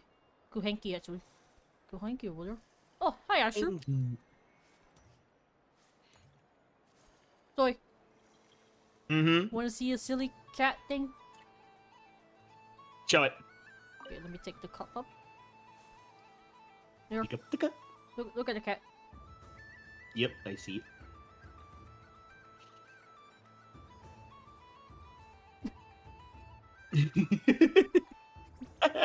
You're happy about your small bastard.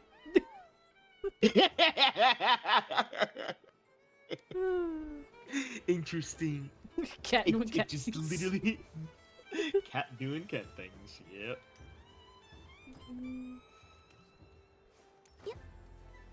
No, for somebody who feels you do jump kind of high. It promotes. Wait, how do I manage to understand your language? Come here, I can understand your language? Oh. Oh, oopsies.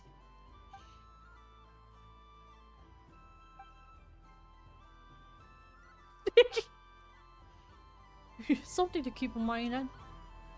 Okay, what are you doing with a lot of hankies there? Irie. Stickers! This doesn't make any sense. How am I losing every single time? All Snickers. Ineffa, Her you're face is cheating, full of aren't you? stickers. Yeah, that must be it. Really? I'm not cheating, Uh-oh. I know. Uh-oh, sounds like Ineffa's turning into a big baloney bot. I think it's time for some serious maintenance. Moon Goddess, help me. Miss Columbina, I know, is attempting to cheat. Wait, who's lying here? Excuse me. I'm not the cheater. You're the cheater. How dare you throw it back at me?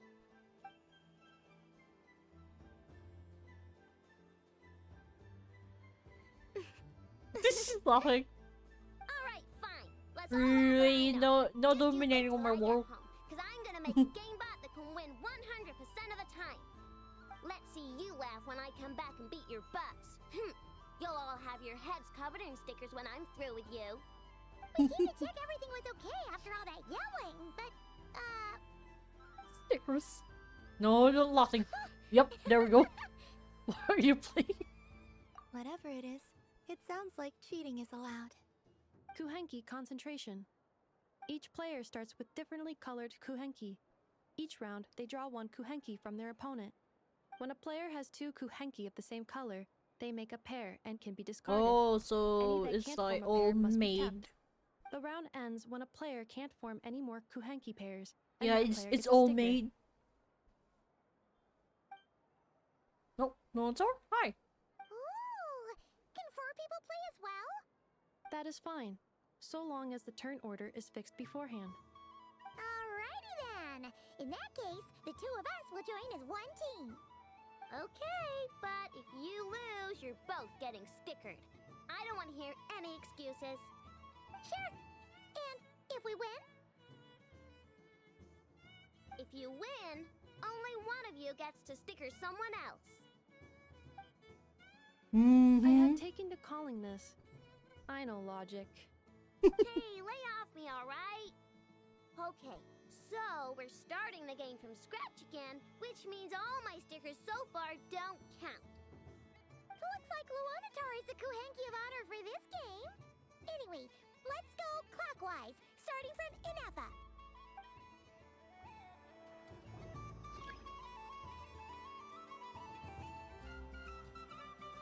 Oh yeah, it is all made. I still have the balloon with me.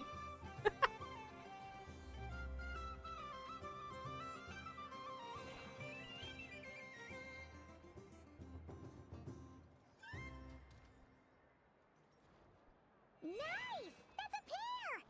Hello, old maid. Yeah, the only problem is that this old mate, even you don't know what's in your hand.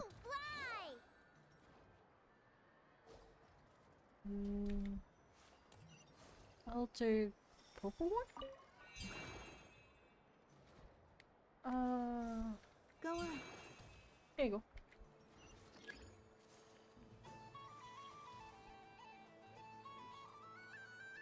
Yeah, I guess we kind of know what we have in our hand, but we just don't know what's in their hand. Makes sense.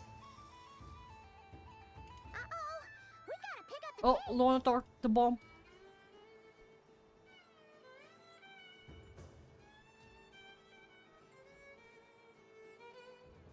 It's bomb game. So we know the Traveler has the bomb.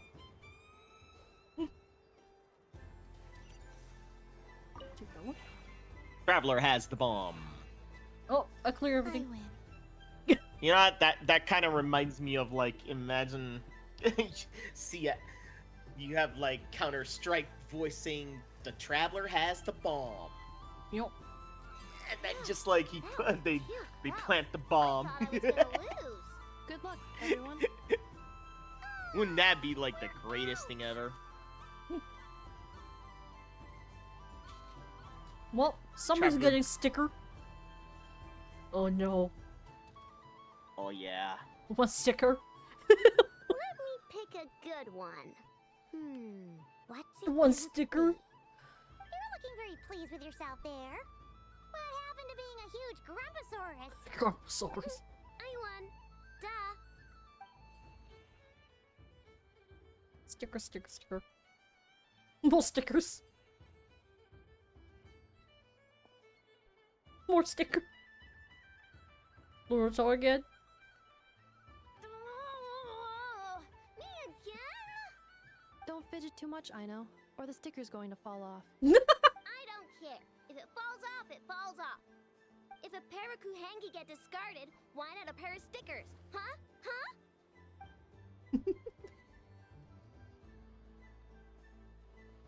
Stickers so much. And Nepha is still not getting stickered. Well, Columbina has 2 stickers. I've lost. Sticker, sticker, sticker! Here it comes. Sticker. Cute! You think so? Want a sticker? I can't see it for myself. Well, at least Lunatar says cute. What did Luanatar say?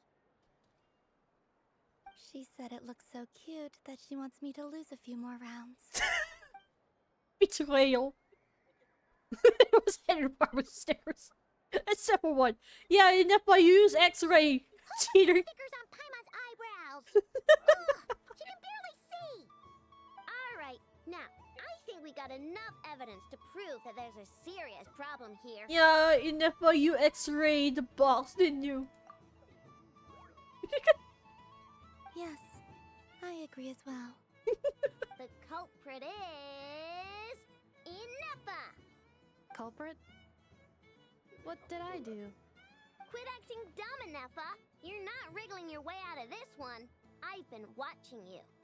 Not only did you remember whose side Luanatar started at, but every time someone drew a Kuhenki, you were logging it and calculating every last possibility.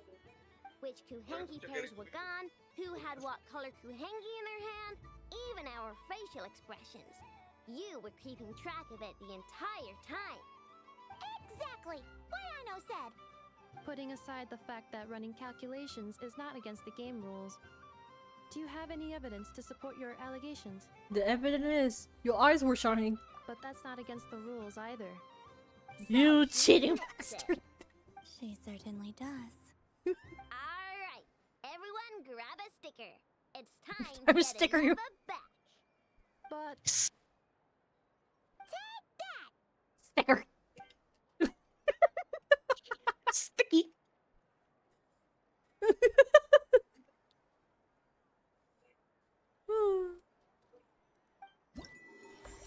That's 3 out of 9.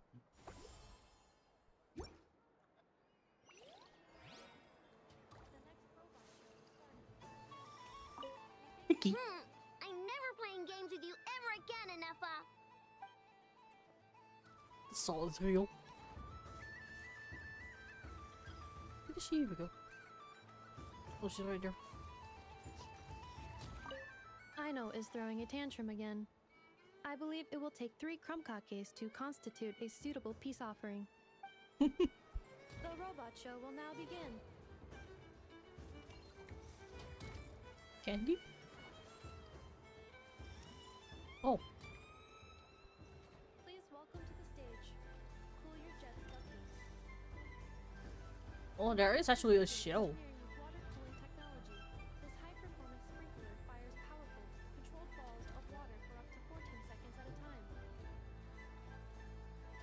Why am I?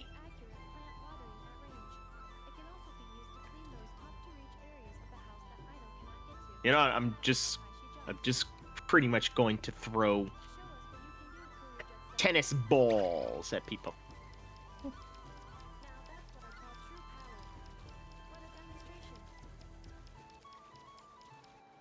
For literally just spooking me with trying to invite me into their lines. No, thank you.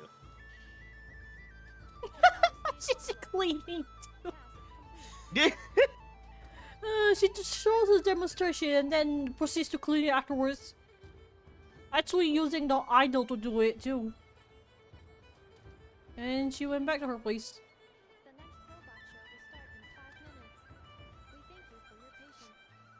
An actual interactive kind of gathering. What's this? Is this a Should I give it a try?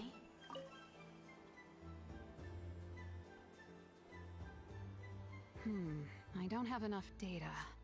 Need more samples. Who should I ask for help? Is this one of the amusements? Or is it a research project? Bit of column A, bit of column B. I'm currently running some synchronization tests on these bots. Basically, you need to press the button to help them successfully obtain the treasure. But you've got to time it right. I'll record your data, which will be used to improve the robot's accuracy. But, ma'am, I mean, Moon Goddess, don't you think you should take your eye mask off first? There's no need. I will be all right. Okay then. Whatever you're comfortable with. Ready when you are. Great. Then let's begin. Oh, well, where I can put... Rui, you're in my server and I already told you where. She forgot. She forgot where I think to she put did memes forgot. in the server. Unless she... Yeah. Yeah, I think she forgot. Well, no worries, though, to be honest. It happens. Mm-hmm.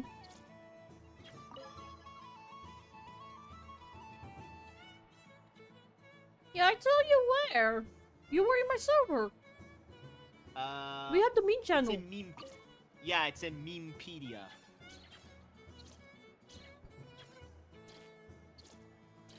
Yeah, it's like where the Memepedia there. It's basically under that channel is under social flyers there in the tavern area.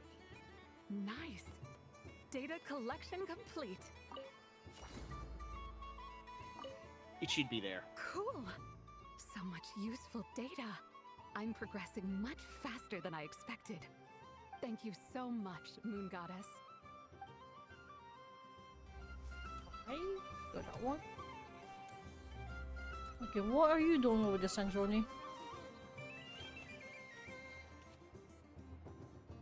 She's... Oh, yeah.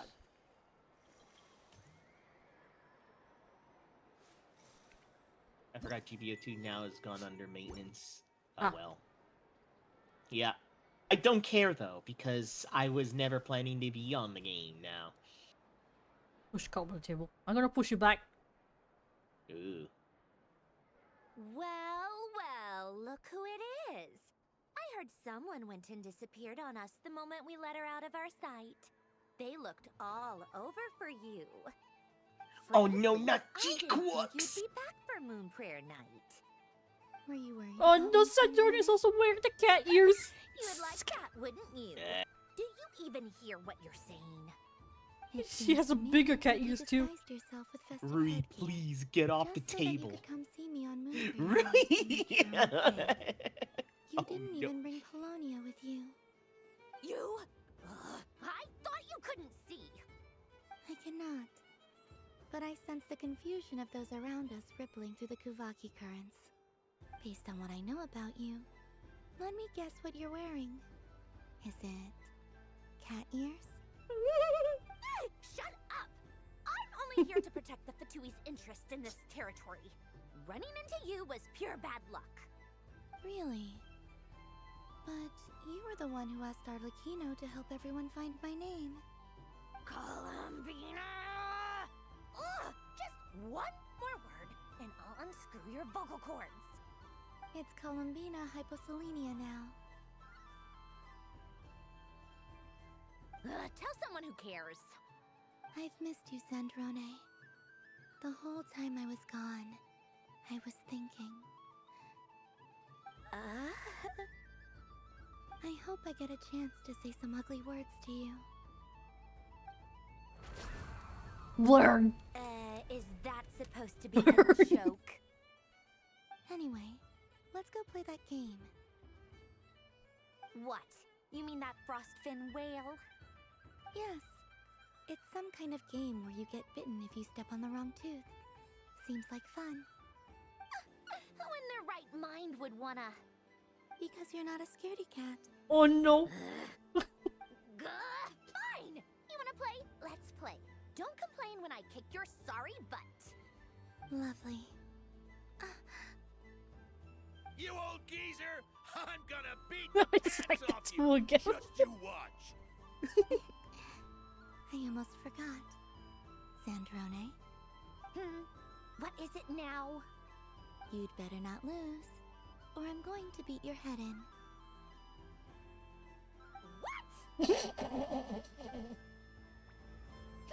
Allow me to demonstrate since I'm feeling so nice. You just step on the teeth, like this.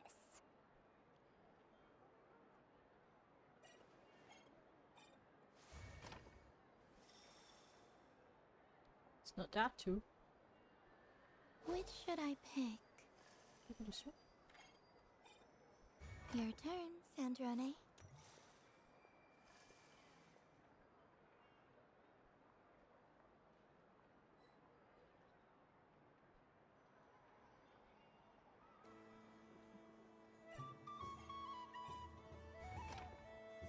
Don't come crying to me if you get bitten. Okay, you know what? I gotta tell you a little. Stand this. There are less and less teeth remaining.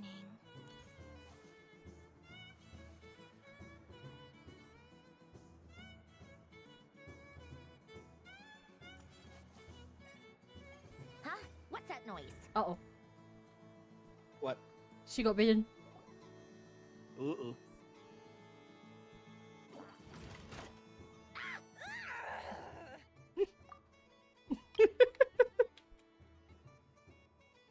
I think you might have picked a bad tooth, Sandrone. Shut it! Do you need any help? It seems like you're stuck.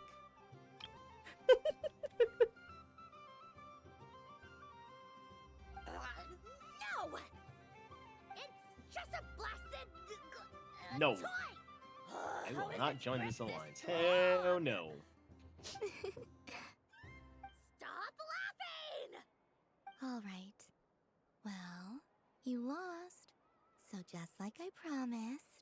Hey! What are you doing? Are you seriously?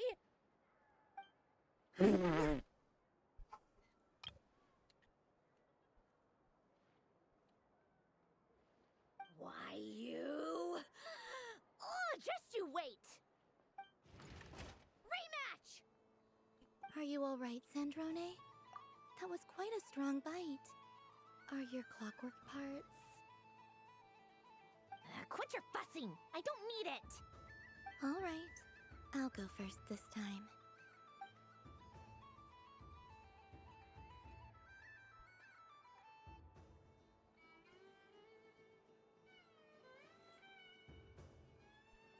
I see it now. She can sense which teeth are rigged. So I just need to avoid the same ones that she does.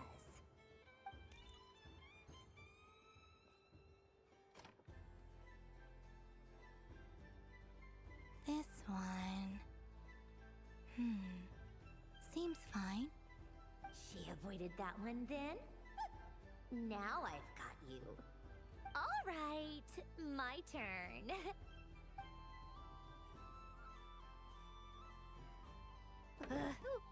Uh-oh. What? Jump! Looks like you lost again, Sandrone. Wait! There's more than one bad tooth! Bonk.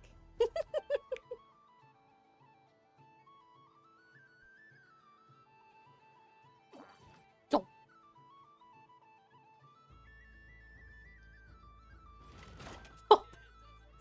Stupid game! What idiot came up with this? Are you alright, Sandrone? You said some nasty things just now. Oh, I'm peachy. Should I let you bonk me on the head as well? Ah, forget it! Come on, bonk away. It can be your consolation prize. For losing Burn so the badly. salt! I told you, forget it! So much salt. You've always been so annoying. Singing right outside my door, inviting yourself to my tea parties, going AWOL. And now you're off to the moon or something. Of all my days with the Fatui, the times I spent with you, Arlecchino, and Rosaline, they were my favorite. I will not forget them. Just as I shall not forget this moment. We'll always be friends, no matter where we are, right? Who would want to be your...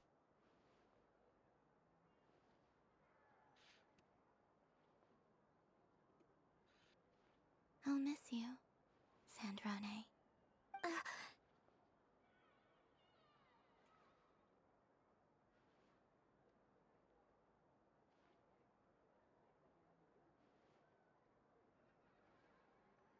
Goodbye, Sandrone.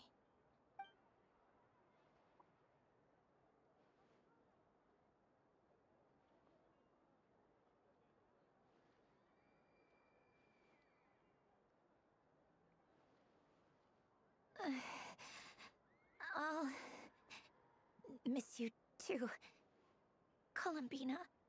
Sorry, what was that?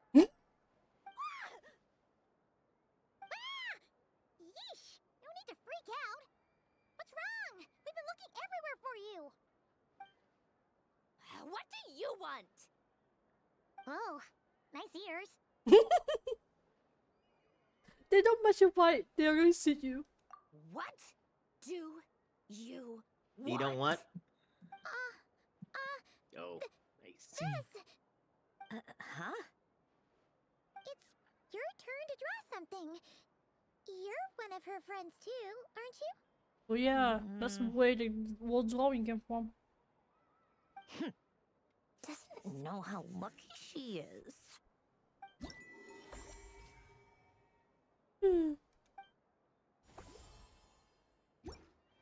That's one. What's this? What is going on over here? It looks like fun. Hold it right there! You can't run away from me, Moon Goddess. Are you talking to me? Of course. Do you see anyone else here dressed up as the Moon Goddess besides me and you? Hey, come on! Call me by my title. Happy Moon Prayer Night, Moon Goddess. And the same to you. Anyway, there's no time to waste. Get ready for the duel of a lifetime. Duel? Meet my partner, Stacko. Come on out, Stacko. Well, don't just stand there. Let's see your partner. Partner? Ay, hold up.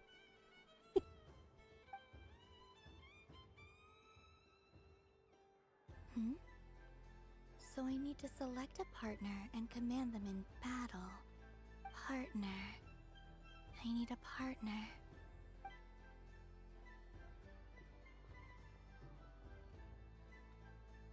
Well, you have two of them. Kuhenki. My home dear. And of course the cute bot. Whoa! Oh lord! Oh lord! Damn it! There's You know what? But Fuck it. you can only bring one partner to battle against me and Stacka. There is a PSC burst that now went off. I'm gonna go get it, and it's a Forte. Fuck. Well. Which one should New I character somehow struck gold.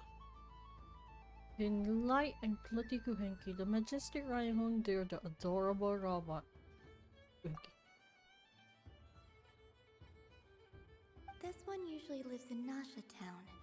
She likes falling asleep to the sound of striking hammers. And I was bet planning to she's quite stay out of the familiar way, with but robots' weak yeah, spots. I guess not. I can't let that happen.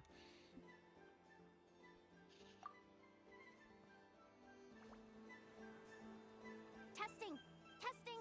Oh, this is an emergency Oh, no! broadcast! An exciting battle is about to take I place forgot. right here at the Nasha Town Special Arena! In this corner, we have the Moon Goddess and her robot partner. And in the other, we have the Moon Goddess and her Kuhenki partner. Only one Moon Goddess can be victorious in this ultimate battle of destiny! But who will it be? There's only one way to find out! Now, without further ado, let the Battle of the Moons begin! I don't care who we're up against. Stacko and I ain't gonna lose! Let's strike first! Stacko, formation shift! Ho ho ho! The robot has kicked things off with a change of formation. But how will this affect the battle? Nobody knows!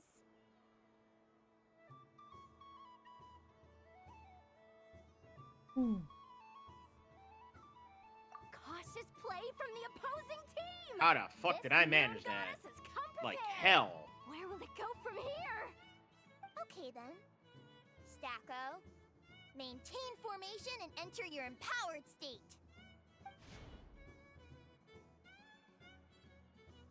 Empowered state! There we go! Now we're talking! Absorbing the immense Kuvaki present on Moon Prayer Night, this lean, mean machine has greatly increased its offensive power! Oh, they chose defense! But Stacko's about to attack with full force! Is it too little too late? Yep. The battle is heating up fast! I need to be careful. I'm about to start sweating machine oil over here! Go for it, Stacko! Set Kuvaki to max! I forgot that I don't have tech customization arts enabled on this And what will character. this Moon Goddess do? Don't be afraid. Fight however you wish. It's a moon lane! A deft use of a moon lane allows the Kuhenki to dodge the blow, and now it's spiraling around its foe in circles! One loop, two loops, the robot's screen is bugging out! It's getting dizzy! What happened? Video completion. Stacko is down for the count! Our winner is the Moon Goddess! The slightly taller one, I mean. You did your best, Stacko. I'll take you to Inos for a checkup right away, don't you worry. Babe. Well, you beat me fair and square, I guess. Honestly, I underestimated you. Won't make that mistake again. I think my partner deserves most of the credit. Just you wait. When I'm a little bit older, I'm gonna come back a whole lot stronger. Be ready for a rematch.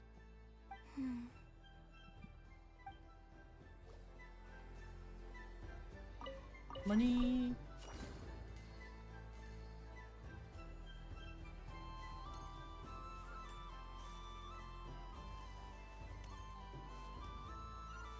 Money, money, money, money, money.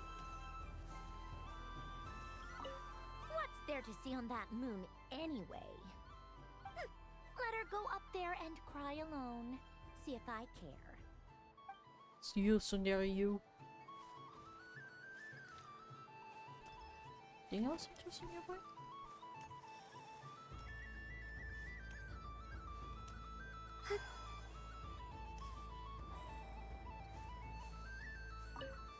Moon Prayer Night, adventurers.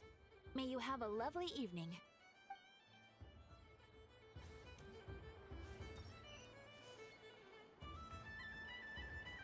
Whoa, what was that I heard? It's the chair. Not the chair moving, the chair, the kitchen. Oh, damn, that was a... I thought that was thunder. No, that's the sound of wooden chair dragging on the stone wall. I know, but that's what scared me. I thought that was like some random thunder in the background there. Nah, if it's storming, I'll be like, oh no, it's storming. I swear! Yeah, fair enough. Dear, oh dear, what are you saying? How could a paper frog move? Unless you believe there really is magic in this world. But even if I, the mere humble merchant that I am, knew such magic, surely I would not use it on a paper frog. I'd sooner give Mora legs, so it could walk right into my purse. My dear, dear customer, why not have one more try? This time I'll give you 12% off, a very generous discount for one of my most regular customers. Just think about how much experience you have under your belt now. You're sure to win the next one. Darn, I used up all my coins. I'll be right back. Just gonna fetch some more from my house. Take your time, but don't take too long. This event is Moon Prayer Night only. Miss it, and you'll have to wait a whole year before I'm back. Next customer, please. Welcome.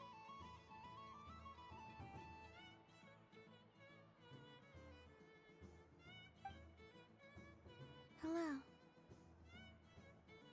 Whoa, whoa! What's this big one doing over here? How do I tell my employees not to go running around this time? Shooting them a glance won't work. I haven't known them long enough. Dory? Why, hello there, Miss Columbina. Would you like to play my ring toss game? The rules are very simple, and it's easy to get the hang of. How much for a round? Oh, first time's free. Not a single Mora. After that, well, we can cross that bridge if and when we come to it. But with your sharp skills, I'm sure you'll win all the prizes in one fell swoop. That was an obvious enough hint for them, right? Right? Hold the ring toss button at the aim of the prizes. Columbina will toss a ring with the buttons pressed.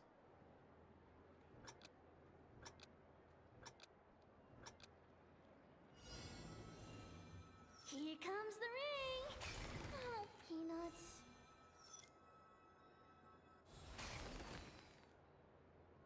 Change tracks. Roselle, should we move or not? Just a tiny bit.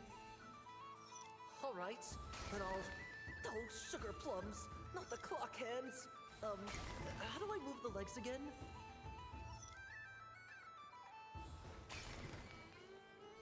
Stop it! Stop touching!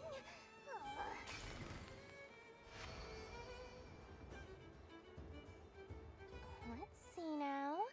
Let's see. Wow, very good.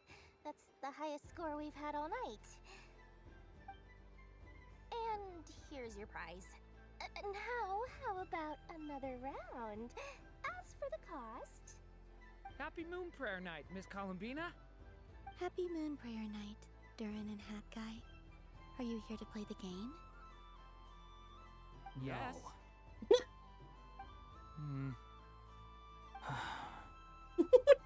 You said we were just coming here to say hello. I did, but then I recognized a few more people as I got closer. Do my eyes deceive me? Is that...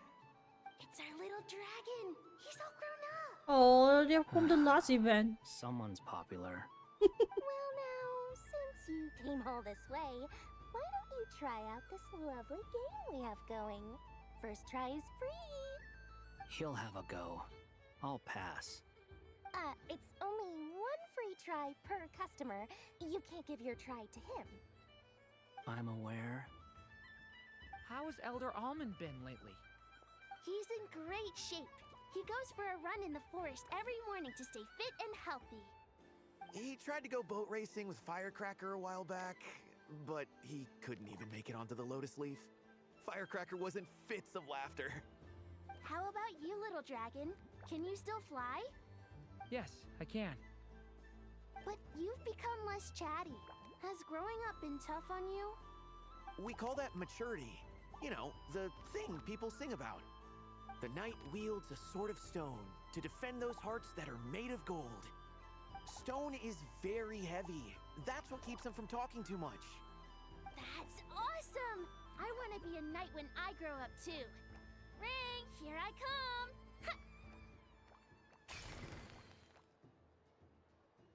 Oh, the hat-wearing man.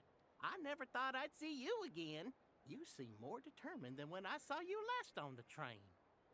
If you say so. Oh, I do say so. The people you once helped see it clearly. It's because you are once again on the right track. May the engine in our hearts propel us to the station of our dreams. I can move! I can move now, Roselle! What are you doing? Running into the rings like that? Hmm? You got them all so quickly. Yeah, it's the characters from the last event we first met during. So they know each other. Actually, an old friend of theirs. You know what? That makes perfect sense then. They're origami animals and clockwork people from a fairy tale.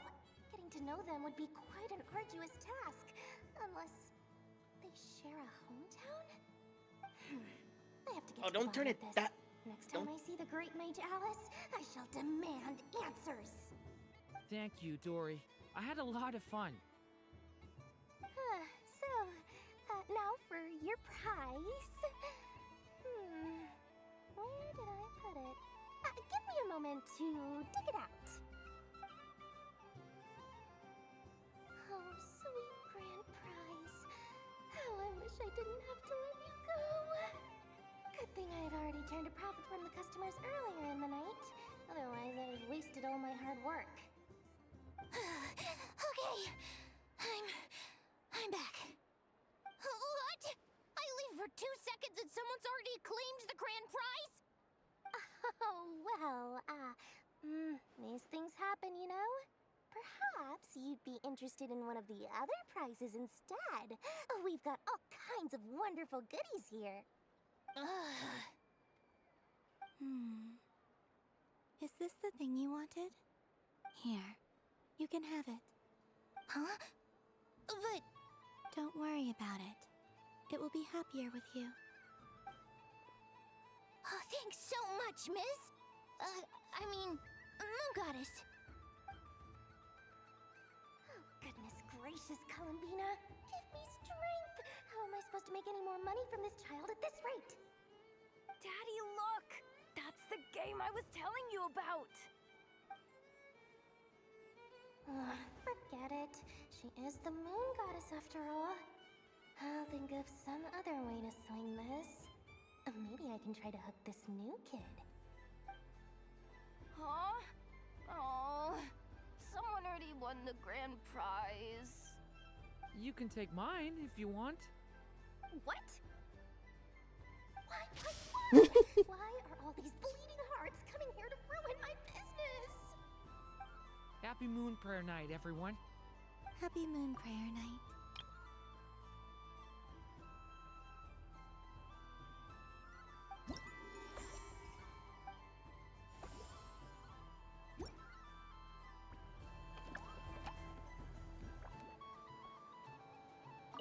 If all the prizes are gone, I might as well close up shop for the day.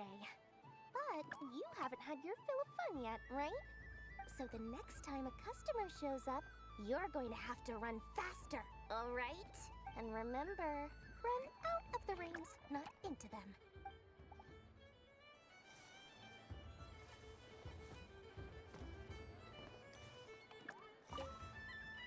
Done being a do-gooder yet? Thanks for coming here with me, Hat Guy. Are there any games you'd like to play? It's your turn to pick. I'll come with you. Why does that hamster think you've grown up? You haven't changed at all. I know you don't mean that. You're just taking the opportunity to make fun of me, aren't you? Even if you won't admit that taking some time to compose yourself is important, I can see that you're doing it in practice. Otherwise, you'd have taken off your hat and flown away by now. Looks like Albedo's socialization program has been far more useful to you than all those Vahumana textbooks.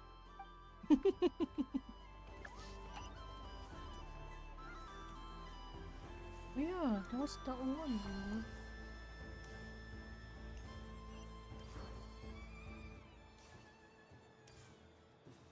This one. Moon Prayer Candy! Beautiful, tasty Moon Prayer Candy! Buy a whole box, share it with your friends and family! Candy? To share? I wonder what flavors everyone would like. Welcome home, Moon Goddess.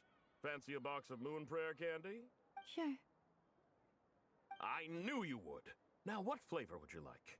I'm not sure. What flavors do you have? Is this for yourself or as a gift? A gift for my friends. Ah, I see. In that case, I'd recommend apple, lockaberry, or midsummerberry. Those are the most popular. Do you have nocturnal blossom flavor? Huh. I've seen couples give those as gifts before, but I did not know they were edible. No? Okay then. Moonfall silver? You did say this was for friends, right?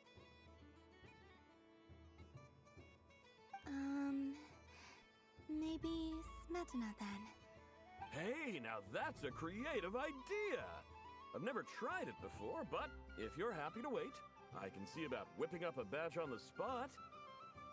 While we're at it, you got any other ideas?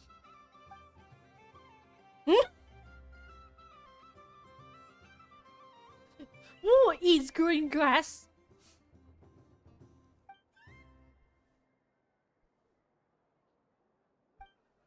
Smoked fish, steak, bears, and fried meat, rain soaked moon prayer blossom.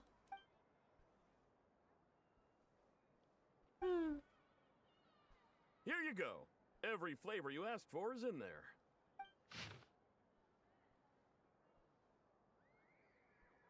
Thank you. I should be the one thanking you! You brought me a whole bunch of new business. It's like a genuine blessing from the Moon Goddess. I hope you and your friends have a lovely night.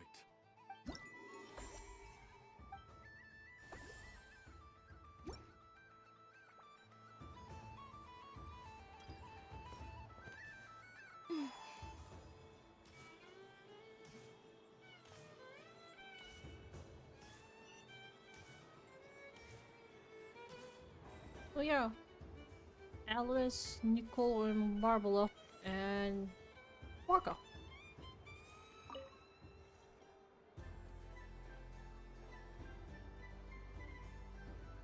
I wouldn't say it's unfair, exactly. I mean, your voice goes right into people's heads. How would you explain that to the kids? You can't just explain it away as magic. Is something the matter? Ah, Miss Columbina! No, nothing you need to worry yourself about. Ah, impeccable timing. Stick around for a second, Miss Columbina. I need your input on something. This self-proclaimed Knight of Justice has yet to give me a satisfactory answer. I, for one, would like to hear your verdict on the matter. Hey, now, I left the flagship just to help you out, Miss Nicole. What's going on?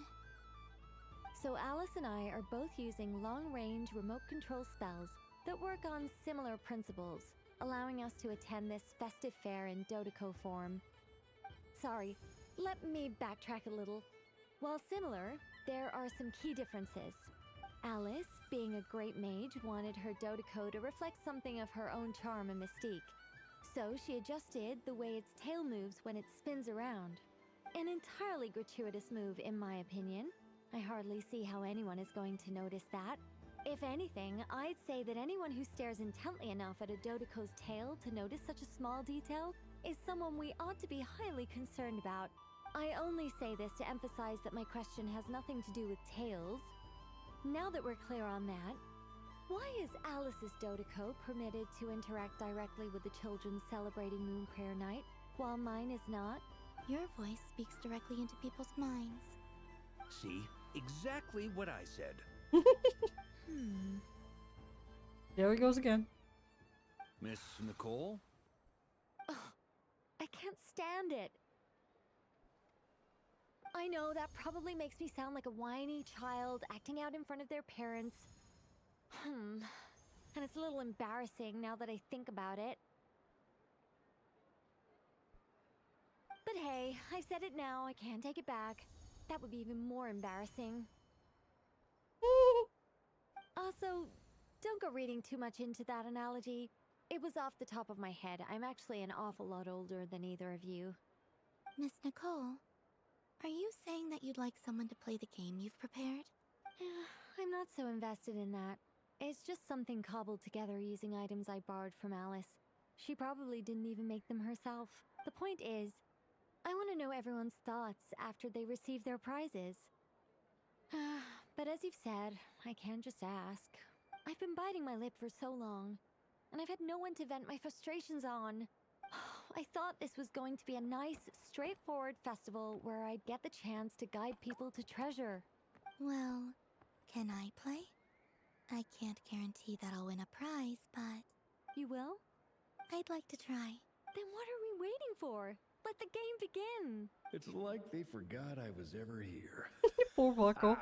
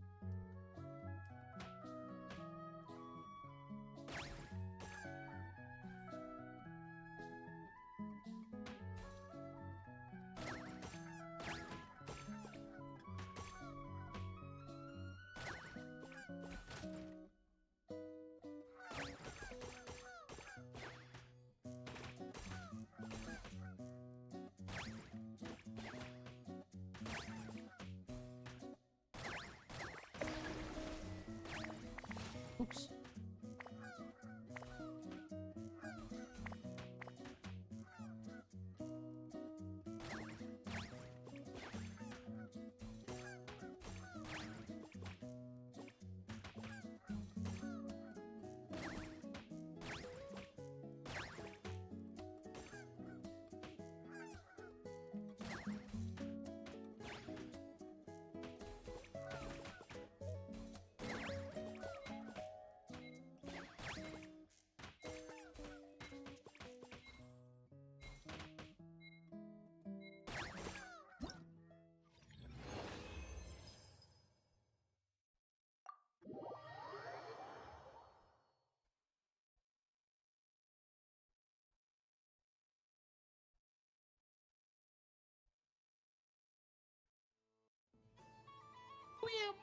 Congratulations, Miss Columbina!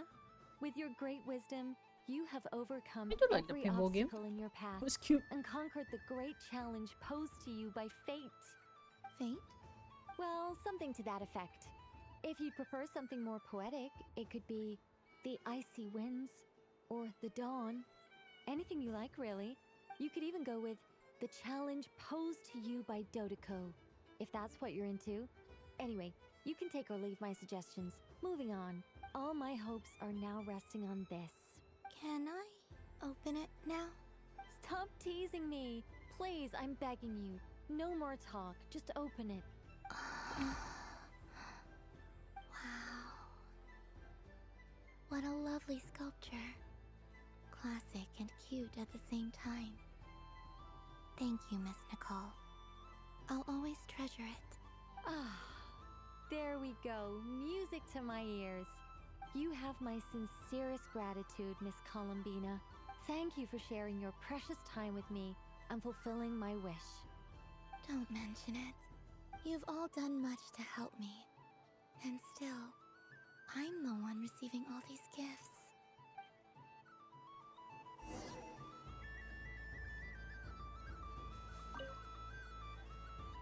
A soft and furry creature that bounces and jumps. Welcome home, Moon Goddess. Huh? This one talks too. Allow me to introduce myself. I am a Dodoco from a distant archipelago, the most mischievous of all my Dodo brothers and Dodo sisters. When the going got tough, I powered through, and when I met obstacles, I boomed them away. That sounds like a lot of fun. Doesn't it just? Oh, but then the trouble started. Recently, I found a lovely beach, the same beautiful jelly color as my hometown, and so I dove in to have a look. Only to find it overgrown with seagrass and nasty little spiky fish everywhere, looking to turn me into a Dodoco kebab. I made it back to shore by the skin of my teeth, but my tail was sorely hurt. Couldn't you just boom them away? Oh, I wanted to, believe me. But I've heard that you, Moon Goddess, can understand animal speech. The last thing I wanted was to cause a gigantic fuss and get taken to court by a school of spiky fish. I'd be driven out of these waters for good, and my winter holiday would be ruined. And so, dear Moon Goddess, I was wondering if you might lend me your allegiance. Are you roping me into a crime? Oh, let's call it a once-in-a-lifetime carefree adventure. Does that sound better? All the festival goers tonight are dressed up as the Moon Goddess. But there's nothing to say that the Moon Goddess can't disguise herself as a Dodoco, is there? Besides, this is your home. You should be free to be whoever you wish. I'm afraid I'm not well acquainted with Dodocos, Madam Mage. Oh, that's quite all right. We Dodocos are innocent, happy creatures with a free-spirited nature. Many, like myself, are mischievous troublemakers. Others are lazy souls who like nothing better than to lie down on a nice rock and take a nap. In our eyes, every creature who yearns for happiness and freedom is a Dodoco. But perhaps in yours, we Dodoco are a fluffier and more mischievous breed of Kuhenki. Yes, that is a much easier image to follow. Oh, wonderful! Then let's play! Grab onto my tail and follow me into the sea! Time to settle some scores with the bad guys!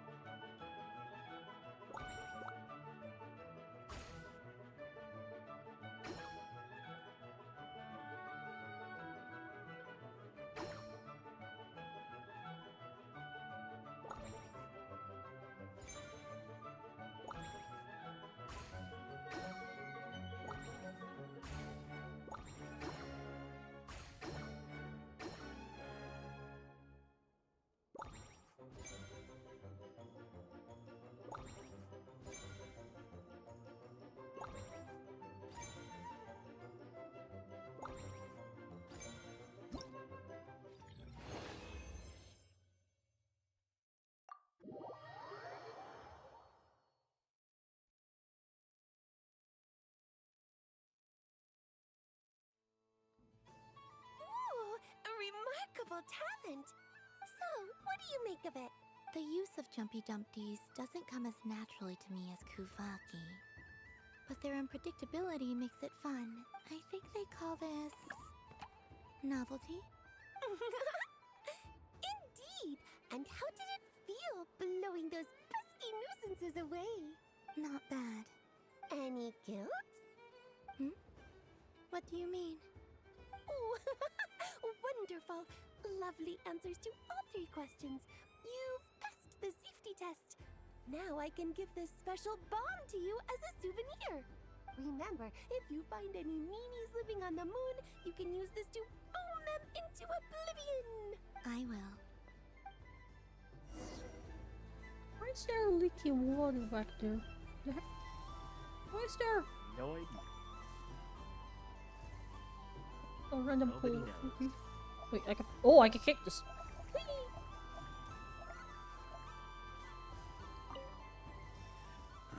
It'd be rude to just leave without saying anything. But at the same time, I don't want to barge into their lively conversation just to announce that I'm leaving. I guess I'll just wait a little longer. Huh? Albedo? This sketch is for you, Grandmaster. Oh, a gift for me. Thanks. Let's see what you've done for me. The North Wind left in the lurch. Mr. Albedo, would you like some moonberry candy? Mr. Barker, would you like some moonberry candy? Ooh, I get one too? Nice, thanks. What is that? It's so familiar. Don't tell me. Oh, I got Like it. some moon candy? It's like the candy jar dropped into a vat of today's boon. Seems I'm a proud recipient of today's Feast of the Moon, huh? You can give the candies. Huh? Albedo? This sketch is for you. Oh. The North Wind left in the lurch. Thank you. It seems I've picked lemon. No, It Victory strikes a good Gundam balance is between here. Sweet and sour. This has piqued my curiosity. In GBO too. What if we were to add citrus and other spices, then enhance It's the bad. flavor via It's bad news, caramelization? man. It's gonna be I bad wonder news what the knowing end product this. would be like. Perhaps I should take the time to try this out. Good alchemy. Okay, you're Barbara. Welcome home, Moon Goddess. Oh, you're the genuine article. Alice was right. This moon prayer night was worth watching after all. Another one that talks. Greetings. Pleased to make your acquaintance. I am the Hexenzirkel member they call B. Barbeloth Trismegistus. Columbina Hyposelenia. Pleased to meet you too. Hyposelenia. A fine name indeed. This is Miss Mona's Columbina, master, if I'm correctly. I wish to hear a mage's divination. Oh really? I see. Yep. Mona's Basically, master. yeah, master or the teacher or something. Is this like Damn. that? From the perspective of the one seeking answers, perhaps. As you look to your journey ahead, if you seek to understand the unknown, resolve your doubts, and soothe the confusion in your heart, divination could be for you. The unknowns on my journey. I don't know how's Victory Gundam. Of course, if one wishes to peer into fate, then A lot of hydromancy is 600. the more precise Damn. option. But that is a complex affair. And to relegate that majestic art to the status of a festive amusement, I'm seeing a would JP seem player just somewhat murdering uncouth. people with this suit. What the Besides, fuck? It is sometimes better to not know fate. They're murdering with great this certainty. 600 cost suit that not I even shall use the suitably festive lunar one of those arcana to cost tell your levels that fortune are instead. just hectic. It is more popular with the youth in any case. Lunar Arcana. Indeed. Unlike hydromancy, this will only display possibilities and trends. People like to think of themselves as creatures of agency and free will. Peering too far and too clearly into the future is detrimental to both body and soul. I'd like to give it a try. Of course you may. Come then, take a seat, Miss Columbina. Before we begin, are there any specific questions you would like to ask? Let's stick to general possibilities and trends, like you suggested. Ah, very well. Then I shall use the basic Lunar Arcana deck. Now, try to relax. Cast your mind upon the things you have experienced and the things you are soon to experience. The I will most shuffle the deck. trashy ass mobile suit Would in this you game like now to on cut the PC cards version. yourself? You do it. No problem. Now then, to make things easier for the seeker, that is to say, you, I shall decipher the cards from your perspective. Yeah. Start divination.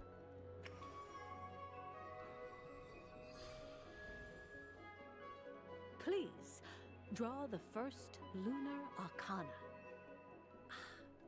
This represents destiny and is the foundation for the divination as a whole.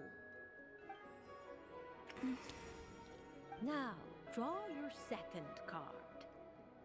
This will stand for the past, the sum of all your experiences that have come before.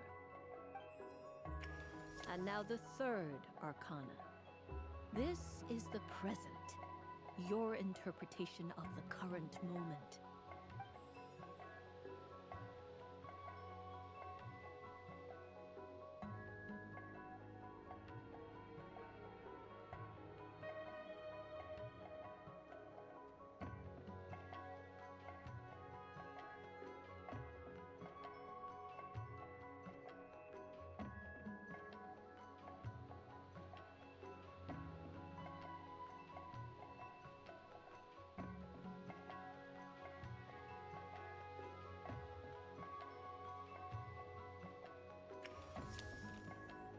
Finally, the last card. This shall speak of the future, which... Oh, Kuvaki Pulse? fascinating. I've never encountered this before in my role as a diviner. Something has exerted an influence upon this card, causing it to leave its designated position. What do you make of this, Miss Columbina? Perhaps this is the guiding hand of fate in action. Of course, if you wish, you can choose to deny the validity of this card and draw the future for yourself. No, it's fine. Let's go with this one. A bold decision. I must say I'm looking forward to the results. Well then, let us flip the Lunar Arcana in sequence and see what emerges. Sure. First, destiny. No surprises here. The card that represents yours is the moon. The moon. Indeed. The moon can represent the truth at some times, but deception at others. False peace, destructive calamity, and the world-changing power that lies within. When the moon is placed on the destiny tile, it indicates that your destiny is not what it may appear on the surface.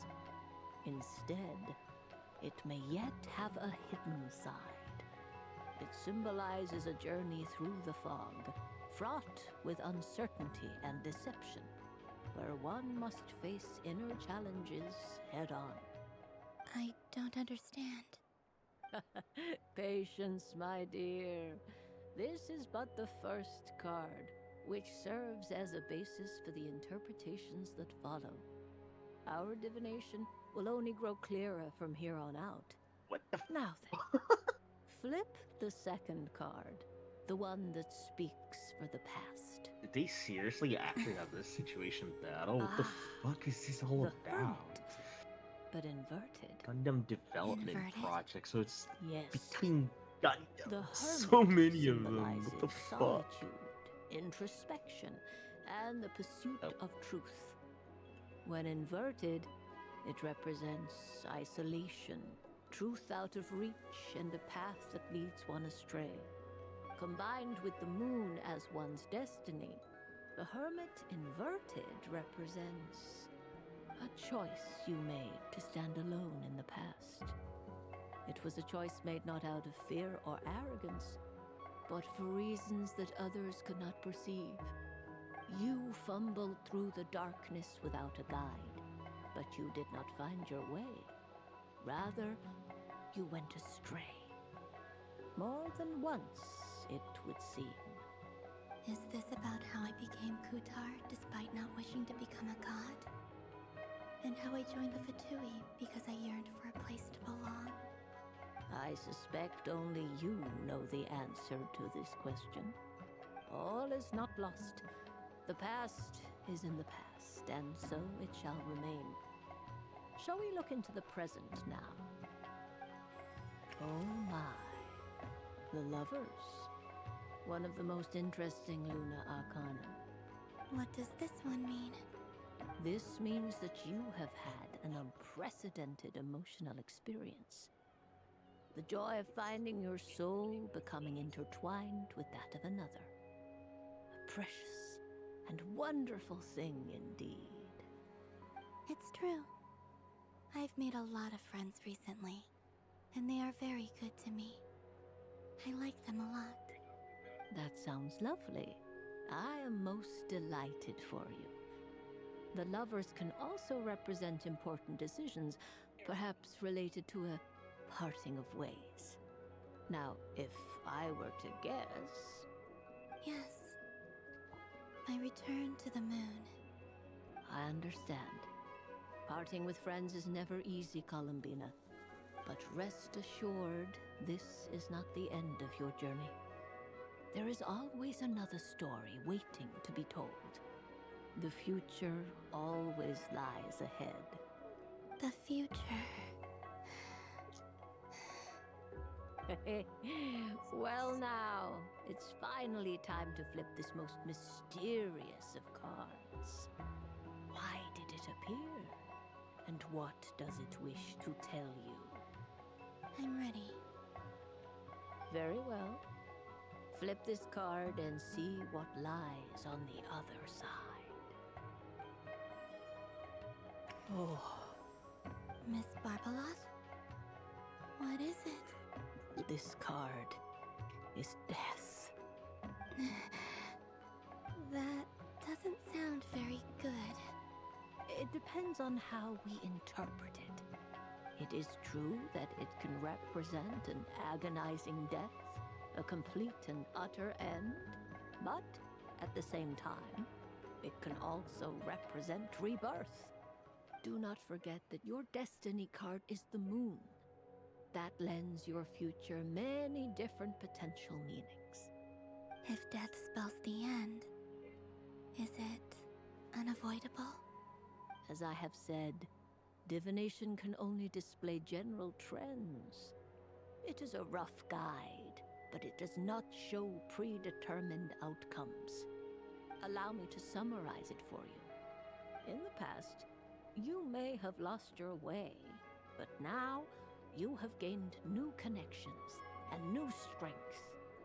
You now face an important decision, one that may bring about a great change in what is yet to be.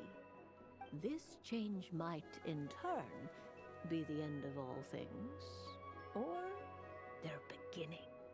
But remember, everything is subject to change because of the moon present in your destiny. You must see the truth clearly and face your innermost thoughts. The truth. My innermost thoughts. Thank you, Miss Barbaloth. Don't mention it. Some people dislike divinations, for fear of glimpsing an ending to their story that they wish was not so. But I can see that you're different. The result of this divination will not sway your decision. This is a rare quality, the one that diviners always hope to see in the seeker. We are here merely to guide, not to exert undue influence. I understand. Go then and illuminate your future, Miss Columbina. The moonlight that shines from you now is most captivating.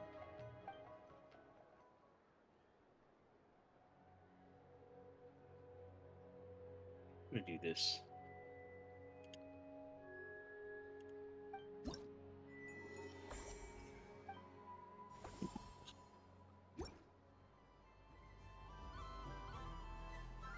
Oof.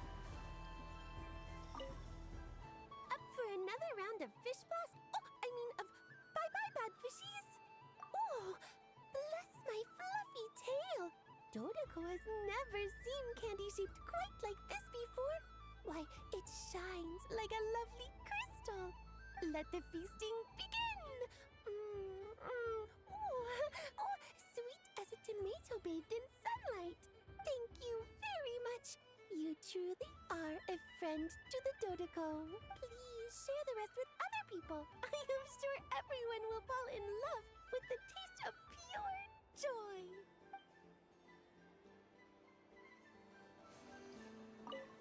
I don't suppose you'd like to play again, by any chance?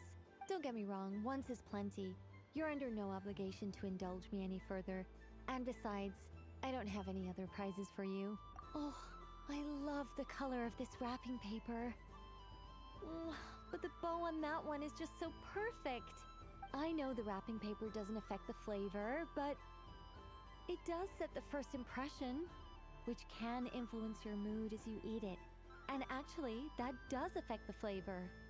I have to listen to my heart and pick the one that I can really build a bond with. It's the only way to eat candy. Oh, but look at the shape of this one. How lovely. Ah, this choice is getting harder and harder.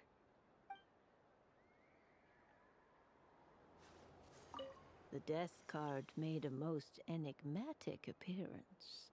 The moon for which Miss Columbina is bound, I fear. Fretting is of no avail. I will have a chat with Alice about it sometime. Ah, you're such a polite child, Miss Columbina. But we elders have already partaken of our fair share of stories in this world. Enjoying candy, keeping up with the hip and groovy trends of the day. These things should be left to youngsters like you.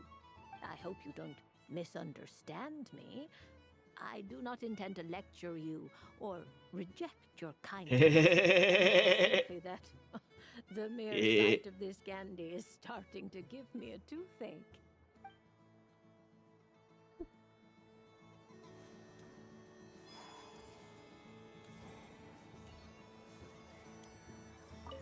If all the prizes are gone, so the next time, and remember, run up. Oh, a gift for me? Lord Song of a Bay really is going up in the world. Wow, candy from the moon goddess herself. If I bag this up, no, what am I saying? Box this up in exquisite gift boxes? Yes, I can make a fortune. Maybe I don't even need to go to all that trouble. Any old boxes will do. I just need to tell my customers that this candy is blessed by the moon goddess. Yeah, that ought to do it. Sounds like a plan. Time to have Irwa earn his keep when I get back.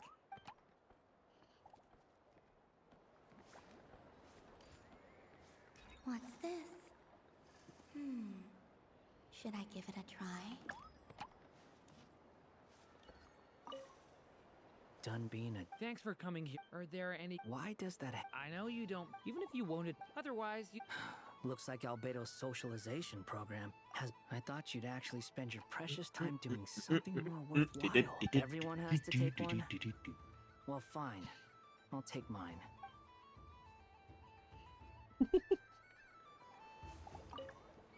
Done being a... Thanks for coming here. Are there any... Why does that I know you don't... Even if you wanted... Otherwise, you'd... Looks like Albedo's A moon prayer candy for me? Huh, thank you. It smells like... baked apples and butter. Reminds me of Good Hunter, a restaurant in Mondstadt. I always have to resist the temptation to go there unless I'm ordering food. I understand your homesickness, Miss Columbina. I have a double dose of it, because both Simulanka and Mondstadt are my home.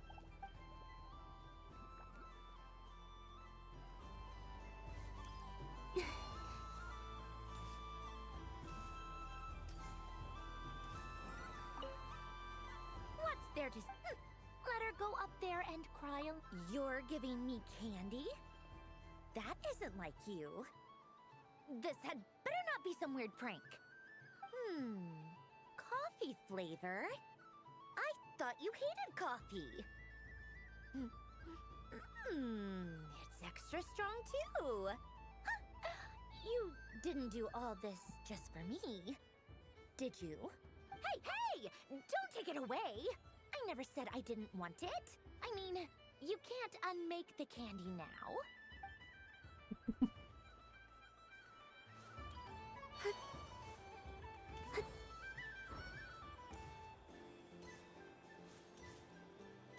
Ding dong.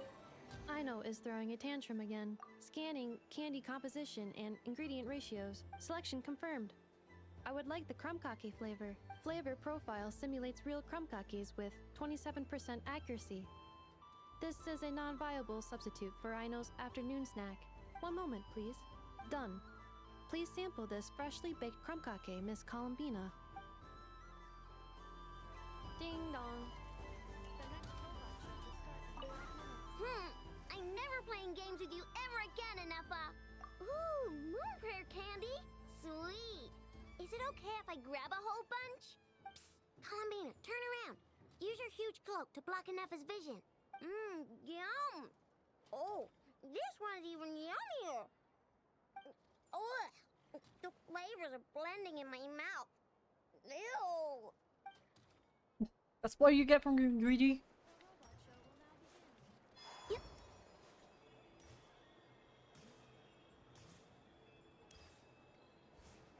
Trevor is right at the center?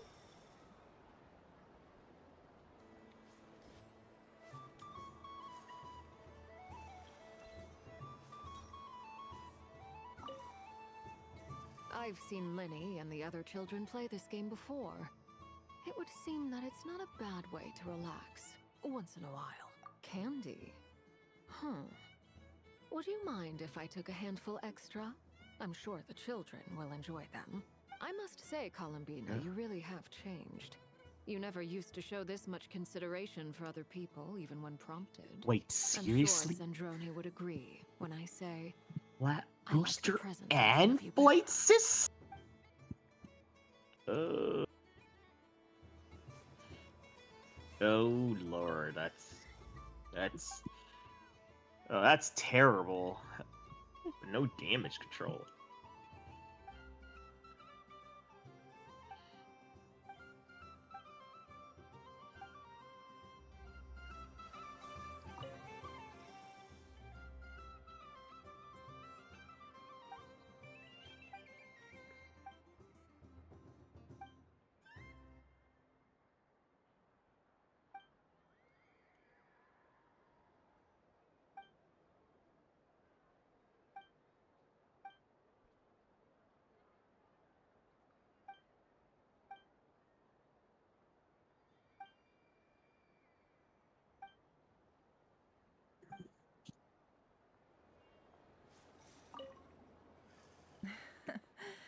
That was fun. It's a shame Ashru doesn't like playing with water. Or I'd have roped him in as well. Oh, a gift? You shouldn't have, Miss Columbina. Very nice indeed. Candy is one of many luxuries that the desert folk could never afford. How I yearned for candy when I could not have it. Yet, now that it is readily available to me, I never seem to crave it. May your moon prayer night be one free from regrets.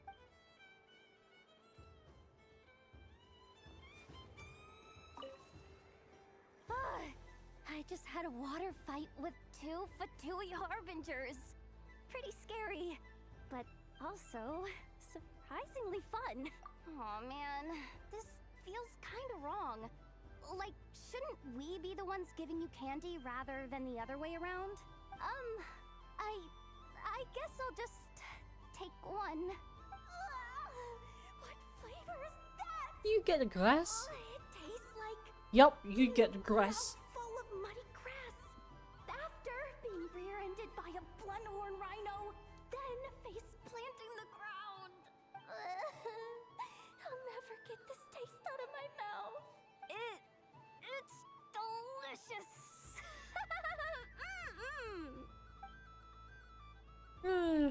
Mouthful of grass. Yes. May everyone's wishes come true.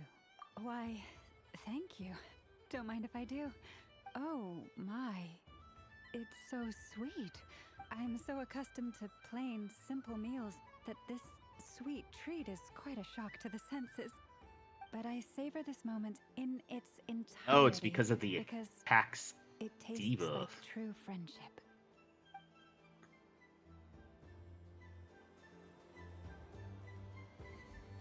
It's like you're...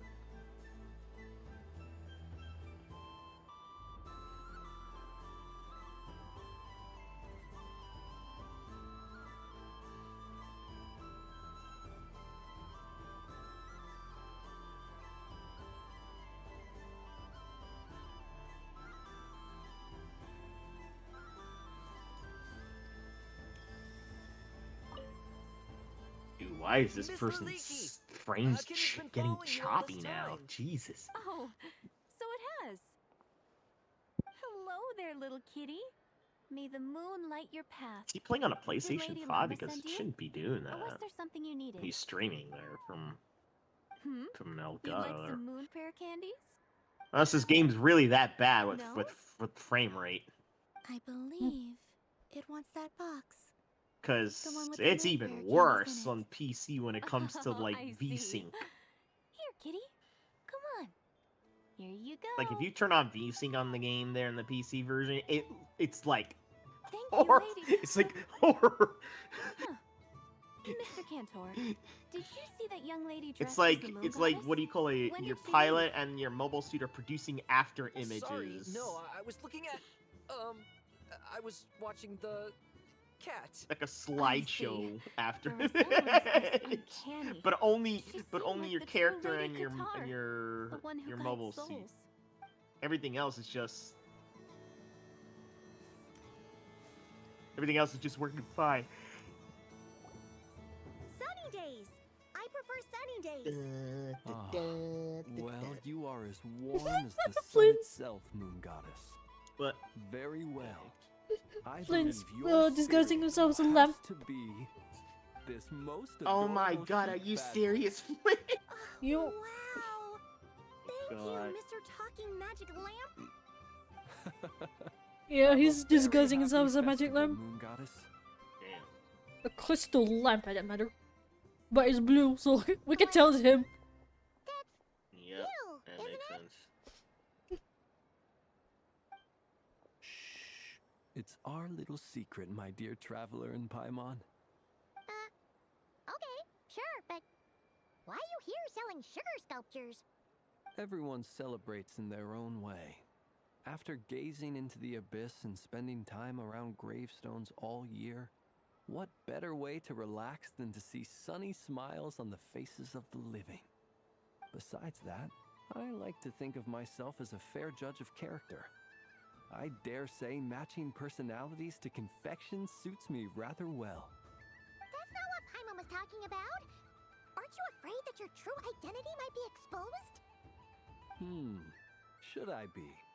There is all manner of magic in the air this moon prayer night, thanks to the work of the great mages. I see Miss Columbina is hiding in plain sight. Why should I not do the same?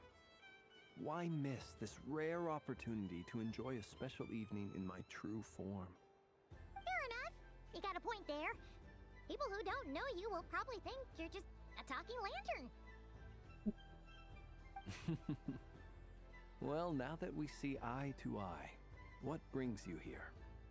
Not a search for your spirit animal, I presume? Ah,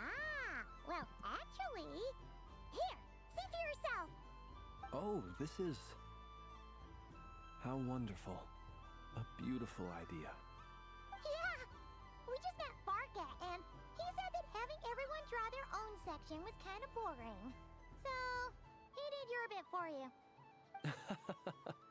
Ah, Varka. Ever the maverick. I see his artistic skills are truly one of a kind. In that case, I shall paint something on Mr. Albedo's behalf in a short while. What? Why not now? Ahem. Welcome home, Moon Goddess. Phew, that was close. Hello, Flint. She recognized you right away! What keen eyes you have, Miss Columbina. Especially considering they are shut. I did not see you.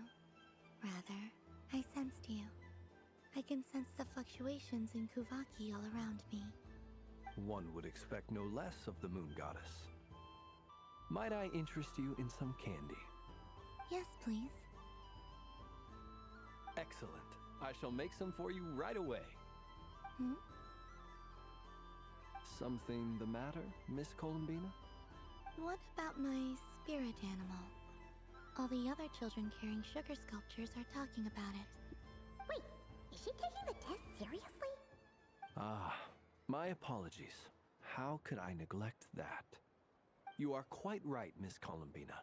Every one of us has a magical creature living in their heart. Would you permit me to help you find yours? Oh, speaking of Genshin, the upcoming Nocturne, right? Day it will be or the permanent. Night. What? Which of the 4 seasons Any is your event, favorite? any upcoming event after the next patch, if I'm correctly, will be permanent, and you can actually visit them What is back. the weather like? You can actually go back and see it. Rainy? Or perhaps cloudy? Rainy in the morning, sunny at night. Actually, that sounds a bit troubling because...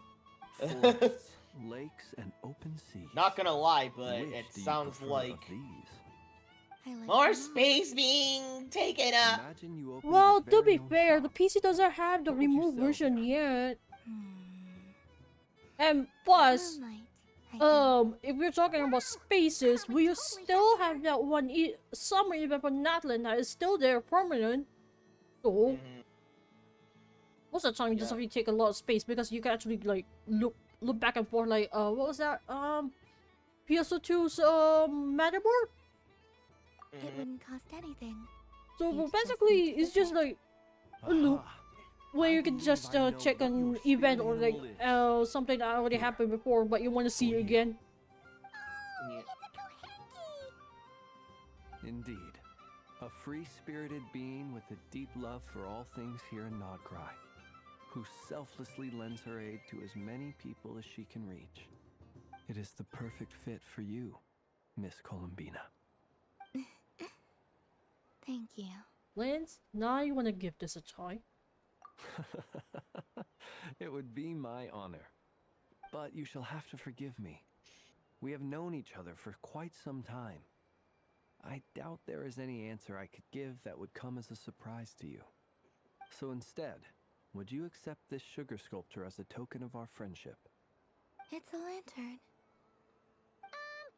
Hey, why don't you two go enjoy your candy over there? Paimon wants to try out this spirit animal thing too. Right, Blitz? Come on, play ball. I got this drawing done. But I want to hear Paimon's answers. But it'll probably take ages. Paimon's a complex soul. And we don't want your candy to melt while you wait, huh? Oh.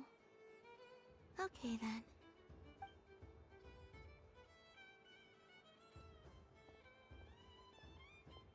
Phew.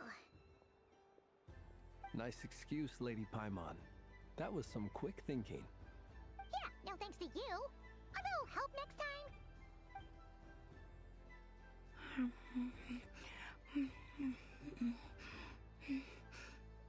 It's sweet.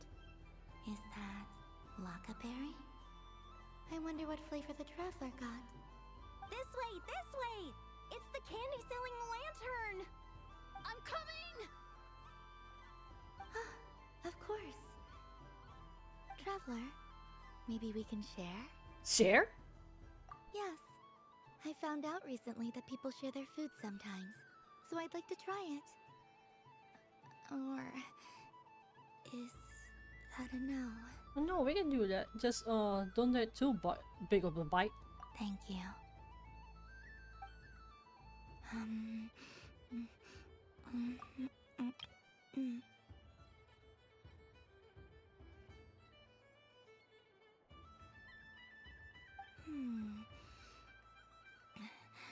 Yours is a little more sour than mine. Here, you try it. Are you sure? Amazing. What is? My sugar sculpture has shrunk, yet my heart is filled with feelings of sweetness. I will remember this feeling.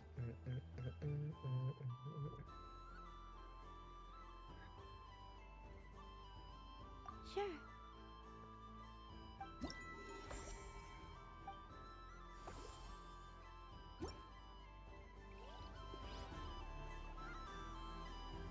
I give you a candy.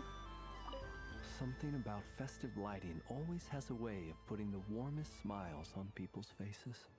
Would you like some more party candy? This is most thoughtful of you, Miss Columbina. Kindness exudes from your heart like benevolent moonlight. Forgive me, but I shall have to enjoy this gift a little later. I hope that the flavor I chose is not the only one of its kind. If others were denied the chance to sample such kindness as you have shown to me, it would be a great Oh pity hell, indeed. new super string.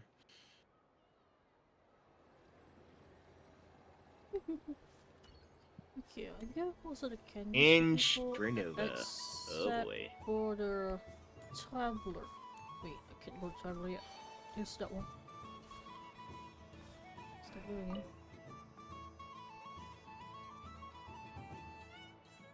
Come on, Citrus. One more round. Just one more. But my neck. Excuse me. Excuse you. It's acting up again. You should take a break. Health comes first.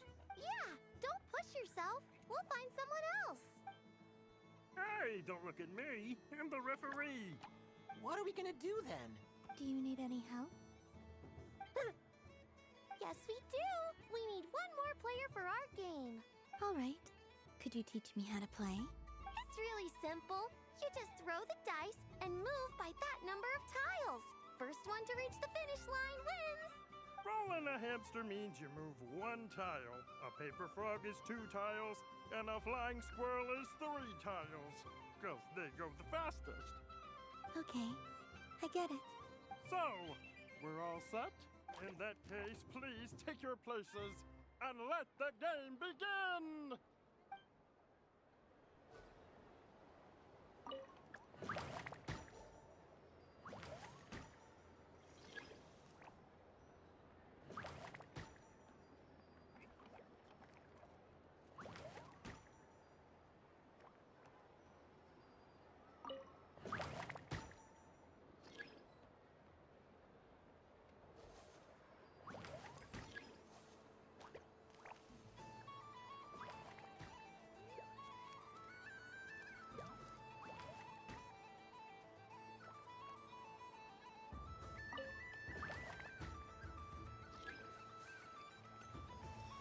And the winner is the Moon Goddess!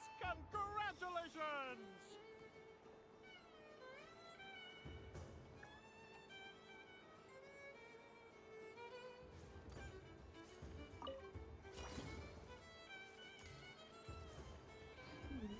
Listen. Just a traveler, I guess?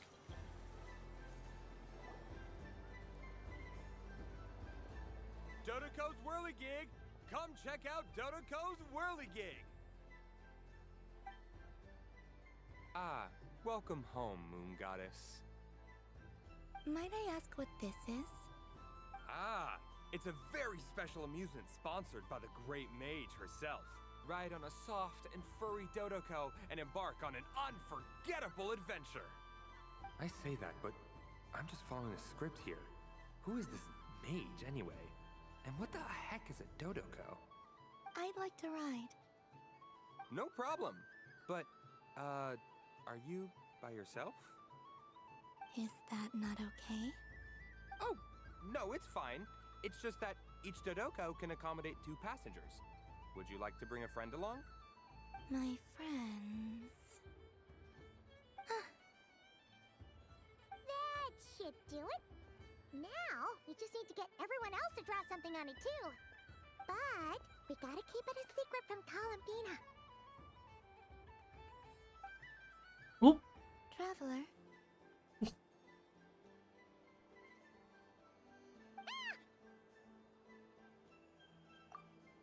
I want to go on that ride. Will you join me?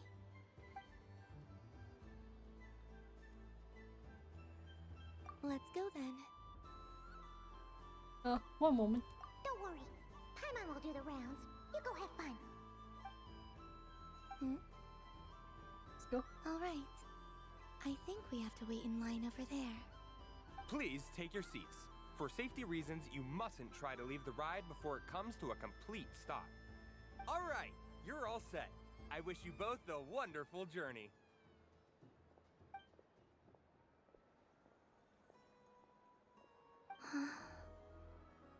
What do you think? Not bad. It reminds me of riding a moon lane. Sometimes, the Kuhenki circle around me like this, playing their beautiful melodies. Aw, that sounds so sweet. Yeah. I'm going to miss them. I wonder what Columbina will find on the moon. But has she, even she doesn't know? Does it scare you at all? It does. I've felt scared in the past, too. But this is a little different. You know something? I got to see a lot of fascinating things during my disappearance. I saw how the Frost Moon Scions act around their families. So different than how they used to act in my presence. And I also saw how they interact with their friends. It made me curious at first. Why do people act so sincere when they're worshipping gods, but save their truest, warmest feelings for each other? Slowly, I came to realize that it's because they trust one another. They know, deep down, that they'll be accepted for who they are. All of it. The good and the bad. I know. I knew it the moment you started calling out my name. What I fear now is the end. I fear losing all this the very night I have gained it. You won't lose us. Even after you return to the moon, your friends will still be here. Thank you for this conversation. Thank you for listening to me. Don't worry. This fear I have, and the unknown that awaits me, they cannot hurt me. Not when I possess a treasure far greater. I just want you to remember this version of me. The real me. On this final night together. Dear passengers, Dodoko's awesome adventure has come to a close. Please leave in an orderly fashion, and we look forward to seeing you again in the future. Don't want the journey to end, huh? Don't worry, you two. There's always another adventure waiting just around the corner.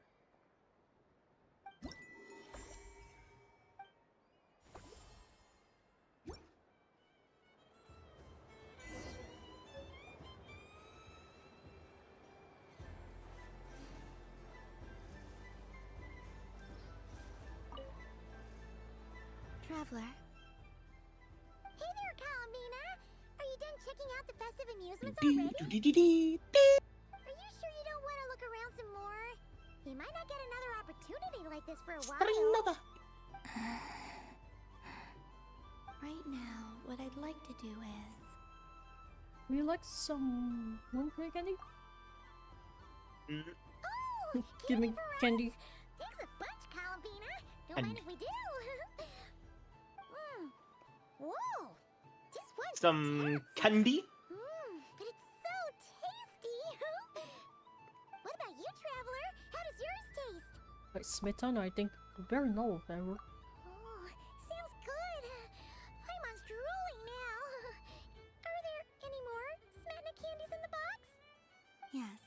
believe so. Okay, gotcha. Let's see. You try any of them also? Simon, can you pick up 3 Smetana flavored candies? Sure. This one, and yep, this one looks right too. Okay, that's 3. Here we go. 1 per person. All together then? It's so sweet.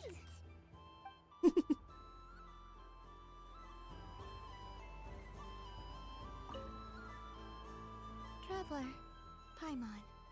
Columbina! Finished with the festival already?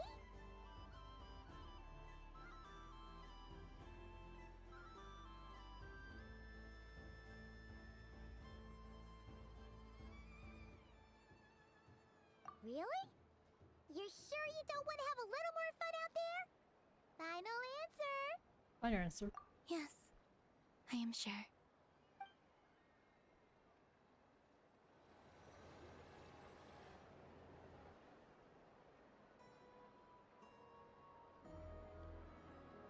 This was the most fun I've ever had on a moon prayer night. Everywhere I went, people were saying, "Welcome home," and there were friends at every turn.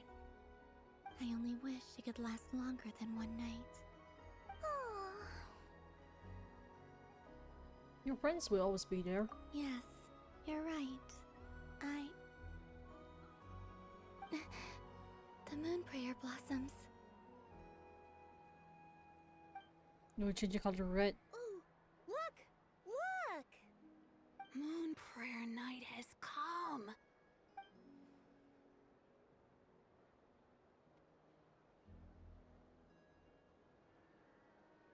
The moon. It's so beautiful. Happy Moon Prayer Night, dear. Happy Moon Prayer Night!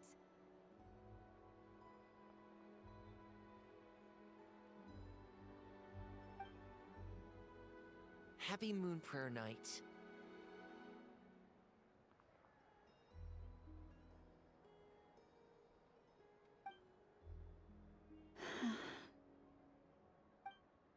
Aww. Huh.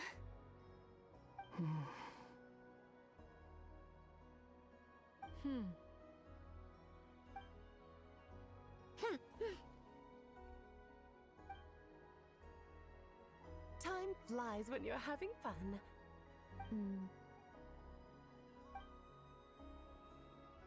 Oh. Looks like the time has come. Columbina. You're heading off then? Yes, to the ruins you mentioned.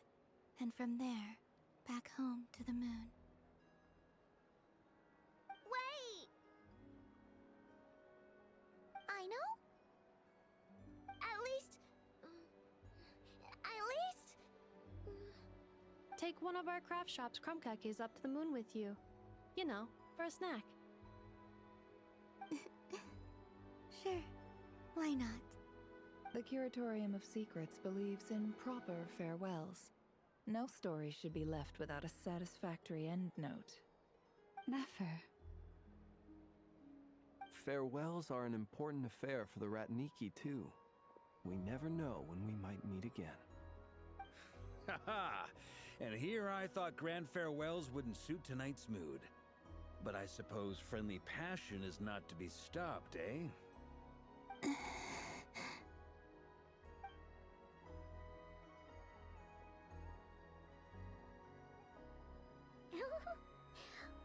made a little something for you, Columbina. Ta-da! What is it? A Moon Prayer Night greeting card with drawings by all of your friends.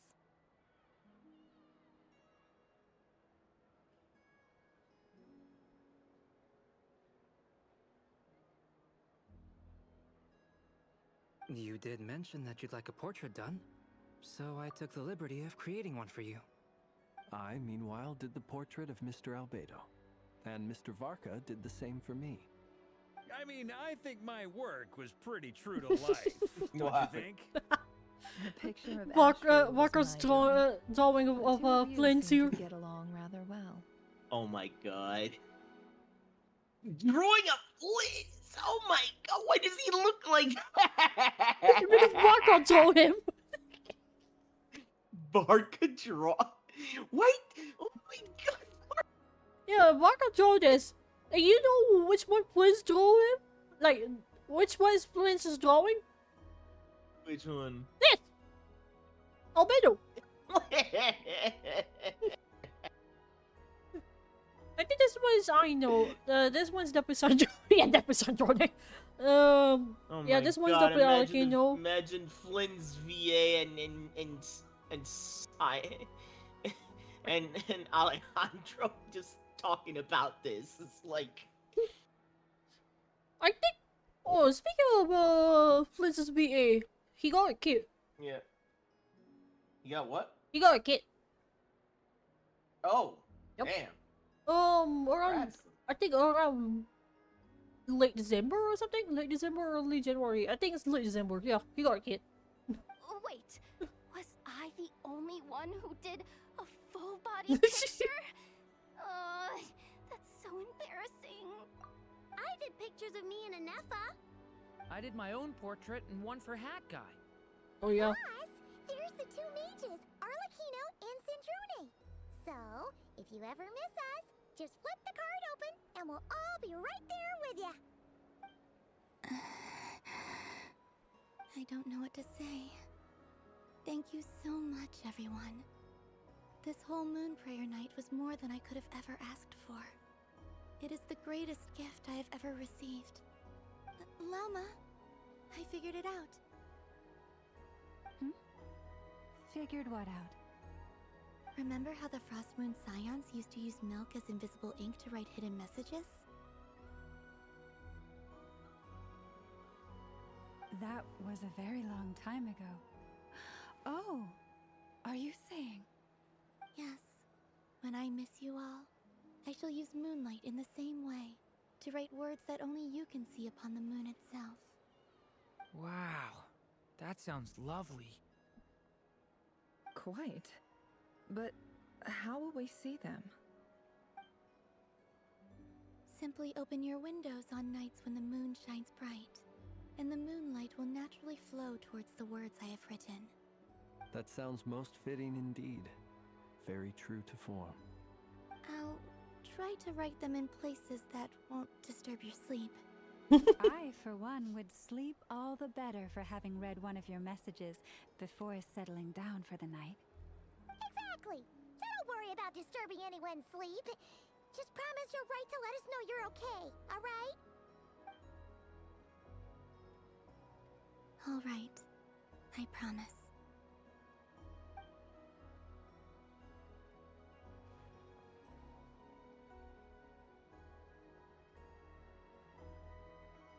In that case, Columbina. I'm ready. Let's go. I'm still over here to the end. Very well. Let's go.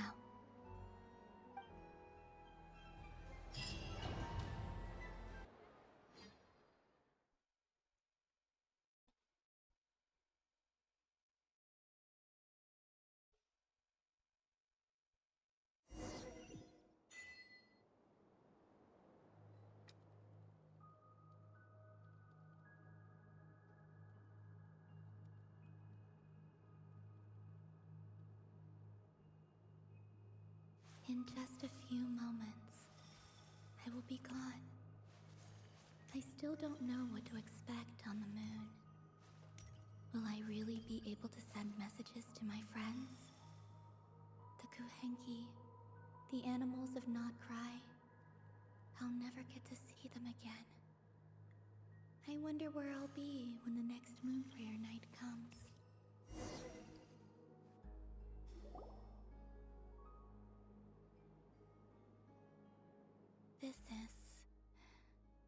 This is where the people of Hyperborea used to communicate with the moons.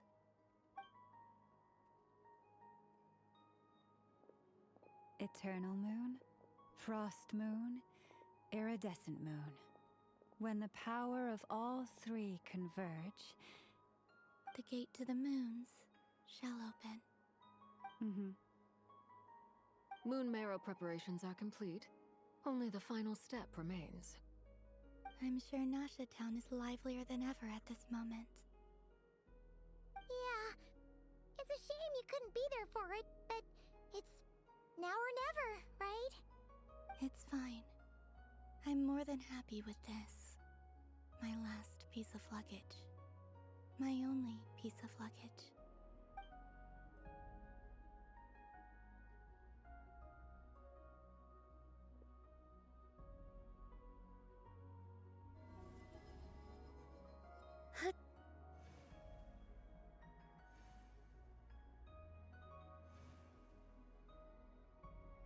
I can already feel the moon calling to me.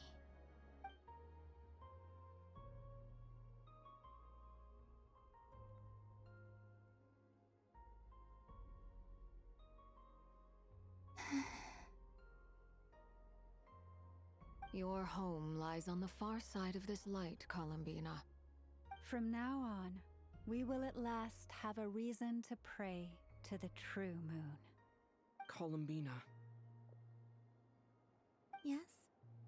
I'm listening. Be sure to come back and see us when you get the chance.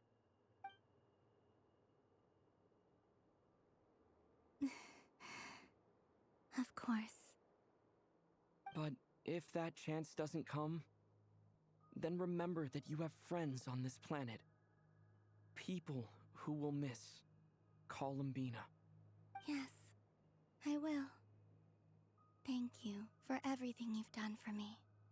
And remember, come night or day, the moonlight shall always connect us. Well then, farewell, my friends.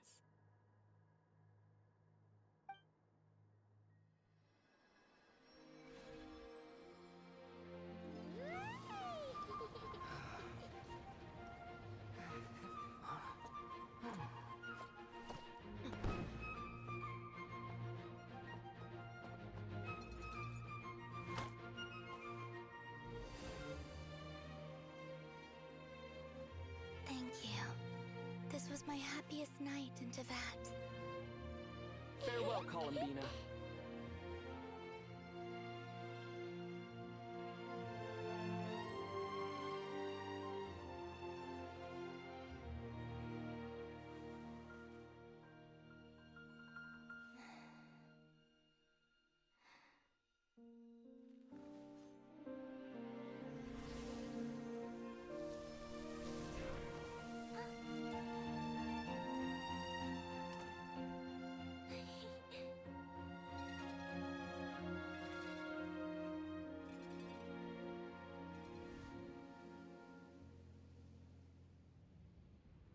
The moon really is closer than ever tonight. Dottore.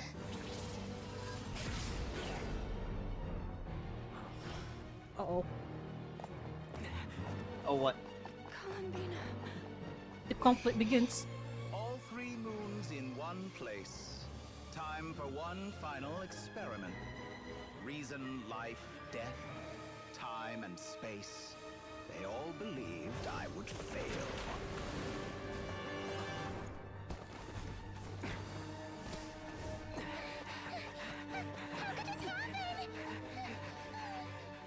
But Tevat's primordial power never did belong to the throne of heaven. And now, they are mine.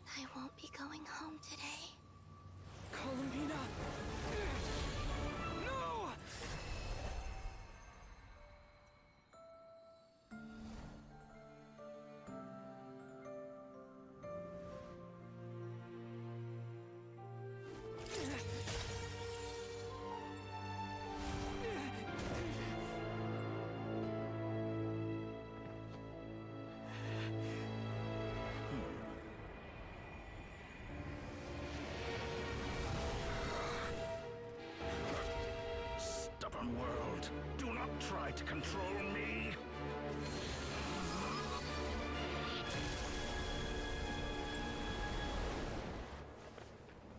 Columbina.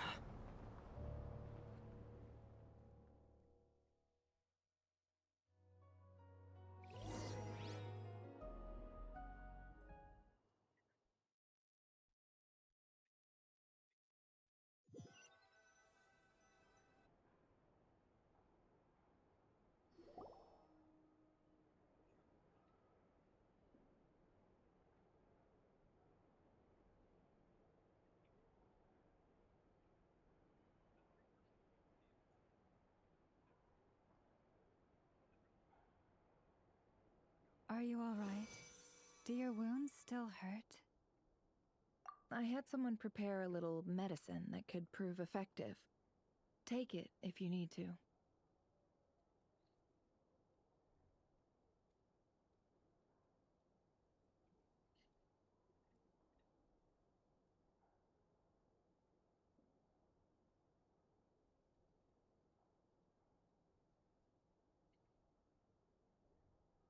In that case, let me relate the contents of the call we made to Alice after the incident occurred. That Dottore is a crafty one. He distracted the Hexenzirkel by creating a huge fuss at Tevat's borders. I'd assumed that the cause was an abyssal intrusion from the outside world, which in fairness is a rather common occurrence. But after learning that you managed to influence the phantoms in Nordcry, I realized that perhaps this interference could have come from within Tevat instead. But we weren't able to change their fates. True, you couldn't change how their stories ended, but you did build some variables around yourself. Variables? Yes, things you heard that you could not otherwise have learned, ideas that would otherwise have never crossed your mind. All these things are variables. Of course, most variables usually pale into insignificance with the myriad of possibilities floating around. But the moment you start treating them as building blocks and intentionally stacking them, that changes things. That's what Dottore did, and it's how he created the necessary conditions so that when you activated the portal tonight, it played right into his plan. However, we have no way of knowing exactly what he did. Yeah, we also need to ascertain Columbina's status. And that about sums it up. As I suspected, Dottore has disappeared completely. If it's any consolation, he wasn't able to control Columbina as he might have wished to. I'm afraid that's small consolation given the reason why. Oh no! To disturb her daughter's plan, she escaped into the moon's reflection. What? She did what? Wait, did any of you see her do that? All we saw was Dottore appeared and used some kind of power. The next thing we knew, he and Columbina were gone and you were falling into the sea. See, the doctor first time is just why only I can move freely. Well, from the perspective, the battle and Columbina's decision all happened in a single instant. So that's the power of 3 moons. But why was I affected? Is it because I'm a descender? So, Columbina intentionally opened the moon gate and escaped into the same mysterious world as Rerir and Thalindis. Sounds like bad news. This must be why the Doctor has been lying low this whole time. He was biding time until he could execute his plan. Seen in that way, the Trilunar Syzygy and Revir's emergence, Dottore might have been pulling the strings in both cases. According to Miss Alice, he is attempting to transcend his destiny and finish an experiment that only a god might complete. An utter lunatic. Wait a sec, where's Hat Guy? Seems like he'd want to be here for this. He took off with the Dodo communication device after we spoke to Alice. He said he had a hunch that he wanted to investigate by himself. The look on his face was terrifying. I've never seen him like that before. All my anger and frustration and the fact that the Doctor was one step ahead despite his best efforts. And honestly, I feel the same way. I'm back. Hat Guy! I went to look for the Hyperborean phantoms again. I think I've gotten to the bottom of it. I got them to talk to Nicole on the other end of the communications line. Turns out, the history they describe is different from how Nicole remembers it. Really? But how? Surely Nicole can't have been wrong. Because the phantoms are the ones who are deceived. They speak of a savior Oh, who appeared in yeah. their history. None that makes sense One about the who never he's. should have existed. This savior promised to create a new moon within the false sky, and even bring back their moon goddesses. Foolishly, they believed in him, and told him everything he wanted to know about the moons. It's obvious that this was Dottoro's doing. Now you mention it, the first time we entered the Hyperborean ruins, we heard the phantoms discussing their history, and I remember Nicole commenting that something sounded a little strange. But Dottori shouldn't have been able to get in there in the first place. He didn't. Nicole said that this was an anomalous state triggered by disruptions in the causal connections between phantoms from the same era. The variables that Dottori put in place were substantial enough that they even affected phantoms that he never met. So it's not that their memories were unclear. They'd been tampered with. That's exactly the possibility Dottori was trying to manufacture. He turned these variables into knowledge and engineered the situation so all that knowledge would fall into his hands. Then, he harnessed that knowledge on Moon Prayer Night to truly create a false moon. How is that even possible? To be precise, he exploited a weakness in the way the spell works. The spell senses Kuvaki to detect the moon's location. So, as long as the false moon more strongly resembled the moon than the frost moon beyond the skies, the gate would teleport Columbina to the false moon's location. In other words, to Dottoro's side. Once he had her under control, the teleportation spell remained active, and he manipulated her power to seize both moon marrows. At that moment, the moon marrows disappeared right before our eyes. It was already too late, even as we were leaving the ruins. By then, Dottore had already amassed the power of all 3 moons. So, where does that leave us? What do we do now? I'd certainly like to know what Her Majesty thinks, now that the concerns I expressed to her have come to pass. But we cannot simply sit and wait for her to decide the matter. And in any case, it is not the Fatui Harbinger Damselette who sees us as her friends, but rather Columbina Hyposelenia. If, even in such extreme circumstances, Her Majesty will not lift the prohibition on Harbingers drawing steel against one another, then I will do as my heart demands. I will fight as Peruware instead. Oh, Arlecchino! Time is short, so I'll make the first move.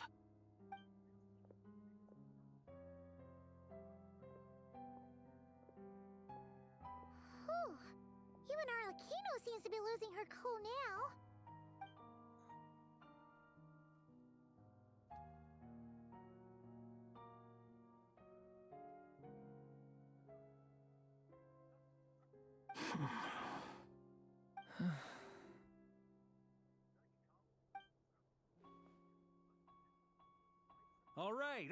All right.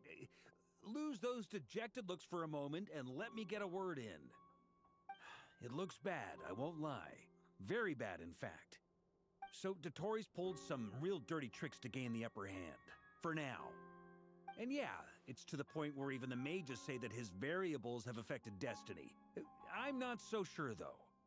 Many have told me that Tevat's destiny is fixed, and that does appear to be the case. Well, what makes Dottori so sure he'll be the exception?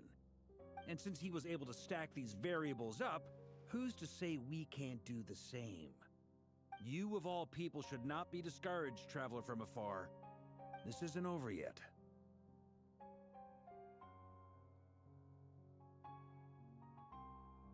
Still, I can't help but blame myself. And you're not alone in that.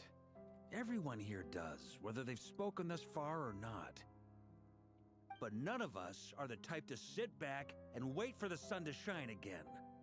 It's exactly how a knight should roll. If they knock you down, you get back up and get back in it. Don't forget, Honorary Knight, you're a legitimate member of Mondstadt too. Mark is right. This is far from over. Luther freaking Luther just lagged there. That's funny. He does it like talking about.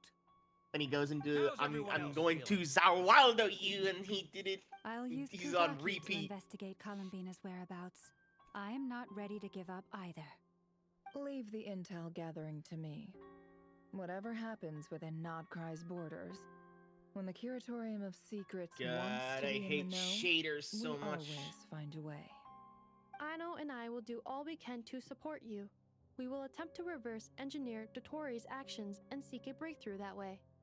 Alice and Nicole are busy dealing with an emergency at Oh my Tevat's God. borders, so they can't return Stop just comparing yet. shaders But every they're time both there's a very angry about this. They've asked Graphics Albedo and me code. to act on the Hexen Circle's behalf and do everything in our power to fight back against Dotori. Are you ready then? We're going to have to conduct a lot of research, even in the early stages. I'll do my best. As for me, I'm pretty familiar with Dotori's way of doing things, so I can try to predict his next move. I'll help with your investigation. Nice. Looks like we have our basic division of labor. I'll get in touch with Flints and Eatlua, get them to have a chat with their Starshiner. It couldn't hurt to bring the Lightkeepers on board as well. At the same time, I'll pass on instructions to the Knights present in Nodcry to assist the Lightkeepers and other organizations in ensuring the safety of those living here. Just to we got to be prepared for anything. We'll show him. Oh, looks like Arc Knight's Enfield actually has That's an it then. MC gender Good luck, everyone. switch feature. Kind of like how Wuwa has it.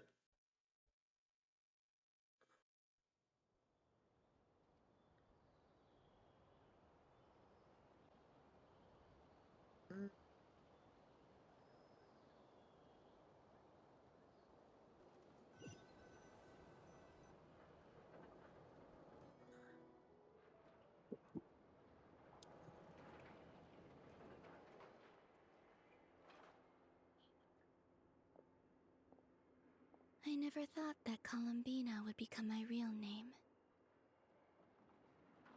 It went from being a Fatui code name to something my friends call me. And remember, come night or day, the moonlight shall always connect us.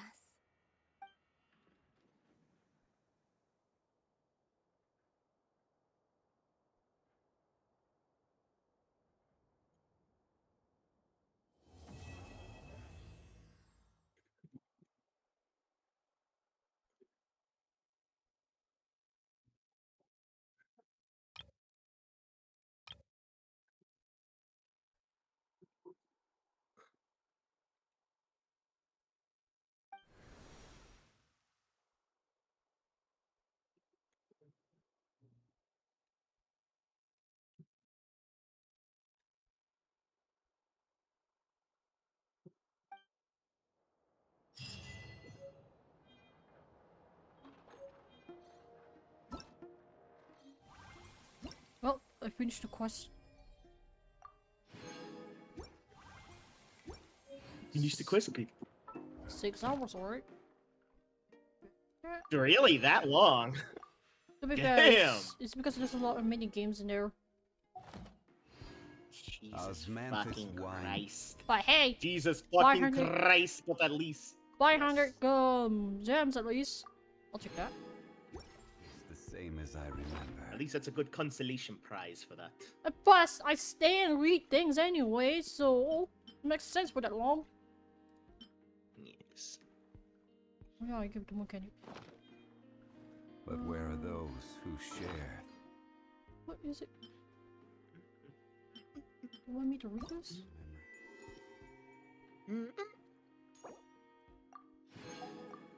Oh yeah, more just one just doing a mini game.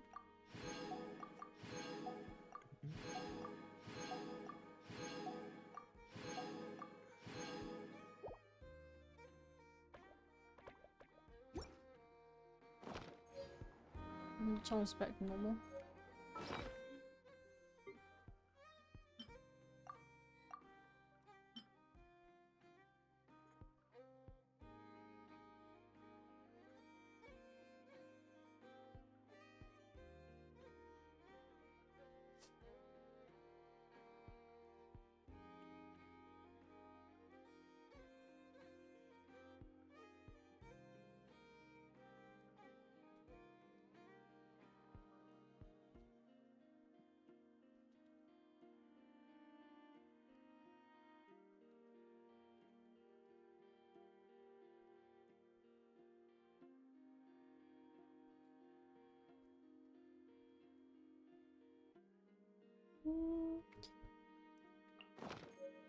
Yeah, I have all 4 of those, so I can just go to Kumkake.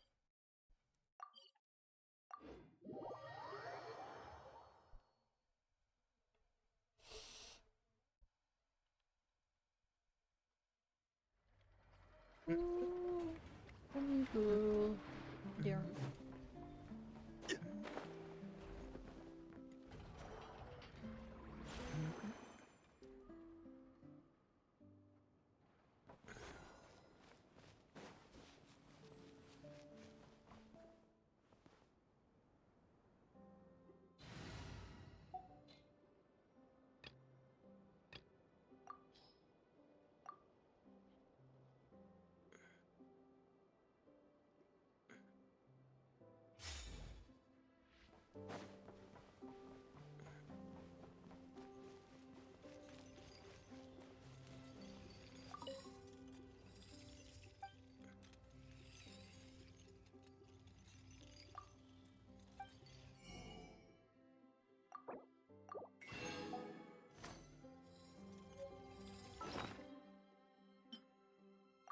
Alright!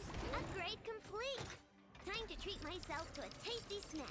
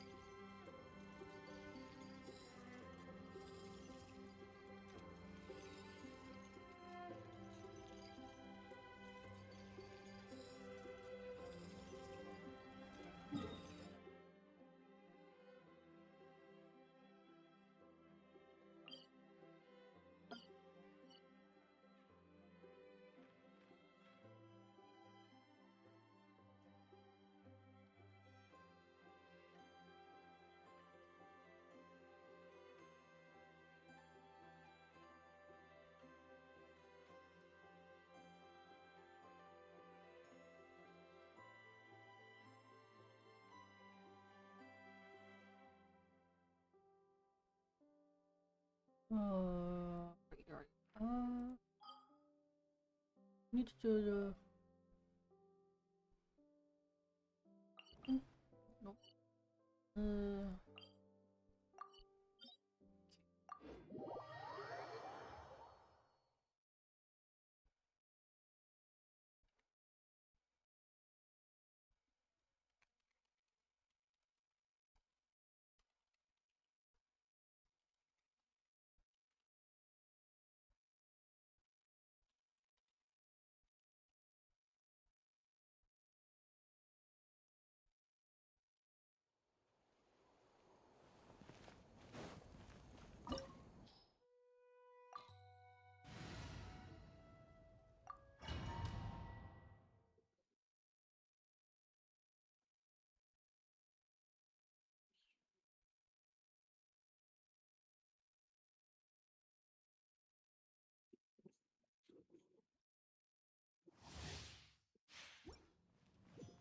You are but another fool. Chasing after this is order. Gather. Look, the rainbow! Close your eyes. Observe. Night falls. Be silent. Night falls. Natless future. Stabilize. You want this?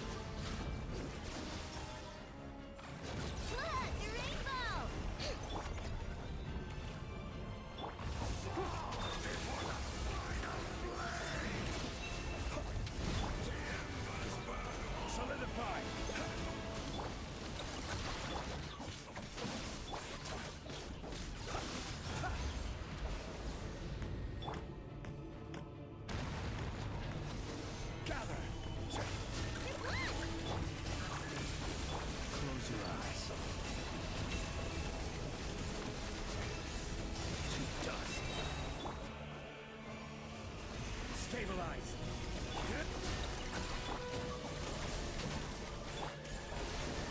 The night cometh. Be silent. Oh, fuck me, I guess. Yeah, I'm dead. Or not. Actually, Countermeasures aren't my thing. Order Ooh. That was close. Isolation chamber deployed. you almost died, didn't you? Yo. Oh.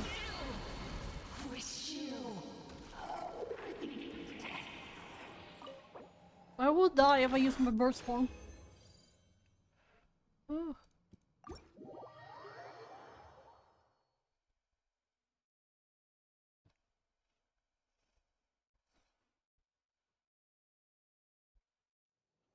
Ow.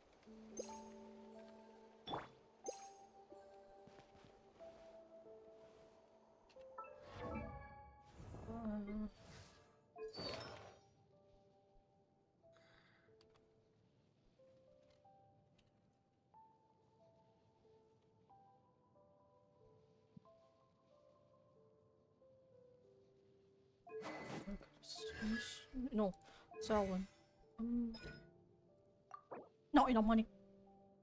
Why do I earn no money during this time? Situations. Ay, ay, ay. Mora.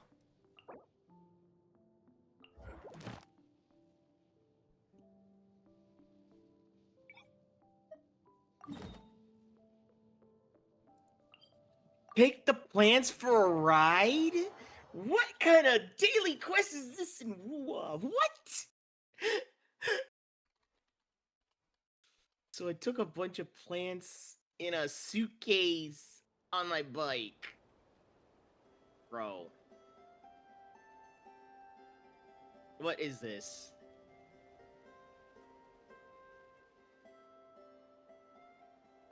Where do you want to go next? If you'd like to see Liyue's tourist spots, I have a few references. I'm even more baffled by this whole thing. What the fuck, man?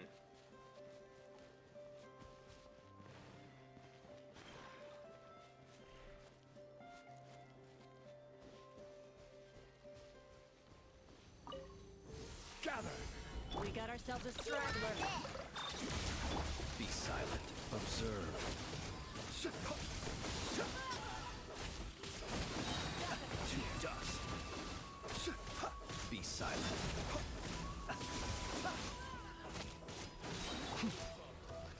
Solidify.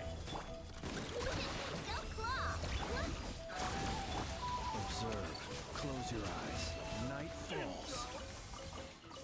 Well, I had the most bizarre experience, and the game didn't sugarcoat it.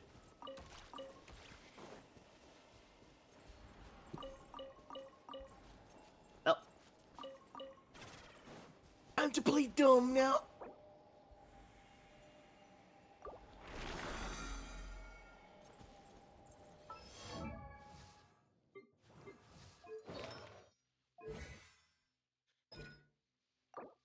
Bueno. The money generator. No, at least I know what it's do. Yeah.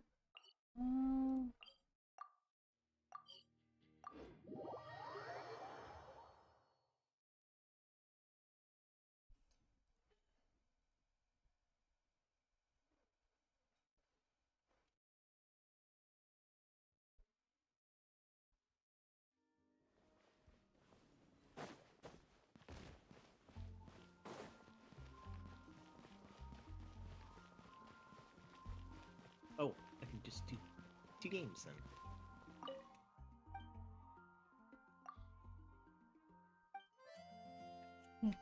Literally. Okay, I think I have enough. Yeah, I'm good. I'm gonna stop. I can see if I can find somebody to read. Which one? Mute. I mean, you already made like great progress out of that there. Yeah, I'm not gonna bother doing tourist quests. I mean, I could do it later. I'm just not so Yeah. keen on trying to do that Yeah, every just- 5 days. Yeah, just do it later. There's no need. There's no urgency to do it now. Plus, now I have a reason to beat Dotter's ass by the time the next patch comes in. I like how you say it, to beat his ass. For good reason, because you're like, it's like the equivalent, like, yeah, Every you're sending journey the has its final day. a friend of yours like Don't goodbye, worry. and then suddenly Dottor decides to kidnap the same friend, and you're here like, ugh. Yeah, makes sense.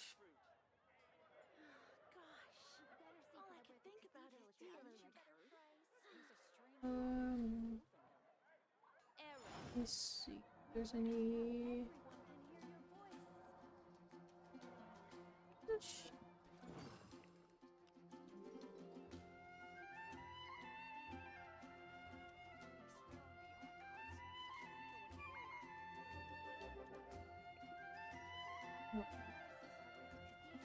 Complaints again.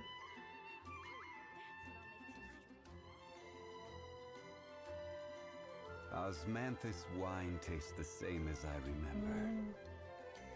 But where are those who share the memory?